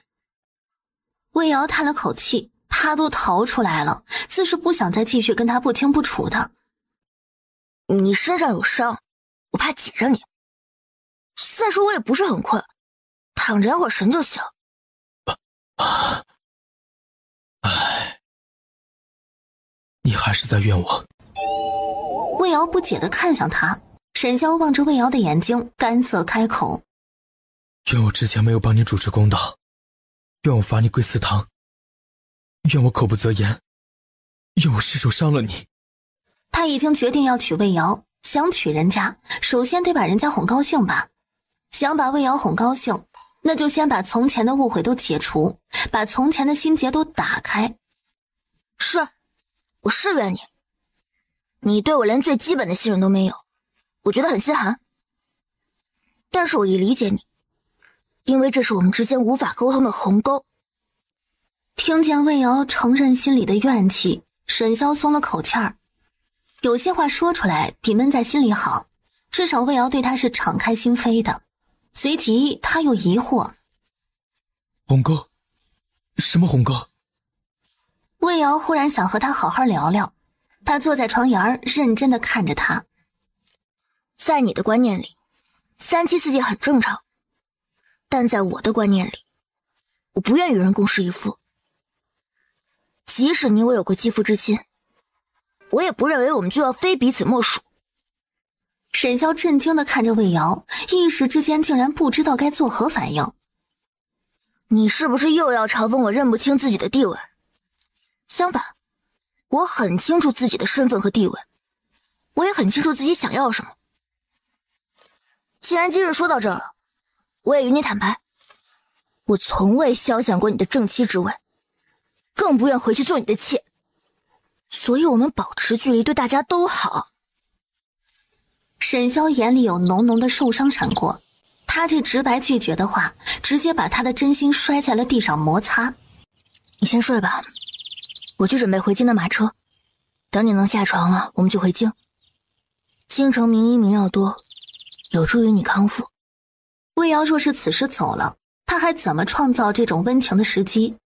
回京，回到京城，他们不就又回到了原点吗？沈萧心下着急，又找不到用什么方法留下他，心下一急，他脱口而出：你不许走，你偷了我的东西还没还给我。你少冤枉人啊，我从不偷别人东西。你偷了我的心。沈萧定定地看着他，第一次表白有点紧张。什么？魏瑶反应过来后，脸一红，结巴了。沈萧的脸更红，他活了20几年，从来没有如此认真地跟人说过这种黏糊糊的话。我从小到大没什么朋友，也没有兄弟姐妹，多数时候都是孤零零一个人，因此我不知该怎么去关心一个人，也不知喜欢一个人是什么样子的感觉。我从未想过自己有一天会遇到像你这样让我见之喜欢久处不厌的心上人。你让我牵肠挂肚，魂牵梦萦，让我尝到了情的滋味。怪我从前认不清自己的内心，总让你伤心难过。我很后悔，我想弥补。你可以给我个机会，让我爱你，让我长长久久守护你吗？魏瑶看似平静地与他对视，实则他的情绪也是翻江倒海。听见沈萧说喜欢他，他是欢喜的，雀跃的。魏瑶再也骗不了自己，他的心里也是有他的。你的心里就一点也没有我吗？魏瑶垂下头沉默着，他要怎么回答？他该回答吗？那你是喜欢上他了吗？魏瑶仍是低着头，声音满是疑惑。他？谁？西厢。沈潇的声音有些哑，魏瑶抬起头，满头黑线。怎么可能？我和他只是一场交易而已。他答应帮我外祖翻案，我则帮助他解他身上的顽毒。沈潇黯然的心情又明媚起来，他忽然想起什么，冲过身子，一把拉住了魏瑶的手。等我伤好一点，我们就出发去襄阳。你外祖的案子我比齐香知道的更多，只要找到了那位奶娘，你外祖一案就水落石出了。你不要再与齐香来往，他心眼子比马蜂窝都多，万一对你图谋不轨，你叫我如何能放得下心？我只想将你放在我一回头就能看见的地方，你想做什么我都支持你，你别再离开我，好不好？事实上，男人查起来杀伤力不要太猛。我这不是好好的吗？我没有你想的那么弱。我娘死后那3年，我早已练就一身保护自己的本事，要不然你也遇不到清清白白的我啊。沈潇听完一惊，直起身子，怒发冲冠。是谁？竟妄图欺辱你！魏瑶抬头狐疑地看着他，这人前一秒还虚弱无力，后一秒便声如洪钟。沈潇自知露馅儿，心虚地错开魏瑶的视线，又虚弱地咳了咳。你告诉我，到底是谁？我要为你报仇，让他生不如死。有人坚定不移地护着他，说不感动那是不可能的。魏瑶灿然一笑，笑得像个狡黠的小狐狸。仇我已经报了，我给他下了能放倒1头牛的春药，让他当场报废，一辈子报废。沈潇突然觉得那啥有点凉飕飕的，他宠溺地笑了笑，看着魏瑶的眼睛，无比认真道：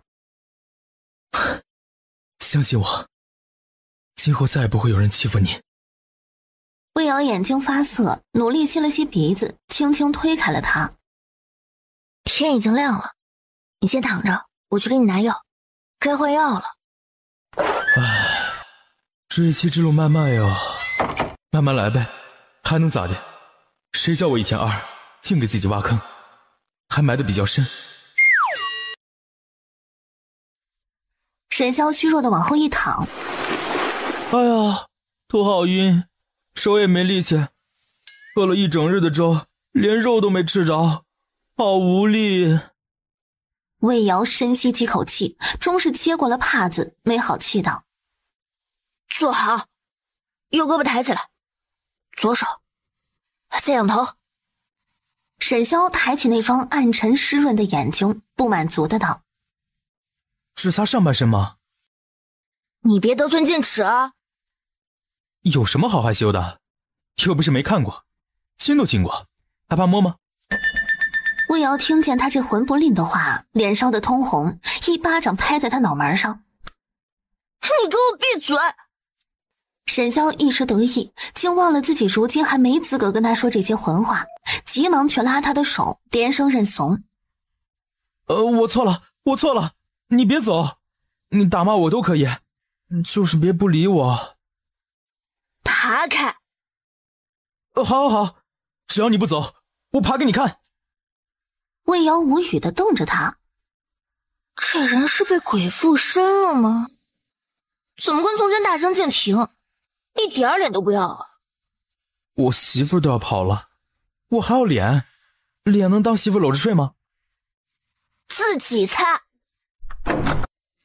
说完之后，砰的一下就将他关在门内。这真是鸡飞狗跳的一天。到了晚上，如何睡又成了个难题。沈潇靠在床头，听完福应带回来的消息后，冷笑一声：呵呵，既然那人想要栽赃陷害于我，那便将计就计。拿纸笔来。爷，您的伤。沈萧脸上的冷笑变成了真心实意的笑。放心，有你家夫人在，很快便能好。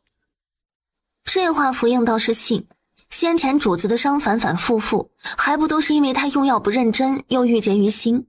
如今找到了魏姨娘了，不对，以后该改口叫夫人了。主子心结已除，只需认真吃药，好好休养，可不很快就好了。把这封信交给殿下，让他找个合适的时机通缉我，对方达到目的必会有所动作，我们等着他接下来的动作便是。这段时间不要来打扰我，有什么重要的事情再飞鸽传书于我。主子，您不回京城吗？不回。他忙着追媳妇儿，回什么京城？沈萧当晚就吃到了魏瑶给他炖的鸡，幸福的都快要冒泡了，这也太好吃了吧！瑶瑶吃鸡腿，瑶瑶吃鸡翅，瑶瑶吃蘑菇。我真的吃不下了，你别再给我加了，自己吃吧。那再喝碗汤，你太瘦了。沈萧的语气就像是在养猪。他面前一堆鸡骨头，一只5斤重的老母鸡，除去魏瑶吃的，剩下的都被他一顿给干完了。魏瑶无语地看着他，这是养了一头猪吧？沈萧被他刺得摇摇欲坠，死死抿着唇，目光受伤且沉痛地看着他。我知道我从前做了许多错事，伤了你的心，我已经知道错了，我也已经都改了，你为何还是不肯信我？我没有不信你，我只是觉得我们三观不同，需要磨合，不想就这么贸贸然的交付自己。我说了，愿意和你从男女朋友开始相处，如若我俩久处不厌，恩爱不移，嫁给你也不是不可以。他很害怕这样的魏瑶，让他觉得很陌生，很难触及，总有一种他随时都会消失不见的错觉。他仿佛下了莫大的决心，缓慢且坚定的道：你方才说的我都接受便是。男朋友就男朋友吧，只要你心里有我，我会向你证明我的真心，让你心甘情愿的嫁给我。你若仍觉得没有安全感，我将我的身家性命全都交给你。若我胆敢变心，你便将身无分文的我赶出去。我保证今后没有人会欺负你，也没有人敢陷害你。只要你想要的，我能给的，我都给你。我什么都不要，只要我们长长久久，永不分离。你今后不要动不动就怀疑我，更别动不动就把分开挂在嘴边，这很伤感情，也很伤人心。魏瑶心下微动，缓缓地回抱住了他的腰，轻轻点了点头。好，我答应你。沈萧热情地想以一个热吻结束这场谈话，魏瑶却缓缓地站了起来。你在这里等我，我要去上个厕所，不许偷看啊，不然捶你。沈萧还没有那么没品，虽然他很想看，但君子有所为有所不为，非礼勿视，此为不为。其实我去年在岭南曾见过你一面。魏瑶一脸问号，努力地回想他们去年在岭南何时何地见过面。你在镇南王府见过我？是不是你不准那些千户挑我的？你早就对我见色起意了？沈萧老脸一红，矢口反驳：没有，是在大军要回京的时候，我夜探镇南王府，无意之间闯入了你住的那间屋子，你正在洗澡。我就说你后院有那么多姨娘，我是最晚去的那个，怎么会被最先叫去服侍你？感情是因为你偷看了我洗澡啊？你先听我说完，我什么都没看到。我当时从房帘往下匆匆一瞥，只看见你披着头发坐在浴盆里，吓得我脚下一滑，差点从梁上摔下去。不过外面的追兵就又立即跳窗走了，都差点被镇南王的暗卫给抓到。我谢你个鬼！匆匆一瞥，匆匆一瞥怎么可能会记得我是谁？虽然只是匆匆一瞥，但是瑶瑶姿色绝丽，出水芙蓉更是美得惊心动魄，让为夫见之难忘。一想起当时自己的囧样全都被他给看光了，他就恨不得将他一掌给拍死。你给我说实话，你是不是因为看见了我洗澡才不准那些奸户挑我？好吧，的确是，我想着你都被我给看光了，也不好再赐给其他人，就给自己留着备用呗。我当时也没想到你会是那一批美人中最美的那一个，后来公事繁忙，我就把你给忘了。忘了怎么会又把我给叫出来，还让我被他们极度陷害？这正是我要跟你说的正事。其实我去年去岭南巡营，就发现了镇南王有拥兵自重的嫌疑。那晚我之所以会夜探镇南王府，也是想找到他拥兵自重的证据，却没想到阴差阳错遇到了你。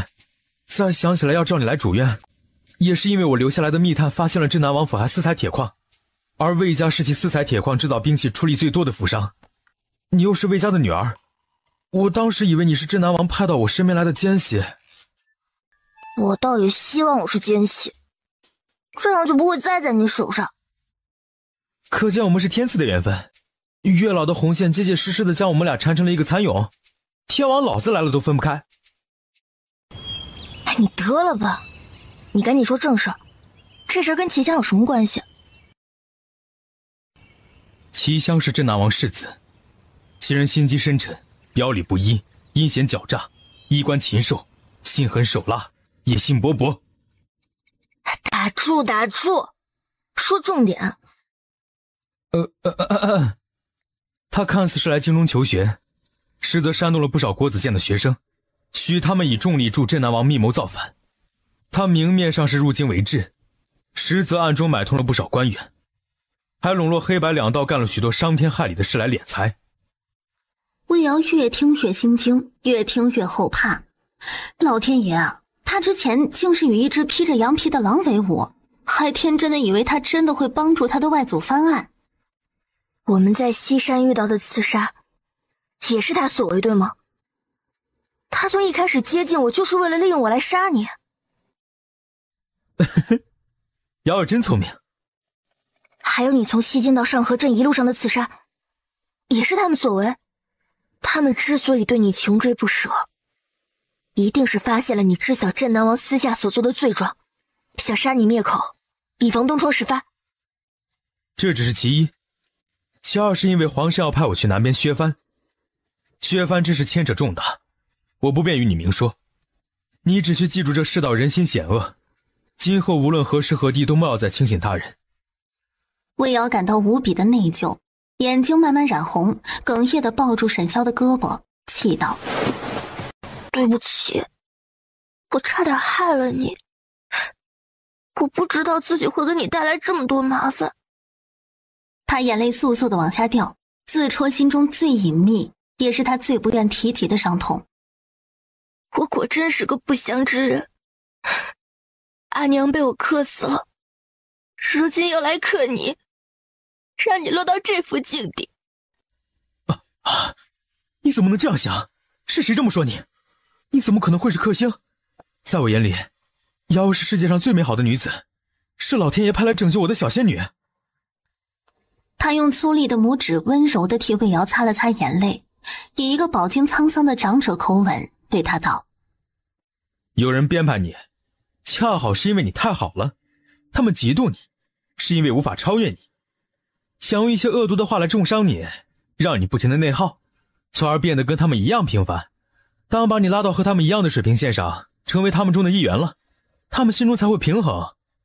世人都见不得别人好，这是通病，不要把旁人的恶强加到自己身上。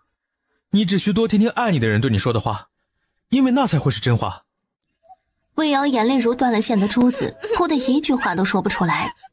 自阿娘死后，还从来没人跟她说过这些话，教她勇敢地直面内心最隐秘的伤疤。两人一路走一路问，终于找到了那处坐落于山脚的村庄。二位是何来历？有何事找我呀？我们是夏家的后人。他激动地朝前走了2步，忽然扑通一声跪在了魏瑶的面前，抓着魏瑶的裙子老泪纵横。小姐，我的小姐呀，你还活着！魏瑶吓了一跳，忙退后一步，弯腰去扶。我不是，您认错人了，您口中的小姐应该是我娘。蒋奶娘噙着热泪，紧紧地抓着魏瑶的手，缓缓地站了起来。像，真像。随即便激动地痛哭起来。太好了，太好了，是小小姐，夏家还有后人。您真的是我娘的乳母？我是。小姐自满月后，便是吃的我的奶水，从小也是由我一手带大。你娘呢？怎么没有跟你一起来呀？我娘她4年前因病离世了。情绪的大起大落让他久病的身子再也支撑不住，两眼一翻，晕倒在了魏瑶肩膀上。这位好汉可是小小姐的后院儿。魏瑶一愣，不禁回头看了沈萧一眼，见他像尊门神似的黑着脸杵在门边，那模样的确有点像。他扑哧一笑，乐不可支。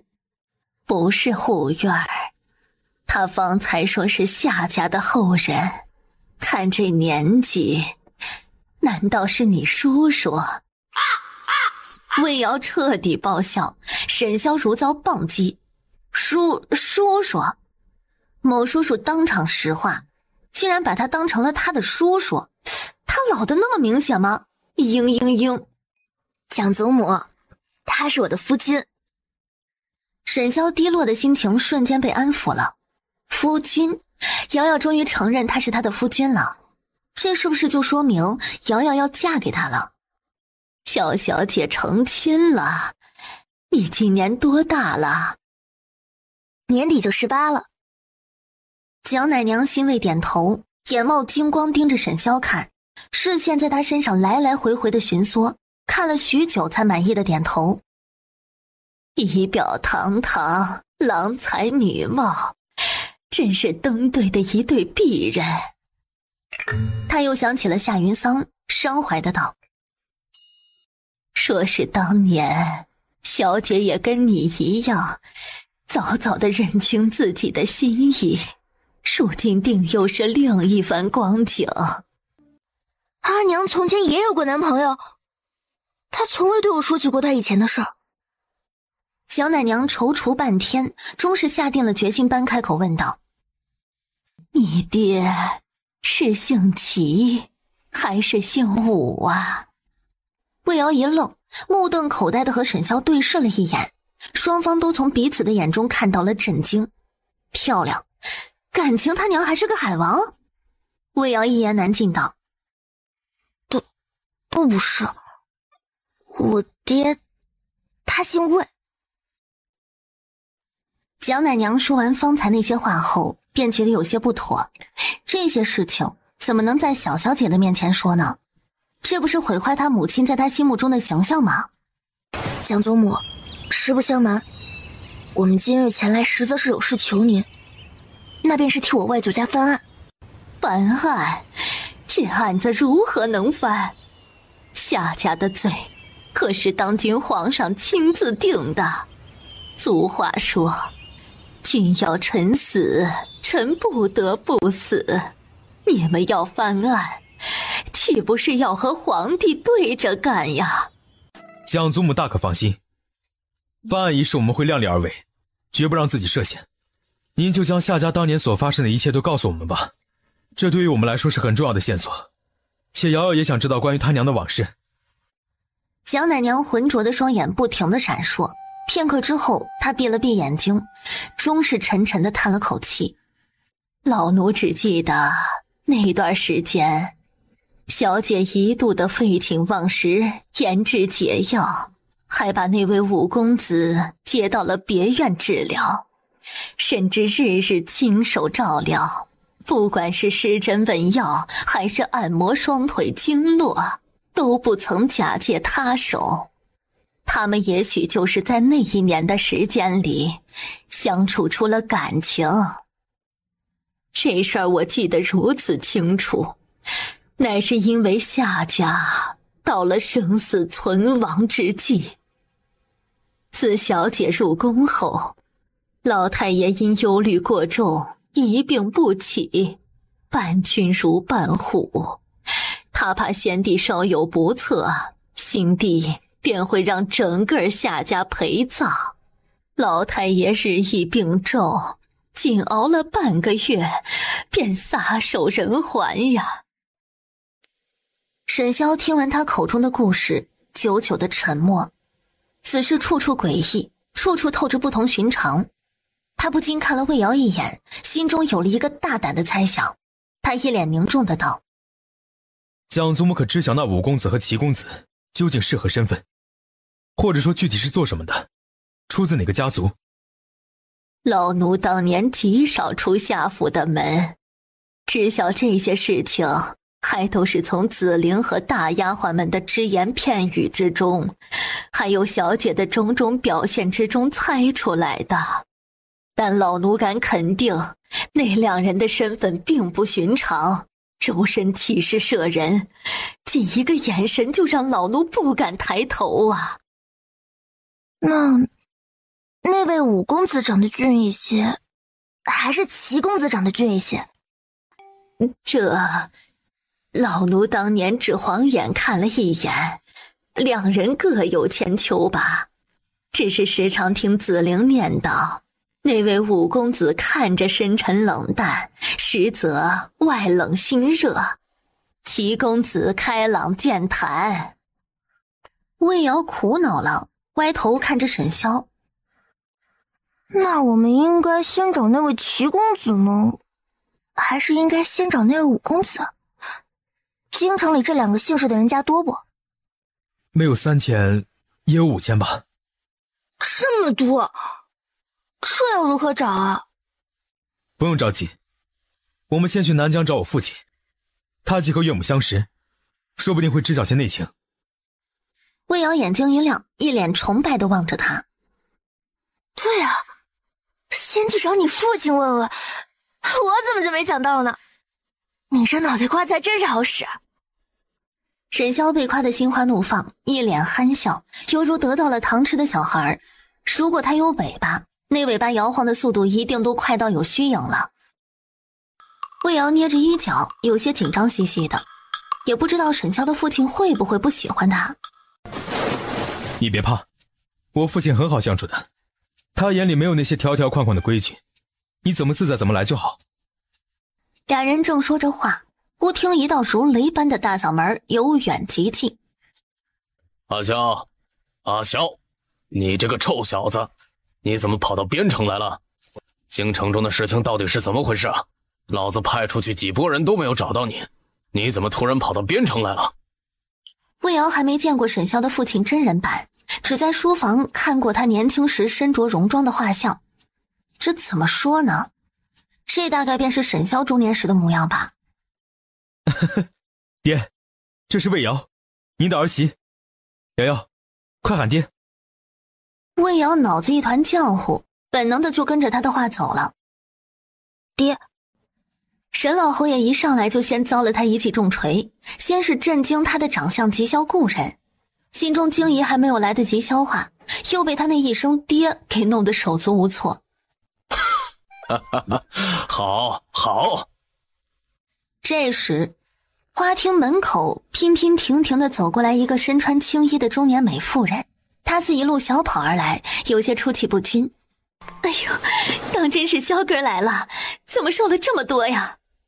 陆姨，这是我的未婚妻魏瑶。这姑娘长得可真俊呐，瞧这小脸儿，漂亮的跟瓷娃娃一样，真好，你俩真是天造地设的一对儿。陆姨是个聪明的女人，侯府就沈萧这么一根独苗苗，她这一生不可能有孩子，便把一腔的母爱都投到了沈萧身上。您近来身子可好？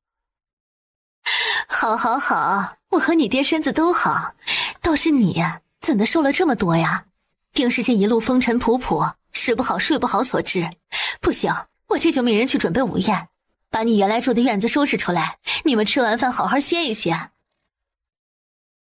沈潇直接拉着魏瑶往前走了2步，将魏瑶的手递到了陆仪手里，温声对魏瑶道：你先跟陆仪回去休息，有什么想吃的都告诉陆仪，不必拘谨，这也是你的家。我和爹有事情要谈，一会儿便来找你。沈潇说完，又对陆仪笑道：陆仪，我可把媳妇交给您了，她害羞，您多多担待。哎呦，没想到你这个榆木脑袋开了窍，倒是比谁都上道。放心，这是咱们侯府的金疙瘩，保证帮你护得死死的。老侯爷见人已经走了，便领着沈潇去了书房。刚一进书房，老侯爷又恢复了大嗓门：你这个臭小子，给我说清楚，怎么回事啊？您问的是哪件事情？是京城的事情，还是我媳妇的事情？先说京城的事吧。京中有人意图造反，想先除了我这个心头大患，但我们根本不知那人具体是谁，敌在暗我在明，局面太过被动，这才将计就计，转为我在暗敌在明，以此引蛇出洞。老侯爷一脸凝重地听沈潇说完之后，眉头皱得能夹死蚊子。到头来受苦受难的还是百姓，这太平江山当真是得来不易，守住更难呢。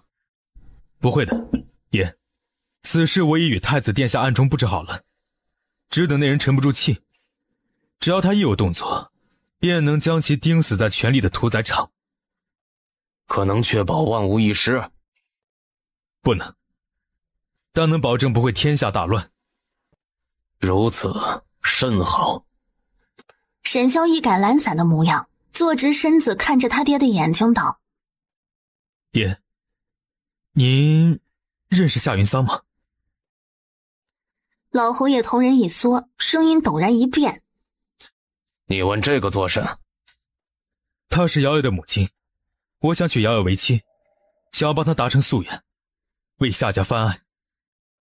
不行，你不能娶他的女儿，更不能追查夏家旧案，你给我到此为止。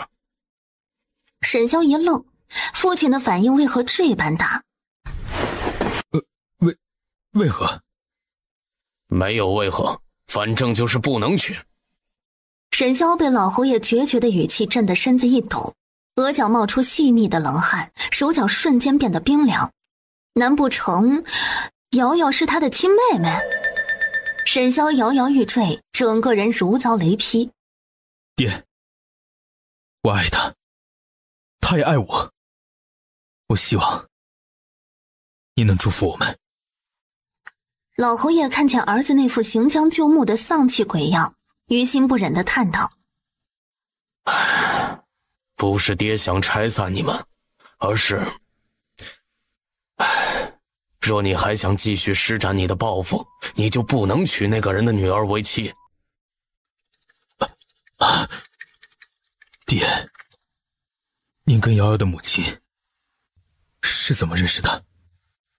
如何相识？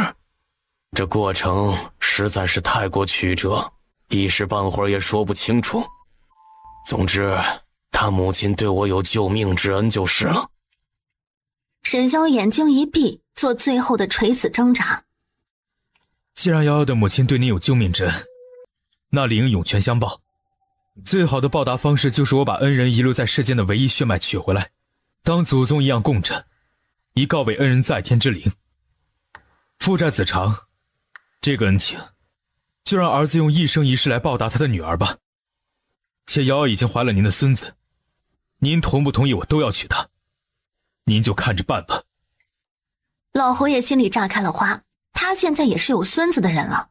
不，管他是谁的女儿呢，必须娶回来。等等，你刚说什么？你说恩人遗留在世间的唯一血脉，怎么会是唯一的血脉呢？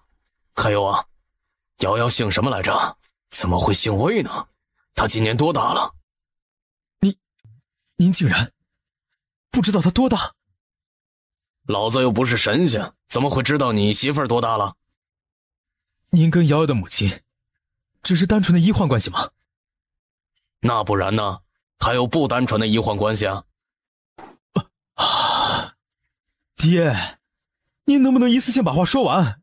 我都要被您吓死了。他懊恼的一巴掌拍在自己脑门上。对哦，他爹见到岳母的时候被人给下了极寒之毒，还是岳母医术高超才救回他爹的一条命，后遗症便是绝了子嗣。如果还能给他生出弟弟妹妹来，陆仪早就生了。你还没回答我的问题呢。他比我小近6岁。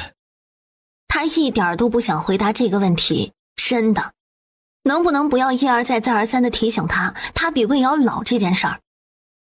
他姓魏，他的父亲是岭南富商魏家的大爷，魏荣。原来是这样，竟是一介商贾之女。爹，您能否告知儿子当年夏家的事？不行，如果你真的想娶魏瑶，那便停止追查夏家的事情，要不然你可能会永远的失去她，你自己掂量着办吧。后果怎会如此严重？此事为父不能告诉你，这是天家秘辛。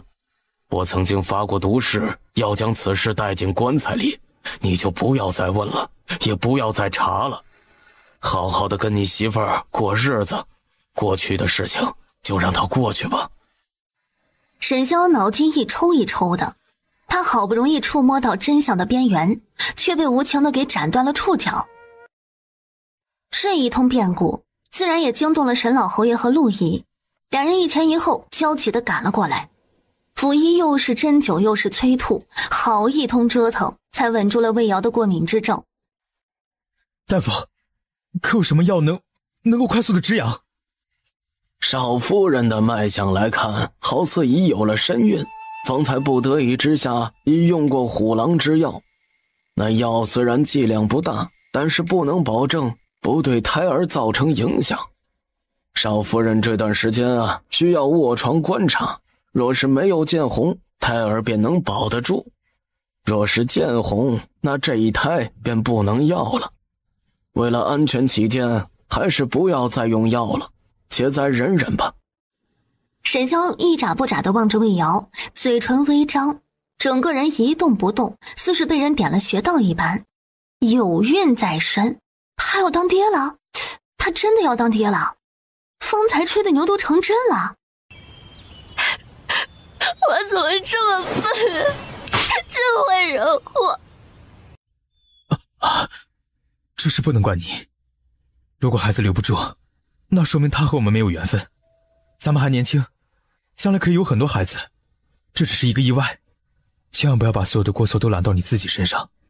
咱们谁也没有料到你会在这个时候怀有身孕，且大夫也说过，留不留得住这个孩子各占5成几率。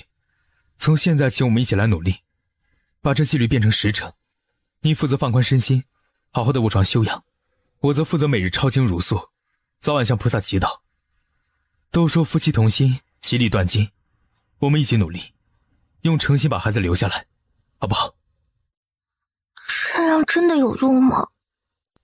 天下之大，无奇不有，万一真的有这方面的神医呢？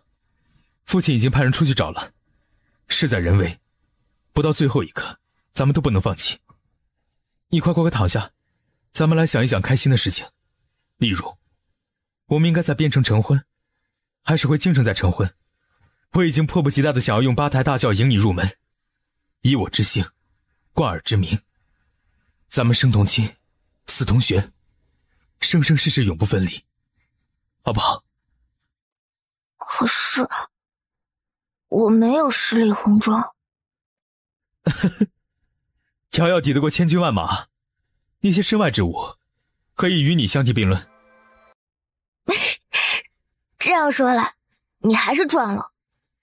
你只出了一份聘礼，我这已经是买1送1了。沈潇看见他笑了，心下才大松了口气。瑶瑶躺了5天，躺不下去了，浑身腰酸背痛不说，整个人都头昏脑胀的，肚子上还长了一圈肉。他抓着头发暴怒道：你再去问问老大夫呀，到底还要躺多久？我觉得我已经没事儿了，能吃能喝能睡，身上也没有哪里不舒服，精神头很足。沈潇比魏瑶更加着急，但是老大夫说过，得躺半个月才能知晓结果。你再忍忍吧，还有10天，最多只有10天。再躺10天，我觉得那时候我就能胖成一个球了，到时候也不需要走路了，想要到哪里去，就可以直接滚到哪里去。胖胖的多可爱，我就喜欢你胖。哼，少给我灌迷魂汤。等我真胖成球了，你怕是看都懒得看我一眼。怎么可能？你胖成2个球我都喜欢。那你觉得小徐厨娘好看吗？小徐厨娘是药膳阁老板的女儿，胖的眼睛眯成一条缝儿，体重200来斤，最大的爱好那就是吃，还一见沈潇误终身，每次来送药膳都是对他暗送秋波。你们哪能一样？你是我心爱之人，情人眼里出西施。两人正争论不休，陆怡满脸笑容地带着一位头发花白、精神抖擞的老嬷嬷进来了。来了来了，你爹终于帮你们找到了妇科圣手，这是边城最有名的稳婆，最擅长的便是保胎育胎和接生育儿。民妇江氏，见过少爷少夫人。江嬷嬷不必多礼，快给内子瞧上一瞧。江嬷嬷看了魏瑶一眼，被他的角色给震惊了一瞬间，回过神之后，又恭敬有礼地对着沈潇和陆怡含蓄道：民妇得需为少夫人脱衣检查身体，还望外人回避一二。沈潇处在室内，一点也没有要退出去的意思。此嬷嬷来历不明，万一对瑶瑶有什么不好的心思该怎么办呢？他得看紧点儿。再说了，他的媳妇儿，他的身体哪处他没看过，还用得着退出去啊？恭喜公子，少夫人腹中胎儿已保住了，只是还需在卧床躺个10来日，因为只有在卧床时，全身的血液才会供给到腹部，有助于稳胎。沈潇大大的松了一口气，脸上挂上了前所未有的开心笑容。好，太好了，赏，重重有赏。他的嘴角还没有来得及咧到耳根，又见江嬷嬷换上了一副凝重的神色。夫人天生耻骨较窄，这样的好处便是有助于男子尽兴，增进夫妻感情。坏处则是产道过窄不利于生产，因此夫人腹中胎儿不宜过大，否则容易难产。我观公子身量颇高，体格强壮，您和少夫人的孩子个头亦不会小，所以一定要加以控制夫人的饮食，少吃米面，多吃鱼虾，前3后3不能同房。沈潇听得双腿都软了，他仔细铭记下所有的注意事项。咱们这辈子只生一个就行了，不管他是儿子还是女儿，以后都不生了。我就要生2个，这样在我们俩100年之后，孩子们在世上还能有个陪伴他的至亲。沈老侯也在门外接话道：生2个怎么能成啊？再怎么也得要生5个呀。他沈家子嗣单薄，好不容易遇到一个能生的儿媳妇儿，可不得多薅点羊毛吗？沈潇看着他们，他一家之主的地位呢，都不把他放在眼里是吧？哎呀，人家小2口想生几个就生几个，关咱们什么事儿啊？咱们争取把身子养好一点，多活个几年，也好帮他们多带几年孩子。这年轻人没了后顾之忧，可不就愿意多生几个了？你说的有道理啊，明日早起跟着我晨练。陆怡满头问号，看着魏瑶红光满面，精神抖擞，沈老侯也笑得牙不见眼。侯府的侍卫快马加鞭，将消息以最快的速度传到了南疆老侯爷的手里。沈潇听了消息之后，心急如焚，坐立难安。你立即起身回去吧，不用担心我。待我能下床之日，边坐马车回来，我会照顾好自己。你母亲的身体重要，她见到你安然无恙，说不定就会好起来了。我如何放心得下你？此去京城相隔千里，这炎夏日赶路，一路上不知会有多颠簸受罪。走慢点不就行了？大不了我坐船回来嘛。水路凉快，还可以看一看沿途的风景，就当是散心。再说，有你在那马车就不颠簸了吗？你先回去，早早将你母亲的身子养好，不耽误成婚吉日才是正理。再拖下去，我这肚子大了，可就要成为全京城的笑话了。你想让我一辈子被人戳脊梁骨吗？谁敢笑话你？看我不灭了他！那京中的长舌妇多着呢，你难道能管到人家内宅夫人的嘴巴上去？再说了，我这肚子大了穿喜服也不好看啊。我才不想一辈子只有一次的婚礼留下不完美。我可告诉你啊，你回去得把侯府布置的喜气洋洋。还有，府里一个貌美的婢女都不许有。我要是回来看见了，我就不进门，让你成为全京城的笑话。沈萧见他撅着小嘴的依依模样，心软成了一滩春水，不禁也跟着他憧憬起了他们的婚礼来。瑶瑶，你是上天派来拯救我的小仙女吗？好吧，我坦白，我就是上天派来拯救你的女神仙。如果你对我不好，我就飞走，去回天上。如果你对我好呢，那我就陪你一辈子，甚至下辈子。魏瑶自夸起来毫不脸红，理直气壮极了。仙不仙女的他不知道，他只知道他是上天给他撒在人间的一颗糖。沈萧和老侯爷抵达侯府的时候，老夫人已经从那个体态丰腴、肤白貌美的贵妇人，直接瘦成了干瘪小老太太。你敢把那个狐狸精娶进来当儿媳妇儿，我马上就上吊，让你们喜事变丧事。哎呀，你要是上吊了，那我只有把你的尸体藏进地窖里啊。这再怎么着也得办完了喜事再给你办丧事啊。我可不想我孙儿一生下来就没名没分，这长大被人笑话。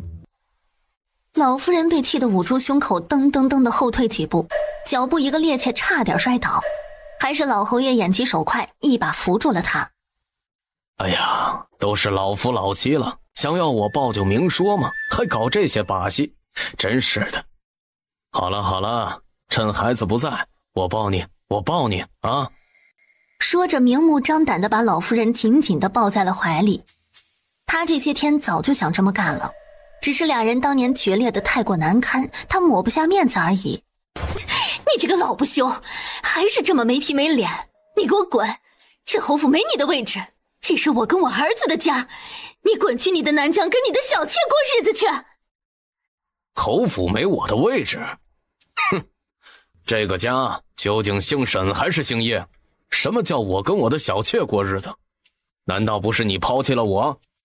你明知道我中毒之后受不得寒，且蜀江大将吴兆不得入京，你仍要执意带着阿萧留在京城，咱俩究竟是谁对不起谁呀？哼，我这都是为了谁？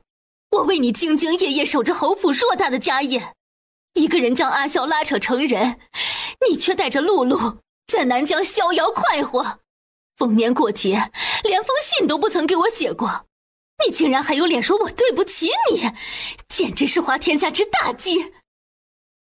老侯爷双目通红，强忍住情绪站起身来，在屋里暴走几圈以平复情绪。如今啊，咱们都老了，从前的事情就让它过去吧。我不再耿耿于怀，你也别再耿耿于怀。不管你信不信，我心里最爱的人始终是你。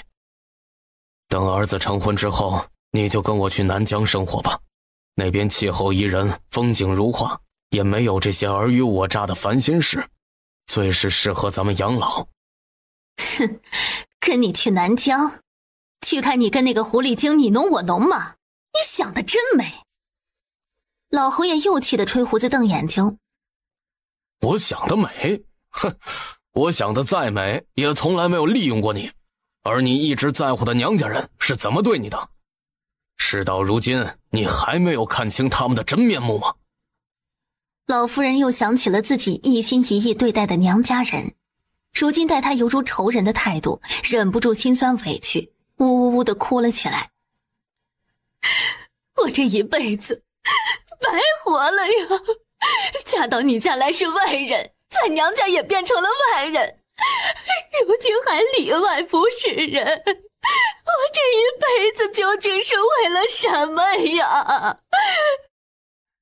老侯爷见他哭得如此伤心，也不忍再刺激他，他别扭地挪动自己的臀部，慢慢地坐到了床边，然后向老夫人坐近了一些，再近了一些。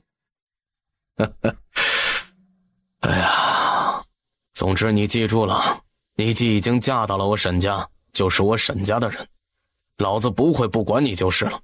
如今你认清了那些人的真面目也好，今后便犯不着再为他们操心了，你就安安分分的跟着我去南疆过清静日子。咱俩100年之后啊，是要葬在一起的，总不能到了棺材里还相互嫌弃，天天打架吧。魏瑶再次醒来的时候，天已经黑透了，屋内没有点灯，黑漆漆的，房内的景致一片模糊。你是谁？随安，这么快就把本世子给忘了？齐香，怎么是你？怎么不能是我？我的毒你还没有帮我解决呢，就想翻脸不认人了？魏瑶紧抿唇，心中又惊又怒。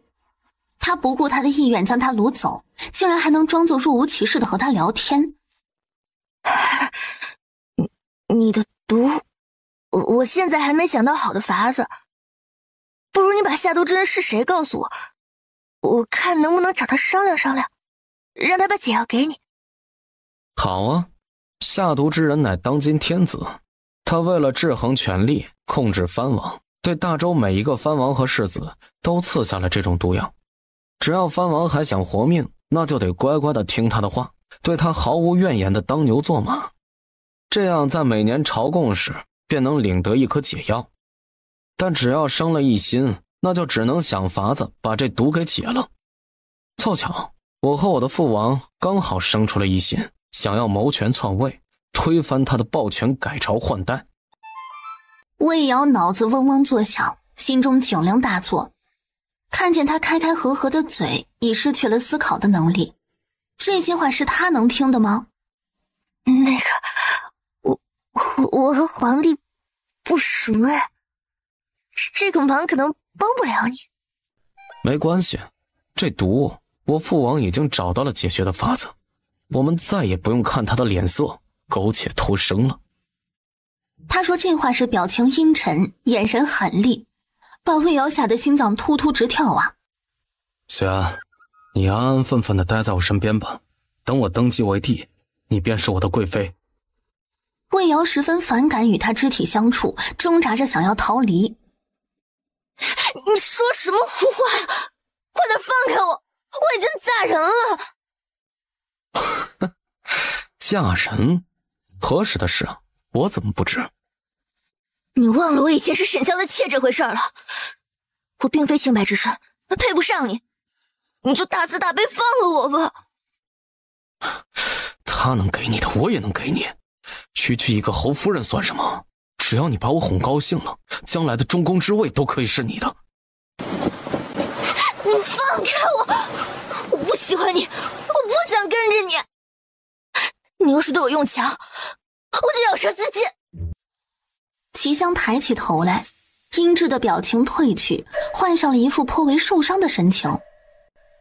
为什么？他曾经对你的种种伤害你都忘了吗？你为何还要回到他身边？我对你不好吗？我从未让你受过委屈，你为何就不能接受我？魏瑶见他有所松动，忙从他身下爬了出来，他抱膝缩在床角，戒备地看着他，开始人身攻击。你那么多女人已经脏了，我嫌弃，沈萧就不一样了，他跟我在一起时还是个黄花大闺男，我得对他负责。齐香扑哧一笑，笑完后认真的看着他，用十分认真的口气问道：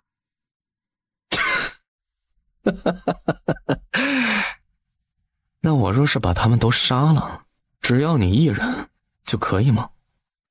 魏瑶牙齿直打颤，连一句完整的话都说不出来，只是防备的看着他，害怕的缩在床角。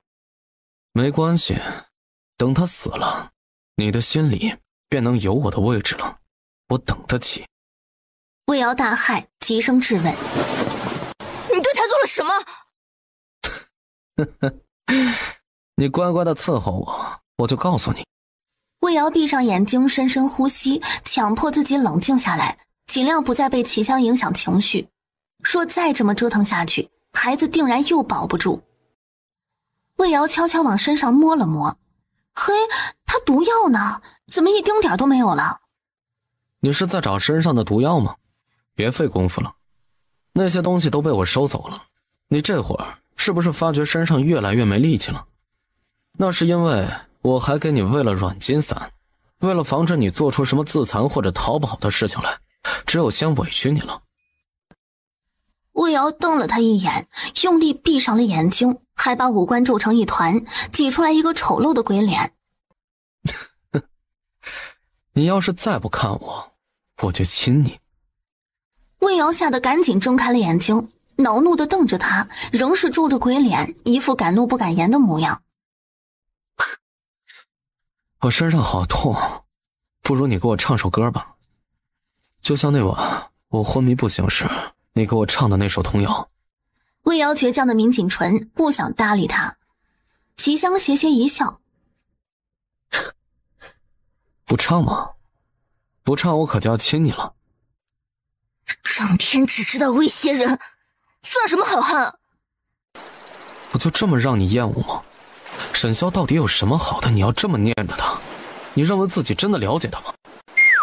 魏瑶翻了个白眼儿，暗自腹诽：他再不好也比你好，只要老娘喜欢他，他就算是坨屎也是香的。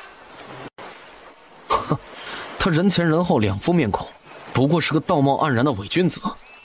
你可知叶太傅家的那位叶真小姐是怎么成了龙将军的妾？她放着年轻有为的沈萧不嫁，偏要嫁到西北那种地方去吃沙子，她脑子被驴踢了吗？叶真那是自作自受，他若不害人，怎么会被害？你说他是伪君子，那你又是什么？你在我眼里就是个彻头彻尾的大魔头，你罔顾人命，为了敛财害了多少无辜的女子。汝南的那伙土匪，还有极乐馆，都是你的手笔吧？是他告诉你的。那他有没有告诉过你，这天下本就是我齐家陪着赵家一起打下来的？这天下本该有一半要归齐家所有，但我齐家先祖却为了天下统一，百姓不受骨肉分离之苦，而主动退居岭南，做了偏安一隅的镇南王。魏瑶乱七八糟的想着，竟不知不觉蜷缩在椅子上睡着了。沈香摸到西厢房屋顶，揭开瓦片，看见的就是这么一番情景。瑶瑶，醒醒，快醒醒！魏瑶听见熟悉的声音，猛地惊醒过来，待看清眼前的人是谁后，满脸的不敢置信。真的是你吗？对不起，我来晚了，让你受委屈了。沈萧感觉到他的身子都在微微发抖，心中更是心疼且愧疚。别怕，我来了，我来了，是我不好，我当初不应该将你一个人留在南疆，以后无论发生何事，就算是死，我也不会再和你分开。他这几日寝食难安，担心的整个人都快要疯了。如今见到他完好无损，他的这颗心又活了过来。你这几日怎么样？有没有受什么委屈？身子还好吗？魏瑶有些愧疚地垂下头，他怎么敢告诉他自己被齐香强吻过这回事儿？不，这件事绝不能告诉他。有，他给我喂软筋散，害我这几日一直躺在床上动都不能动，连如厕都是嬷嬷帮我的，好丢脸啊！沈潇听后心下一松，齐香还派了人来专门伺候他。看来除了给他喂软筋散之外，他并没有让他受什么非人的待遇。你受委屈了，这事绝不能就这么算了。你且等着，有机会为父定会替你报仇。等我逮到齐香，我也先喂他一剂蒙汗药，然后再将他丢进蛇窝里喂蛇。不，把他迷晕了才丢进蛇窝里太便宜他了，他根本就尝试不到什么痛苦就死了。我要拿他来试毒，先是火毒，再是冰毒，然后再是魅毒。我要叫他尝尝什么叫冰火两重天，什么叫求生不能求死无门。俩人依偎着互诉衷肠，一直等到月上枝头，约莫4更天的时候，沈潇才看着魏瑶认真的道：此地不宜久留，趁着现在夜深人静，我试试看能不能带着你逃出去。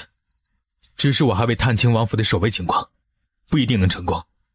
如果失败了，咱们俩恐会被射成2个筛子。要试一试吗？那你方才是怎么进来的？我白日瞧着院外守卫甚多，没道理入了夜守卫反而如此松懈。沈潇知道隐瞒不住他，只得叹了口气，老实的回答：我方才进来时，好似有人故意放水，像是故意诱我来此瓮中捉鳖。你是不是傻啊？明知道别人是故意引诱你来，你还来？知道又如何？你和孩子都在这里，我便不能不来。你快走，不用管我。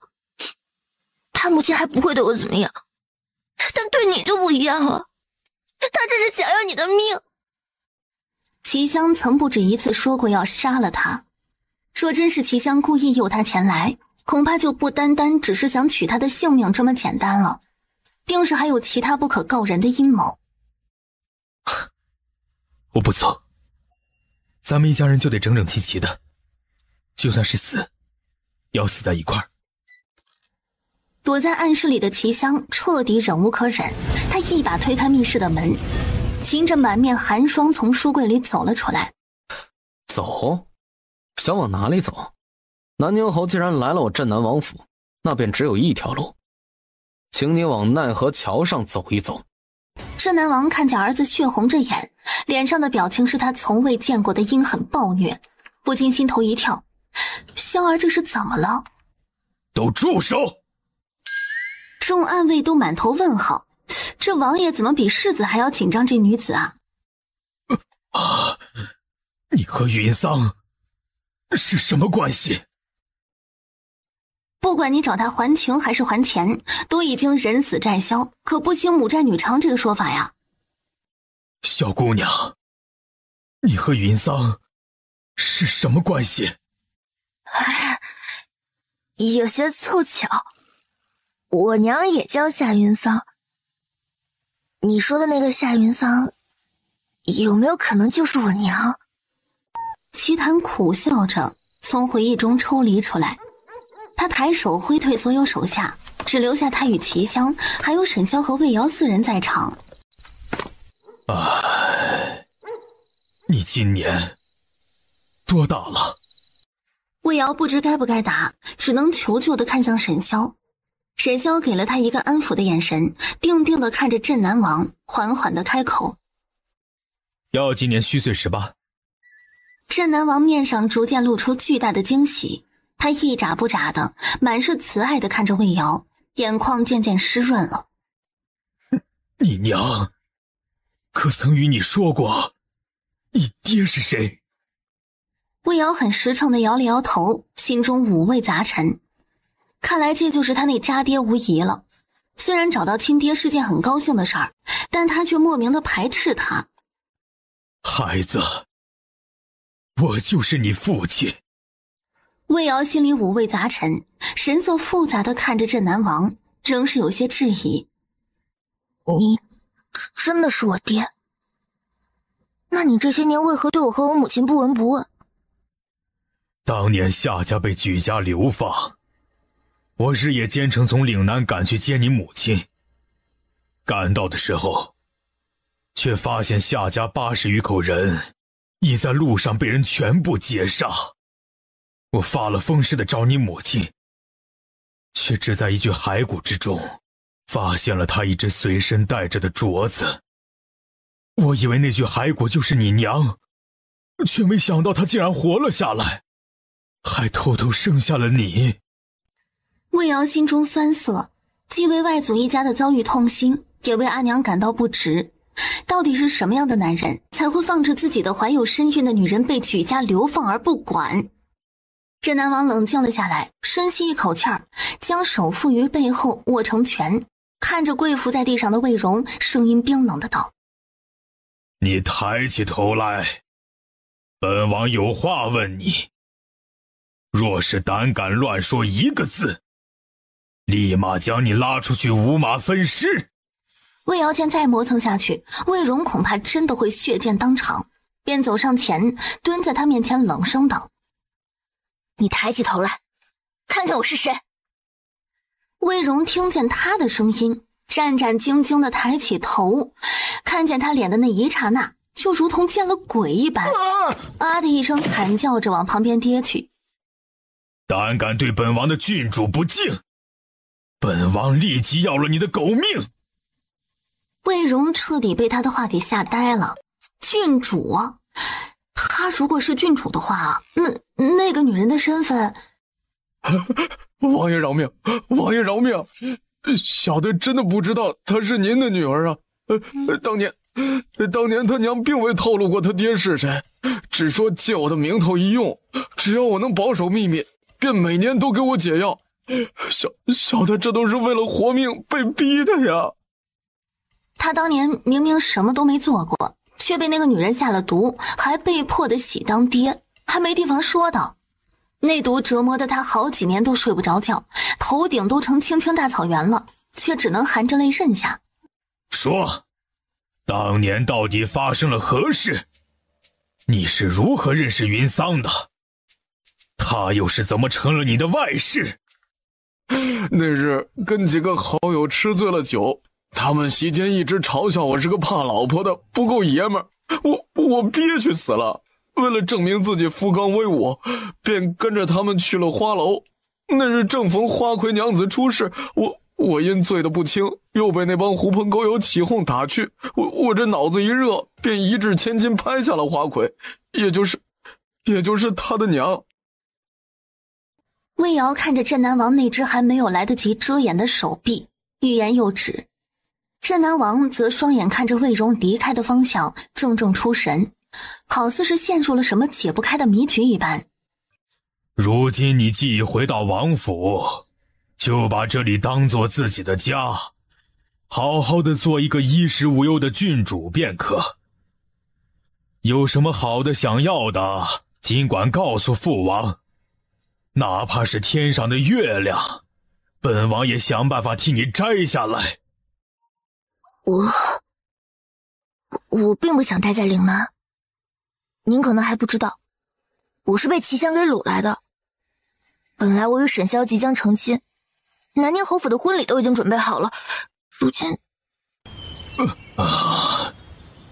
你才多大就要嫁人了？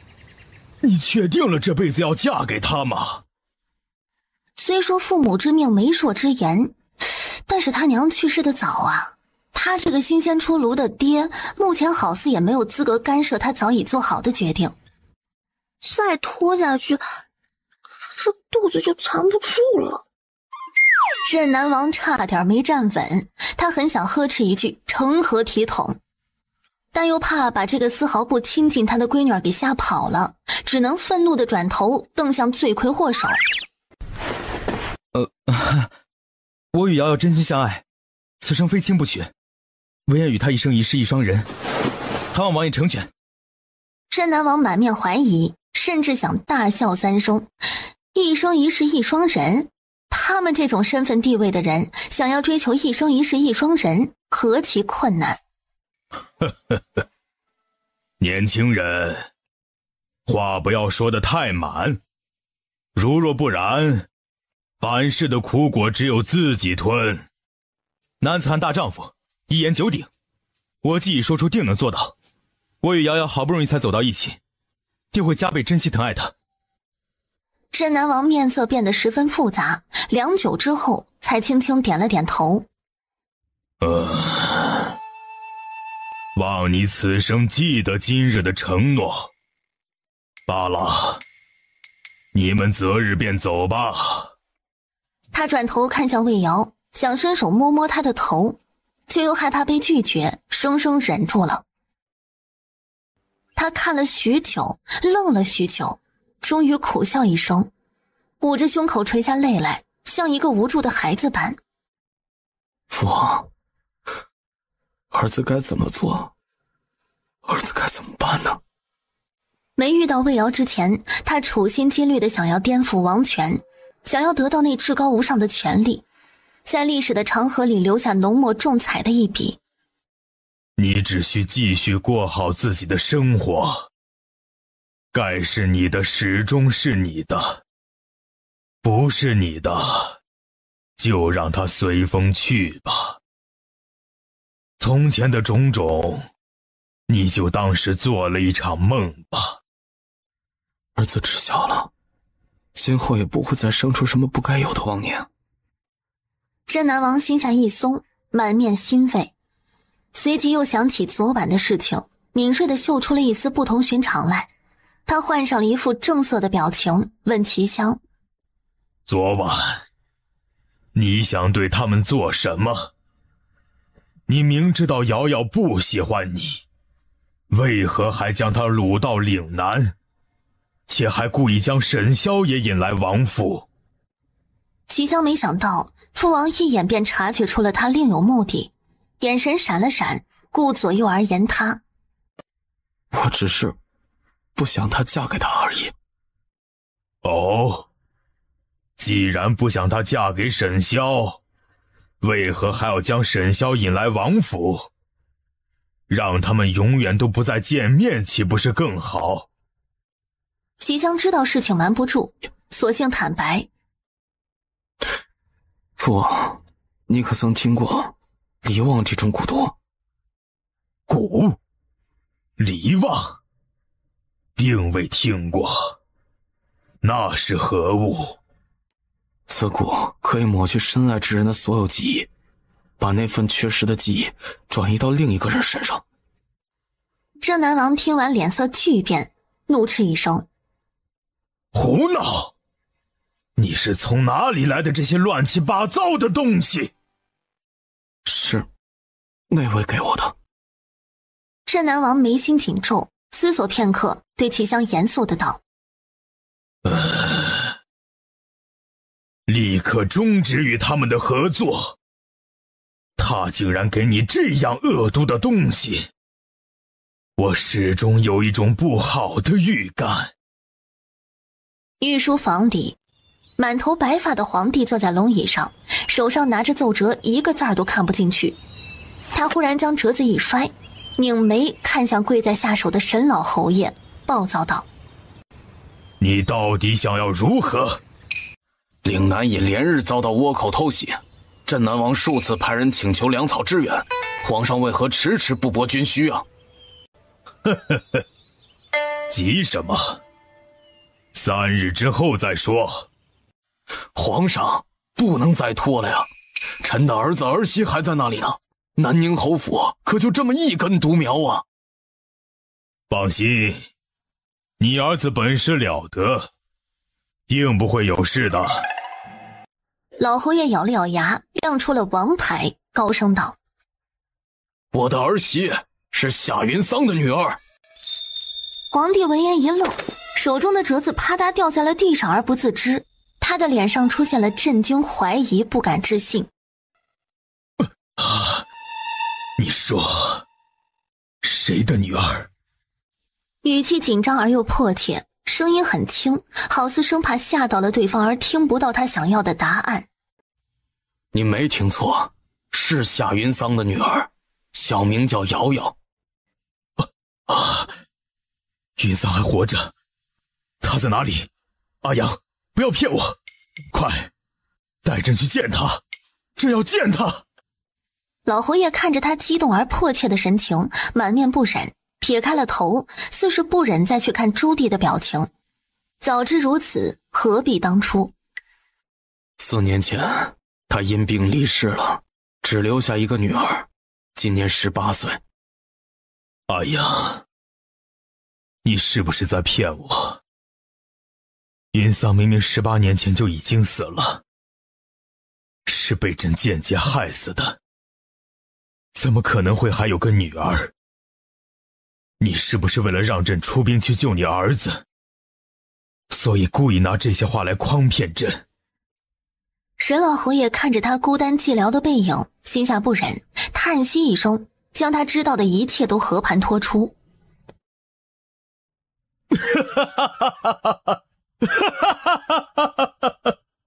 算了，不要再开这种玩笑消遣朕了，朕出兵便是。沈老侯爷看着他孤单寂寥的背影，心下不忍，叹息一声，将他知道的一切都和盘托出。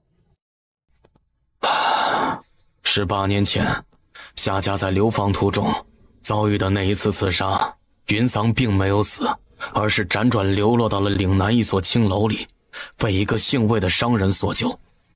他在那庄子里生下一个女儿，母女2人相依为命，一直在那里生活，直到4年前，他因发疾病突然离世，留下了一个名叫魏瑶的女儿。你是如何得知云桑18年前没有死，还流落到岭南生下了一个女儿？那孩子叫魏瑶，姓魏，她到底是谁的女儿？最后一句话近乎嘶吼般分的又急又喘。我也不知道她到底是谁的女儿，但是我瞧着她那双眼睛极像你，而且那小姑娘也对妄果过敏。朱棣闻言满脸震惊，眼睛瞪得老大，怔怔地往后退了一步，嘴里喃喃道：像我今年18岁，你她一定是朕的女儿，快，朕要去见她。他急急地往御书房的门口走了几步，快要走到门口时，好似又想起了什么一般，旋身回来。朕这就拟旨出兵，这就出兵，朕要御驾亲征。他撩起袖子，抬笔就开始写圣旨，写到一半，忽然朝门口大声喊了一句：来人，选太子过来。老侯爷默默看着他这一系列迷惑行为，面上静默，心中得意。就这，他还以为有多硬气呢，果然是护短的主。有本事不要出兵噻，让你的女儿恨你一辈子。没一会儿，太子便到了。一身蟒袍的太子年轻俊美，贵气沉稳，虽年轻却已有了帝王威仪。他规规矩矩地在御书房正中央朝着皇帝行了个礼，恭敬地道：儿臣拜见父皇，不知父皇急召儿臣前来所谓何事？岭南受倭寇偷袭，朕决定御驾亲征，朕走后命你监国，这是传位诏书和羽林军虎符。若朕回不来了，你自行登基便是。对了，朕忘了告诉你，你还有个亲妹妹，朕这就去给你找回来。周帝心中无比雀跃，他终于有理由正大光明地把这烫手的龙椅扔给儿子去做了。他早就想撂挑子不干了，这个位置寂寥又无趣。父皇，你把话说清楚，什么妹妹？就是你母后给你留下的妹妹。哎呀，此事说来话长，你好好监国，等朕回来再与你解释。太子这才想起周帝说他要御驾亲征，急忙拉住皇帝的袖子阻拦。父皇，御驾亲征万万不可，此事非同小可，岭南危险重重，还望父皇三思而后行。他话还没说完，便被周帝回头瞪了一眼。周帝瞪着他，从他手中抢回自己的袖子，坚决道：此事我意已决，谁都拦不住。回去看你的奏折去，记得多拨点粮草给岭南送去，不能遏制你妹妹。我走了，不送。他一溜烟拉着老侯爷跑了，心想这皇帝当的也不是一点好处也没捞着，至少好药好膳成日养着，身体倍儿棒，腿脚灵活，跑得贼快。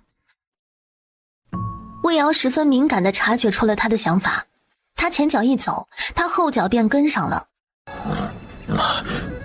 你这一路，你是怎么来的？你不知道你还怀着身孕吗？怎能如此胡闹？魏瑶一脸的灰，那双眼睛却异常的明亮，他眨巴大眼睛望着沈潇，无辜的道：不是你说要夫唱妇随吗？不是你说一家人就得整整齐齐的，就算是死都要死在一块儿吗？我只是听话照做而已，无所之有啊。你不带我来，我总有办法自己找来，你休想摆脱我。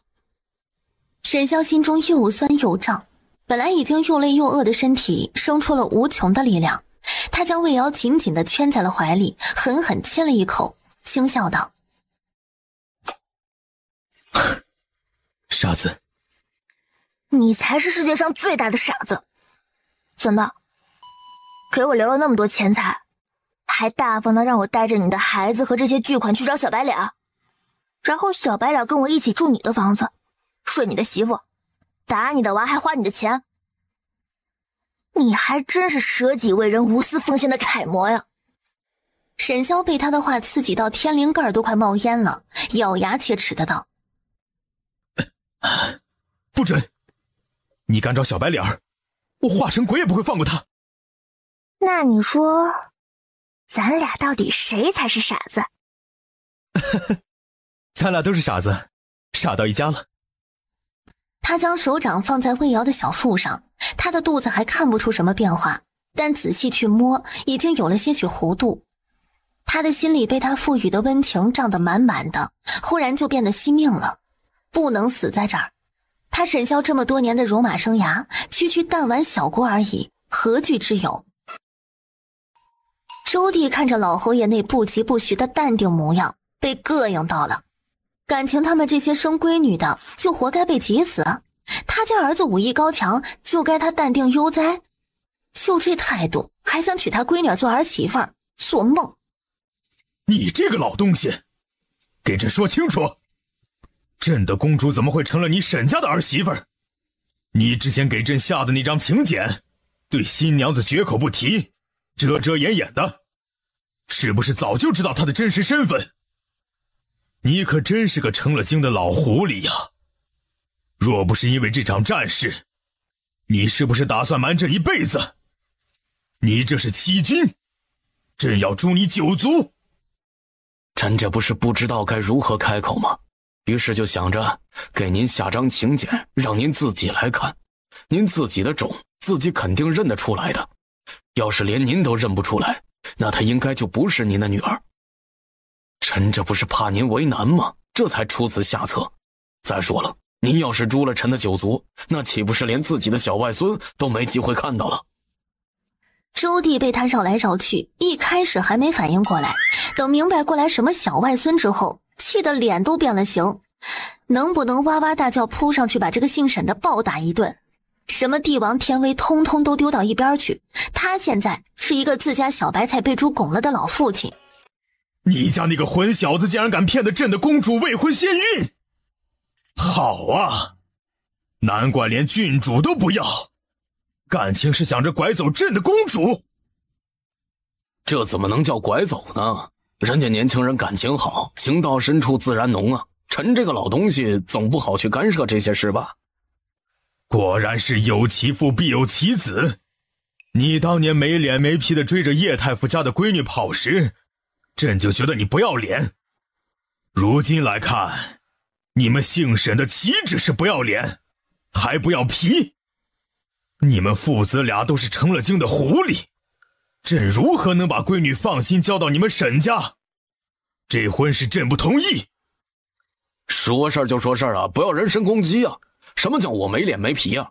我那是敢爱敢恨，不像有些人啊，得不到就求见人家，求见不了又假惺惺的放人家走，结果倒好，蹉跎了这么多年，把自己头发都给熬白了。如果不是老伙伴我慧眼识珠，你恐怕这辈子都不会知道你媳妇儿当年是带球跑的。你懂什么？当年的事情根本就不是你们想的那样。哦？难道夏家举家流放的旨意不是你下的？周地失神地停了下来，想起当年的事情，心中悲愤懊恼。那件事他至今也没弄明白究竟是怎么回事。他当年一定是误以为朕假戏真做，派人杀光了夏家的人，认为朕薄情寡义，辜负欺骗了他，也一定以为朕还想要他的性命，所以才躲到奇谭的地盘，去偷偷生下了我们的女儿。他一定恨极了朕，宁愿不要太子都不愿再回京城。这世间果然没有双全法，他虽然得到了天下，却失去了挚爱，看似权力无边，却一生都活在一个谎言里，甚至这个误会他永远都无法再有机会向他最爱的人解释清楚。阿阳，你知道吗？朕回想起了所有事情的那一刻，简直生不如死。那晚朕一个人在御书房里望着那吃人的龙椅，枯坐到天明。待太阳升起时，朕才发现，朕的头发在那一晚全白了。所以，圣上4年前一夜白头，是因为这件事吗？是啊。他埋泉下泥销骨，我继人间血满头。这一生，终究是我负了他。皇上，事已至此，后悔无用，找出凶手报仇雪恨才是最重要的。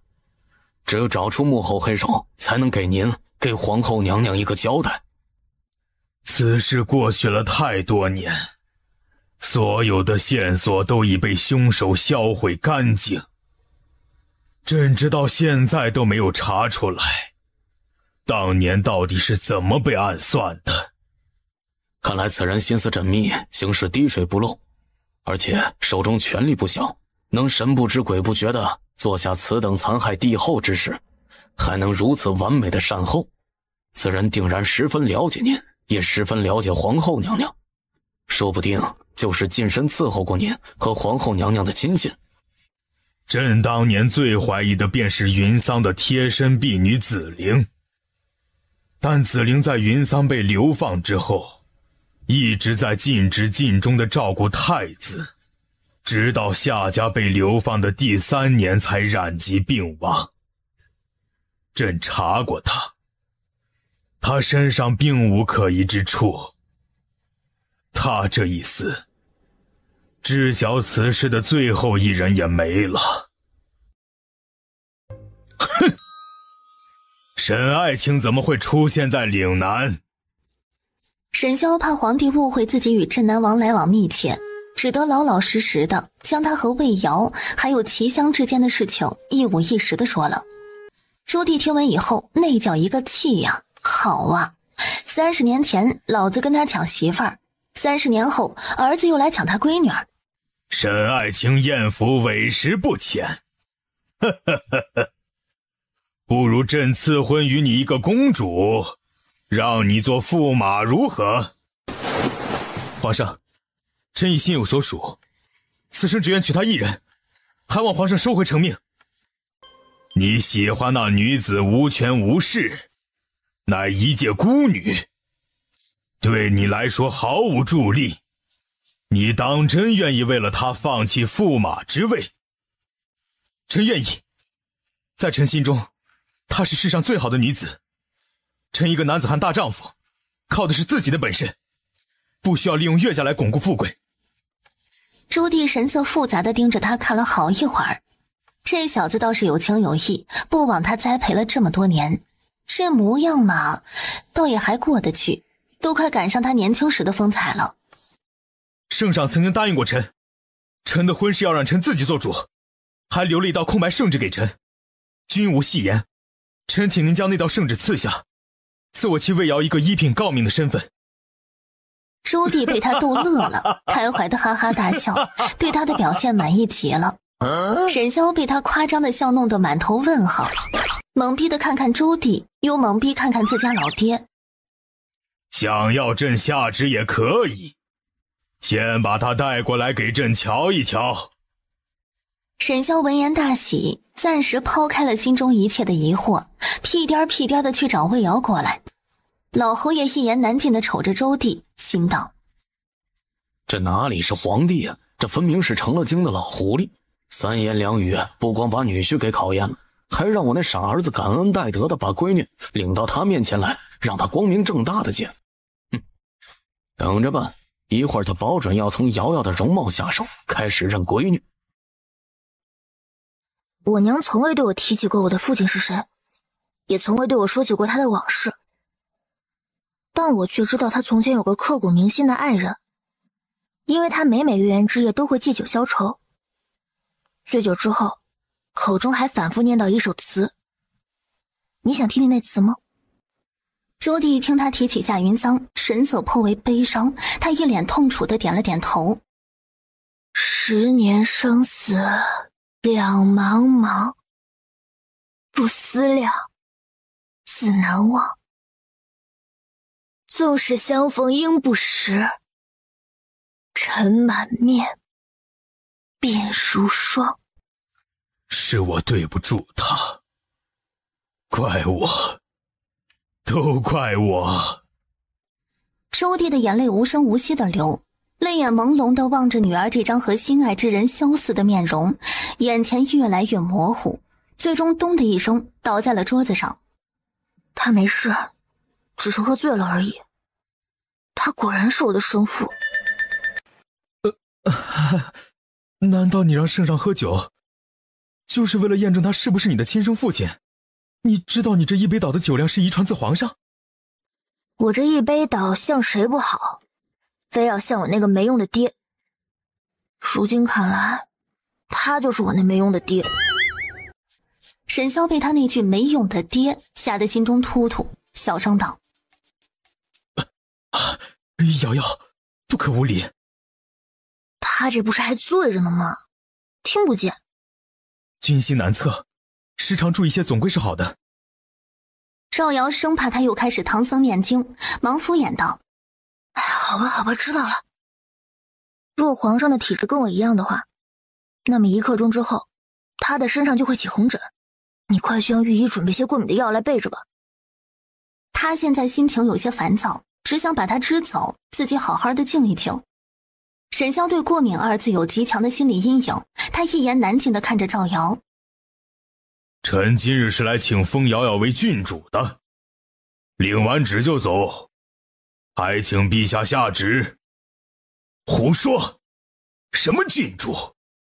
她明明是朕的公主。你贵为一国之君，怎得如此不讲道义？27年前抢走了我的未婚妻，现在又要来抢我的女儿，简直欺人太甚。什么叫你的未婚妻？云桑根本就不爱你，当年分明是你这个阴险小人趁虚而入，骗着他跟你定亲。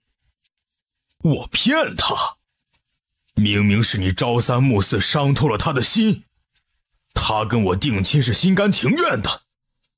如果不是你，她早已是我镇南王妃。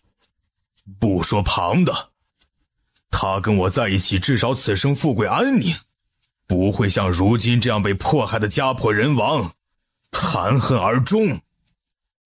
周帝的眼睛瞬间红了。是啊，如果云桑当初嫁的人是齐谭，她的人生是不是就会完全不一样呢？你说瑶瑶是你的女儿，你有什么证据？这我如何证明？那时你做的太绝，将太子抢进宫去，独留云桑在外伤心欲绝，是我及时赶到才阻止了他寻短见。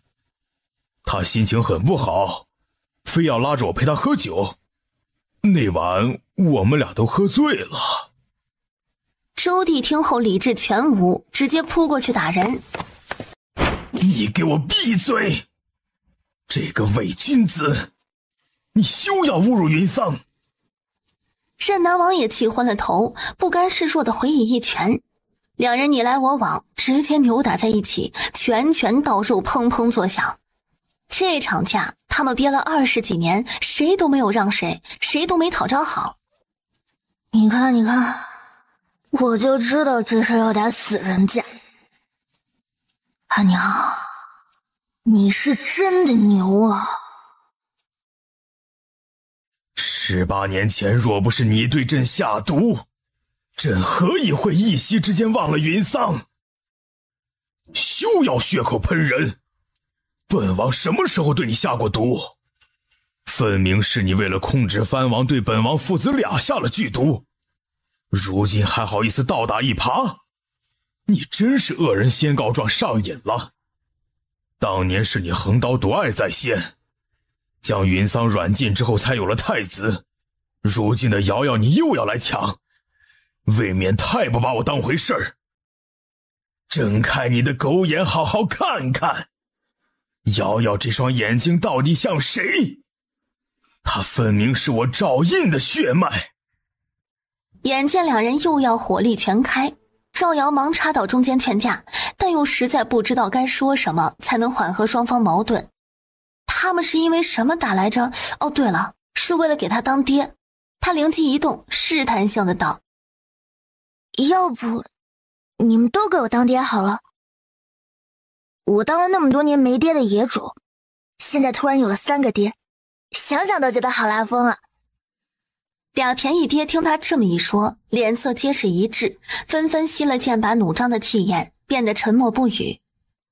王爷，瑶瑶很感谢您的厚爱，但我不能骗您，我确实不是您的女儿。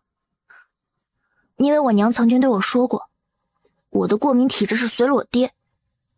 我昨日让陛下喝酒，就是为了证实他到底是不是我亲爹，因为我也是一杯倒的酒量。镇南王再不甘心，但事实摆在眼前，他也只能接受这个真相。我是真遗憾你这么实在乖巧的孩子，竟然不是我生的。罢了，亲不亲生的又有什么关系？干女儿也是女儿。咱俩既然如此投缘，那便继续以父女相称，以全了这份父女情谊。今后无论你在哪里受了委屈，都不要忘记找本王给你撑腰。如今赵瑶的身份还未公开，为了保护她，众人都心照不宣称她为沈夫人。侯爷、沈夫人，你们赶紧去看看陛下吧。陛下自从醒来得知这里是已故皇后的居所后，仅在院子里逛了一圈，整个人就又不好了，身子哪儿不舒服也不说，饭也不吃，一直把自己关在房里，属下都快要急死了。赵瑶看着紧闭的房门，瞬间明白是怎么回事了。他轻轻地嗯了一声，望着沈萧：你在外面等我吧，我进去和他说几句话。周弟此时正趴伏在梳妆台上，也不知是不是睡着了，身子一动不动，背影显得孤寂又落寞。爹，你这是在为了我和阿娘的事难过自责吗？周弟闻言猛地抬起头来，不敢置信地转头看着赵瑶，声音满是激动：你刚刚叫我了，你可认我了？我认不认你，你都是我爹，这是无法改变的事实。且你和我娘之间的事，是你们上一辈的恩怨，我作为晚辈不敢越矩评价。但我娘从来没有在我面前说过关于你不好的话，也没有贬低或丑化你的形象。我想我娘应是不恨你的，要不然她做不到如此坦荡。我现在已经没有了娘，不能再没有爹。我好不容易找到你，不认你岂不亏大发了？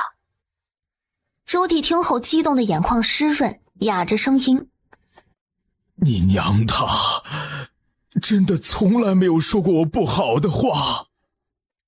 赵瑶点了点头，心中却在腹诽。阿娘何止是没说过关于你不好的话，她连提都没提过你这个人。既然要先成婚，便不能没有府邸。朕原打算为他修建一座全京城最豪华的公主府，但袁家大患未除，此事只能秘密进行。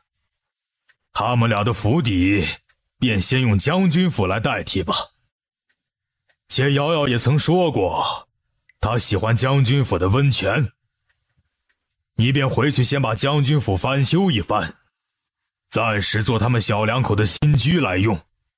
等朕的公主府修葺好了，再让他们搬过去，你看如何？其实南宁侯府也能作为他们的新房。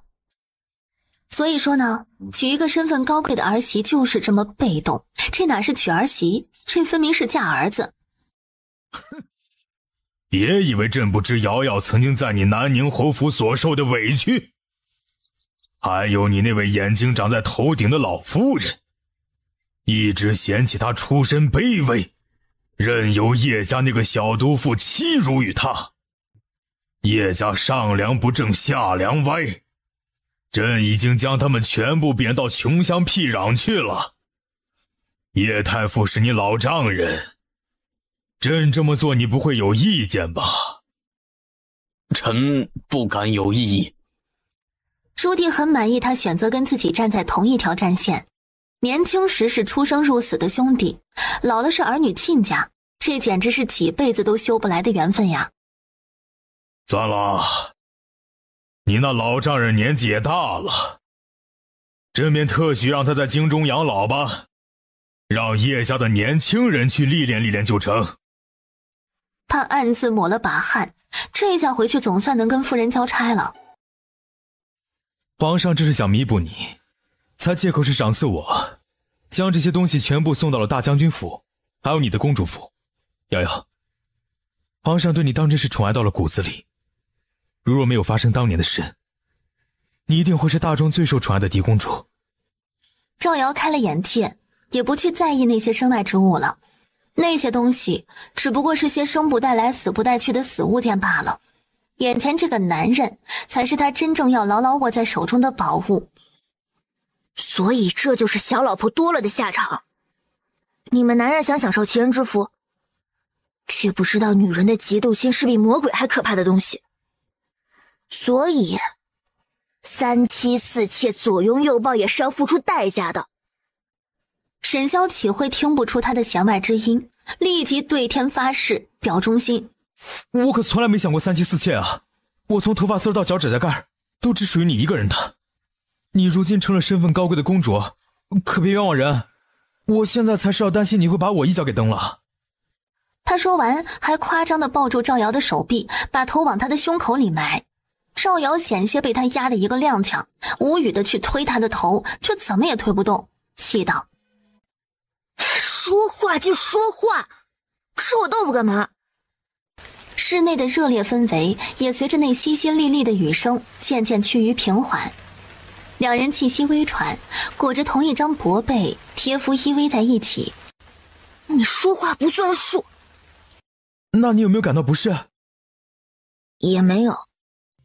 就是嘛，亏你还是大夫，你能不能有点常识？怎么可能会戳到？你这脑袋瓜当真异于常人。那你又是怎么知道不会戳到的？沈萧怎么会告诉他？他早就红着脸找江嬷嬷将这些事情事无巨细的都问了个底儿朝天。他要脸好吗？哼，不说算了。我说，我找江嬷嬷问过，她说只需要动作轻些、慢些，你没有感到不适就没什么问题。你找江嬷嬷问过，还问她要怎么做？赵瑶一想到他竟然和江嬷嬷讨论过他们俩娘娘降降的事情，就恨不得找个地方钻进去。这他喵岂不是他的大型社死现场？他以后还怎么好意思面对江嬷嬷？陛下，您为何这么瞪着臣妾呀？是臣妾做错了什么事吗？毒妇，事到如今你还在装傻充愣。18年前，你竟敢对朕下蛊，说，你到底是如何将李王那种歹毒的蛊下在朕的身上的？你到底还背着朕做了多少伤天害理的事？陛下，臣妾能做什么伤天害理的事情啊？臣妾所做的一切，还不都是被您给逼的？我只是拿回属于我自己的东西而已，何错之有？他表情渐冷，浑身的气质变得阴郁怨毒，犹如一条吐着信子的毒蛇，亮出了隐藏在皮囊之下的毒牙。他满脸怨毒的道：陛下一定想不到吧？你心目中善良单纯千好万好的夏昭玉，他也有被人背叛的那一天。18年前给你们下蛊的正是他的贴身丫鬟紫菱。你是不是很疑惑，对夏昭玉那么忠心耿耿的紫菱怎么会背叛他情同姐妹的主子呢？朱棣的眼睛因为充血而变得猩红，牙齿咬破了腮帮子，犹不自知，心中的愧疚与心疼犹如一张密网，箍得他透不过气儿来。陛下还不知道吧？紫菱也偷偷地爱上了您啊，她也想做您的后妃啊。可是夏昭玉太过霸道，只想一人独占着您，这岂不是断了他所有的念想？而夏昭玉口口声声和他情同姐妹，却不愿意和他分享您的宠爱，而是要给他指个男人嫁出去。那就不要怪紫菱会背叛他。我只是允诺了他一个嫔妃的位置，他就心甘情愿地做了我手中最利的那一把刀。瞧瞧，我们女人的爱多卑微啊！他好似想到了什么极度兴奋之事，脸上的表情变得兴奋且癫狂。真正害死他的凶手，应该是你才对啊！是你亲自下旨将夏家流放，给了我顾兄杀人的机会。我让那个贱人眼睁睁地看着他的家人在他眼前惨死，我还命人把他卖到青楼，让他做一个人尽可夫的妓女，让他一辈子都只能活在无尽的折磨与痛苦之中。从这一刻起，赵瑶这个名字彻底成了过去式。她摇身一变，成为大周最尊贵的正德公主，更名为赵玉瑶，也与从前那个地位卑微的魏瑶彻底划清了界限。瑶瑶，你知道吗？陛下已经昭告天下，将南疆赐给了你做封地，连带着南疆的军队也全都赐给了你做私兵。这是大周建国以来史无前例的事情。你是第一个拥有封地的公主，也是第一个有私兵的公主。陛下对你当真是宠爱到了骨子里。什么？封地？私兵？这他没听错吧？这样一来，他岂不是就成了南疆的女皇帝？是啊，你如今的身份地位，可真是让我仰望仰止。为夫今后可就得跟着你混了。没问题。那些私兵有多少？钱都给你来领。陛下拨给你的私兵有10万，再加上父亲手中的兵力，岭南共有25万大军。这么多人，那每天得吃多少粮食？每个月得发多少饷银啊？我养得起吗？饷银和粮食自有朝廷负责，你无需操心。你只需每年阅兵时，淡定地坐在高台之上，接受士兵们的朝拜即可。真的？这么多人都不用我出钱养吗？不用。南疆比邻交趾，这25万大军不仅是你的护卫，也是大周抵御交趾的一道屏障，所以粮饷得由朝廷来发。这样啊，这些国事我完全不懂，你教教我呀，不然被人笑掉大牙怎么办啊？沈萧宠溺地揉了揉他的脸，他的瑶瑶就是这么自强自立，明明可以靠着公主的身份衣食无忧，却依旧要靠自己的本事立于世间。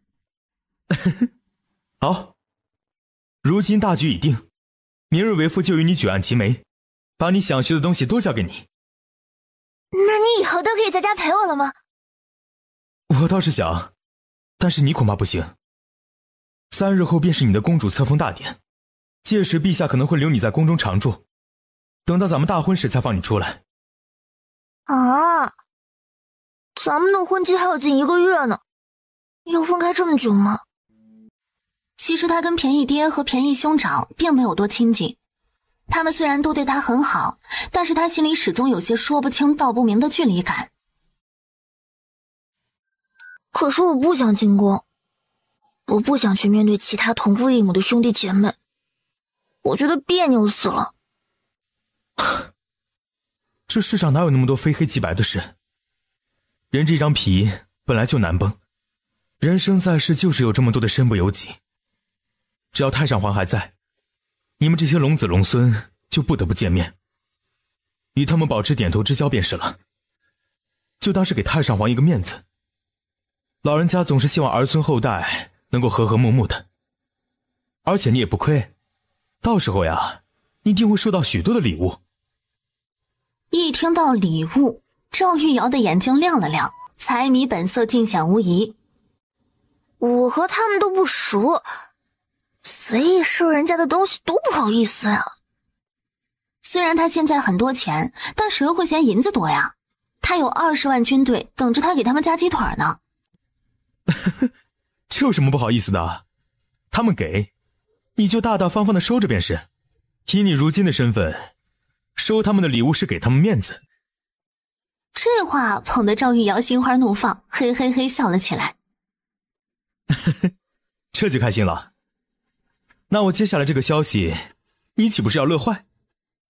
赵玉瑶闻言坐直了身子，双眼冒光地看着他。什么消息？你快说。太上皇问我他的赏赐中你最喜欢什么，我说你最喜欢那堆金子，你猜他怎么着？难道他又给了我一堆金子？沈萧一副你格局小了吧的表情，憋着笑道。太上皇听说你喜欢钱，特意画了一所甲字号钱庄在你名下，说你想花钱就直接去取就成，想取多少取多少。他说着颇有些牙酸。怎么办？为父感觉快要被你父兄给比下去了，娘子会不会嫌弃为父穷？怎么会？我的就是你的，你的也是我的。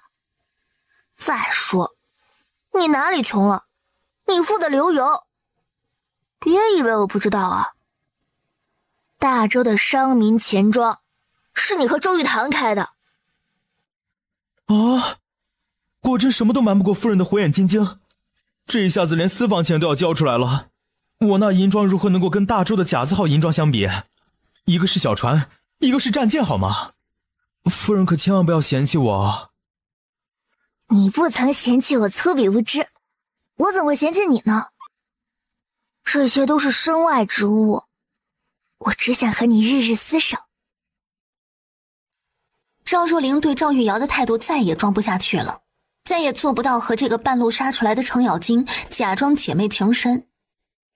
妹妹多吃些鱼也是极好，听说这鱼吃的越多，肚子里的孩子就越聪明。姐姐当年怀宝儿的时候也是顿顿离不开鱼呢，宝儿生下来后聪明伶俐极了。她正想和三公主讨论讨论为何孕妇鱼吃的多，孩子比较聪明这一科普，就听见三公主话锋一转，颇为好奇地看着她的肚子道：瞧着妹妹这身孕快5个月了吧，不知驸马爷是朝中的哪位大臣呢？所有人都伸长了脖子翘首以盼，都在等着看这位正德公主的驸马究竟是何方神兽。他这也太会下注了，竟然押中这么大一块宝。我的驸马呀，三姐姐一定也认识，就是南宁侯沈骁嘛。这个乡巴佬说什么？他的驸马竟然是沈骁？是那个风神俊朗、天资卓然的沈骁？是那个他年少时爱而不得、求而不得的沈骁？怎么可能会是他呀？父皇，沈骁在外面等我呢，要不然让他进来一起吃。你这孩子，人家在外面等你，你怎么不早说？儿臣这不是想着今日是家宴，他还没有过明路，不方便带他一起进来吗？这有何好忌讳的？早晚都是一家人。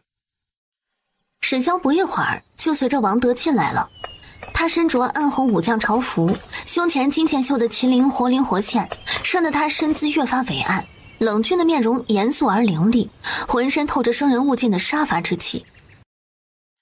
一声响亮的贺喜声打破了赵玉瑶的沉思，他顶着薄如蝉翼的大红盖头，抬眼往前看，影影绰绰间看见一身大红喜服的沈骁骑着高头大马缓缓朝他而来。瑶瑶，你是我大周的公主，要时刻谨记自己的身份。今后若是沈家敢给你气受，你就告诉兄长，兄长接你回家，以后哥哥养你。沈骁都愣了，难道摆平了情敌，今日娶媳妇儿最大的绊脚石竟然是大舅子？他生怕武帝突然给他来一句：瑶瑶年龄尚小，不若晚些再嫁，我看今日婚礼就算了吧。之类的话，吓得他赶紧扑通朝两位皇帝跪下，大声表忠心道：皇上请放心，臣今后一定会一心一意对待公主。她叫臣往东，臣绝不往西；她叫臣洗碗，臣绝不洗衣。突然有点鄙视他是怎么回事？太上皇原本沉重的心情都被沈骁给逗笑了，看来这女婿还蛮上道的嘛。朕今日就把女儿交给你了，愿你今后能好好待她。如若不然，朕会毫不犹豫地把她接回宫来。请陛下放心，小婿将瑶瑶看得比自己的生命更重要，绝不会让她受一丝一毫委屈。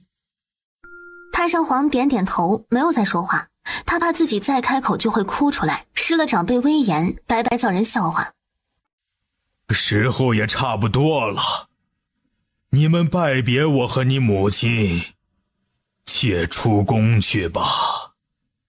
长长的公主仪仗队从宫门处一直延伸到宣武门，真正是奴仆千人，十里红妆。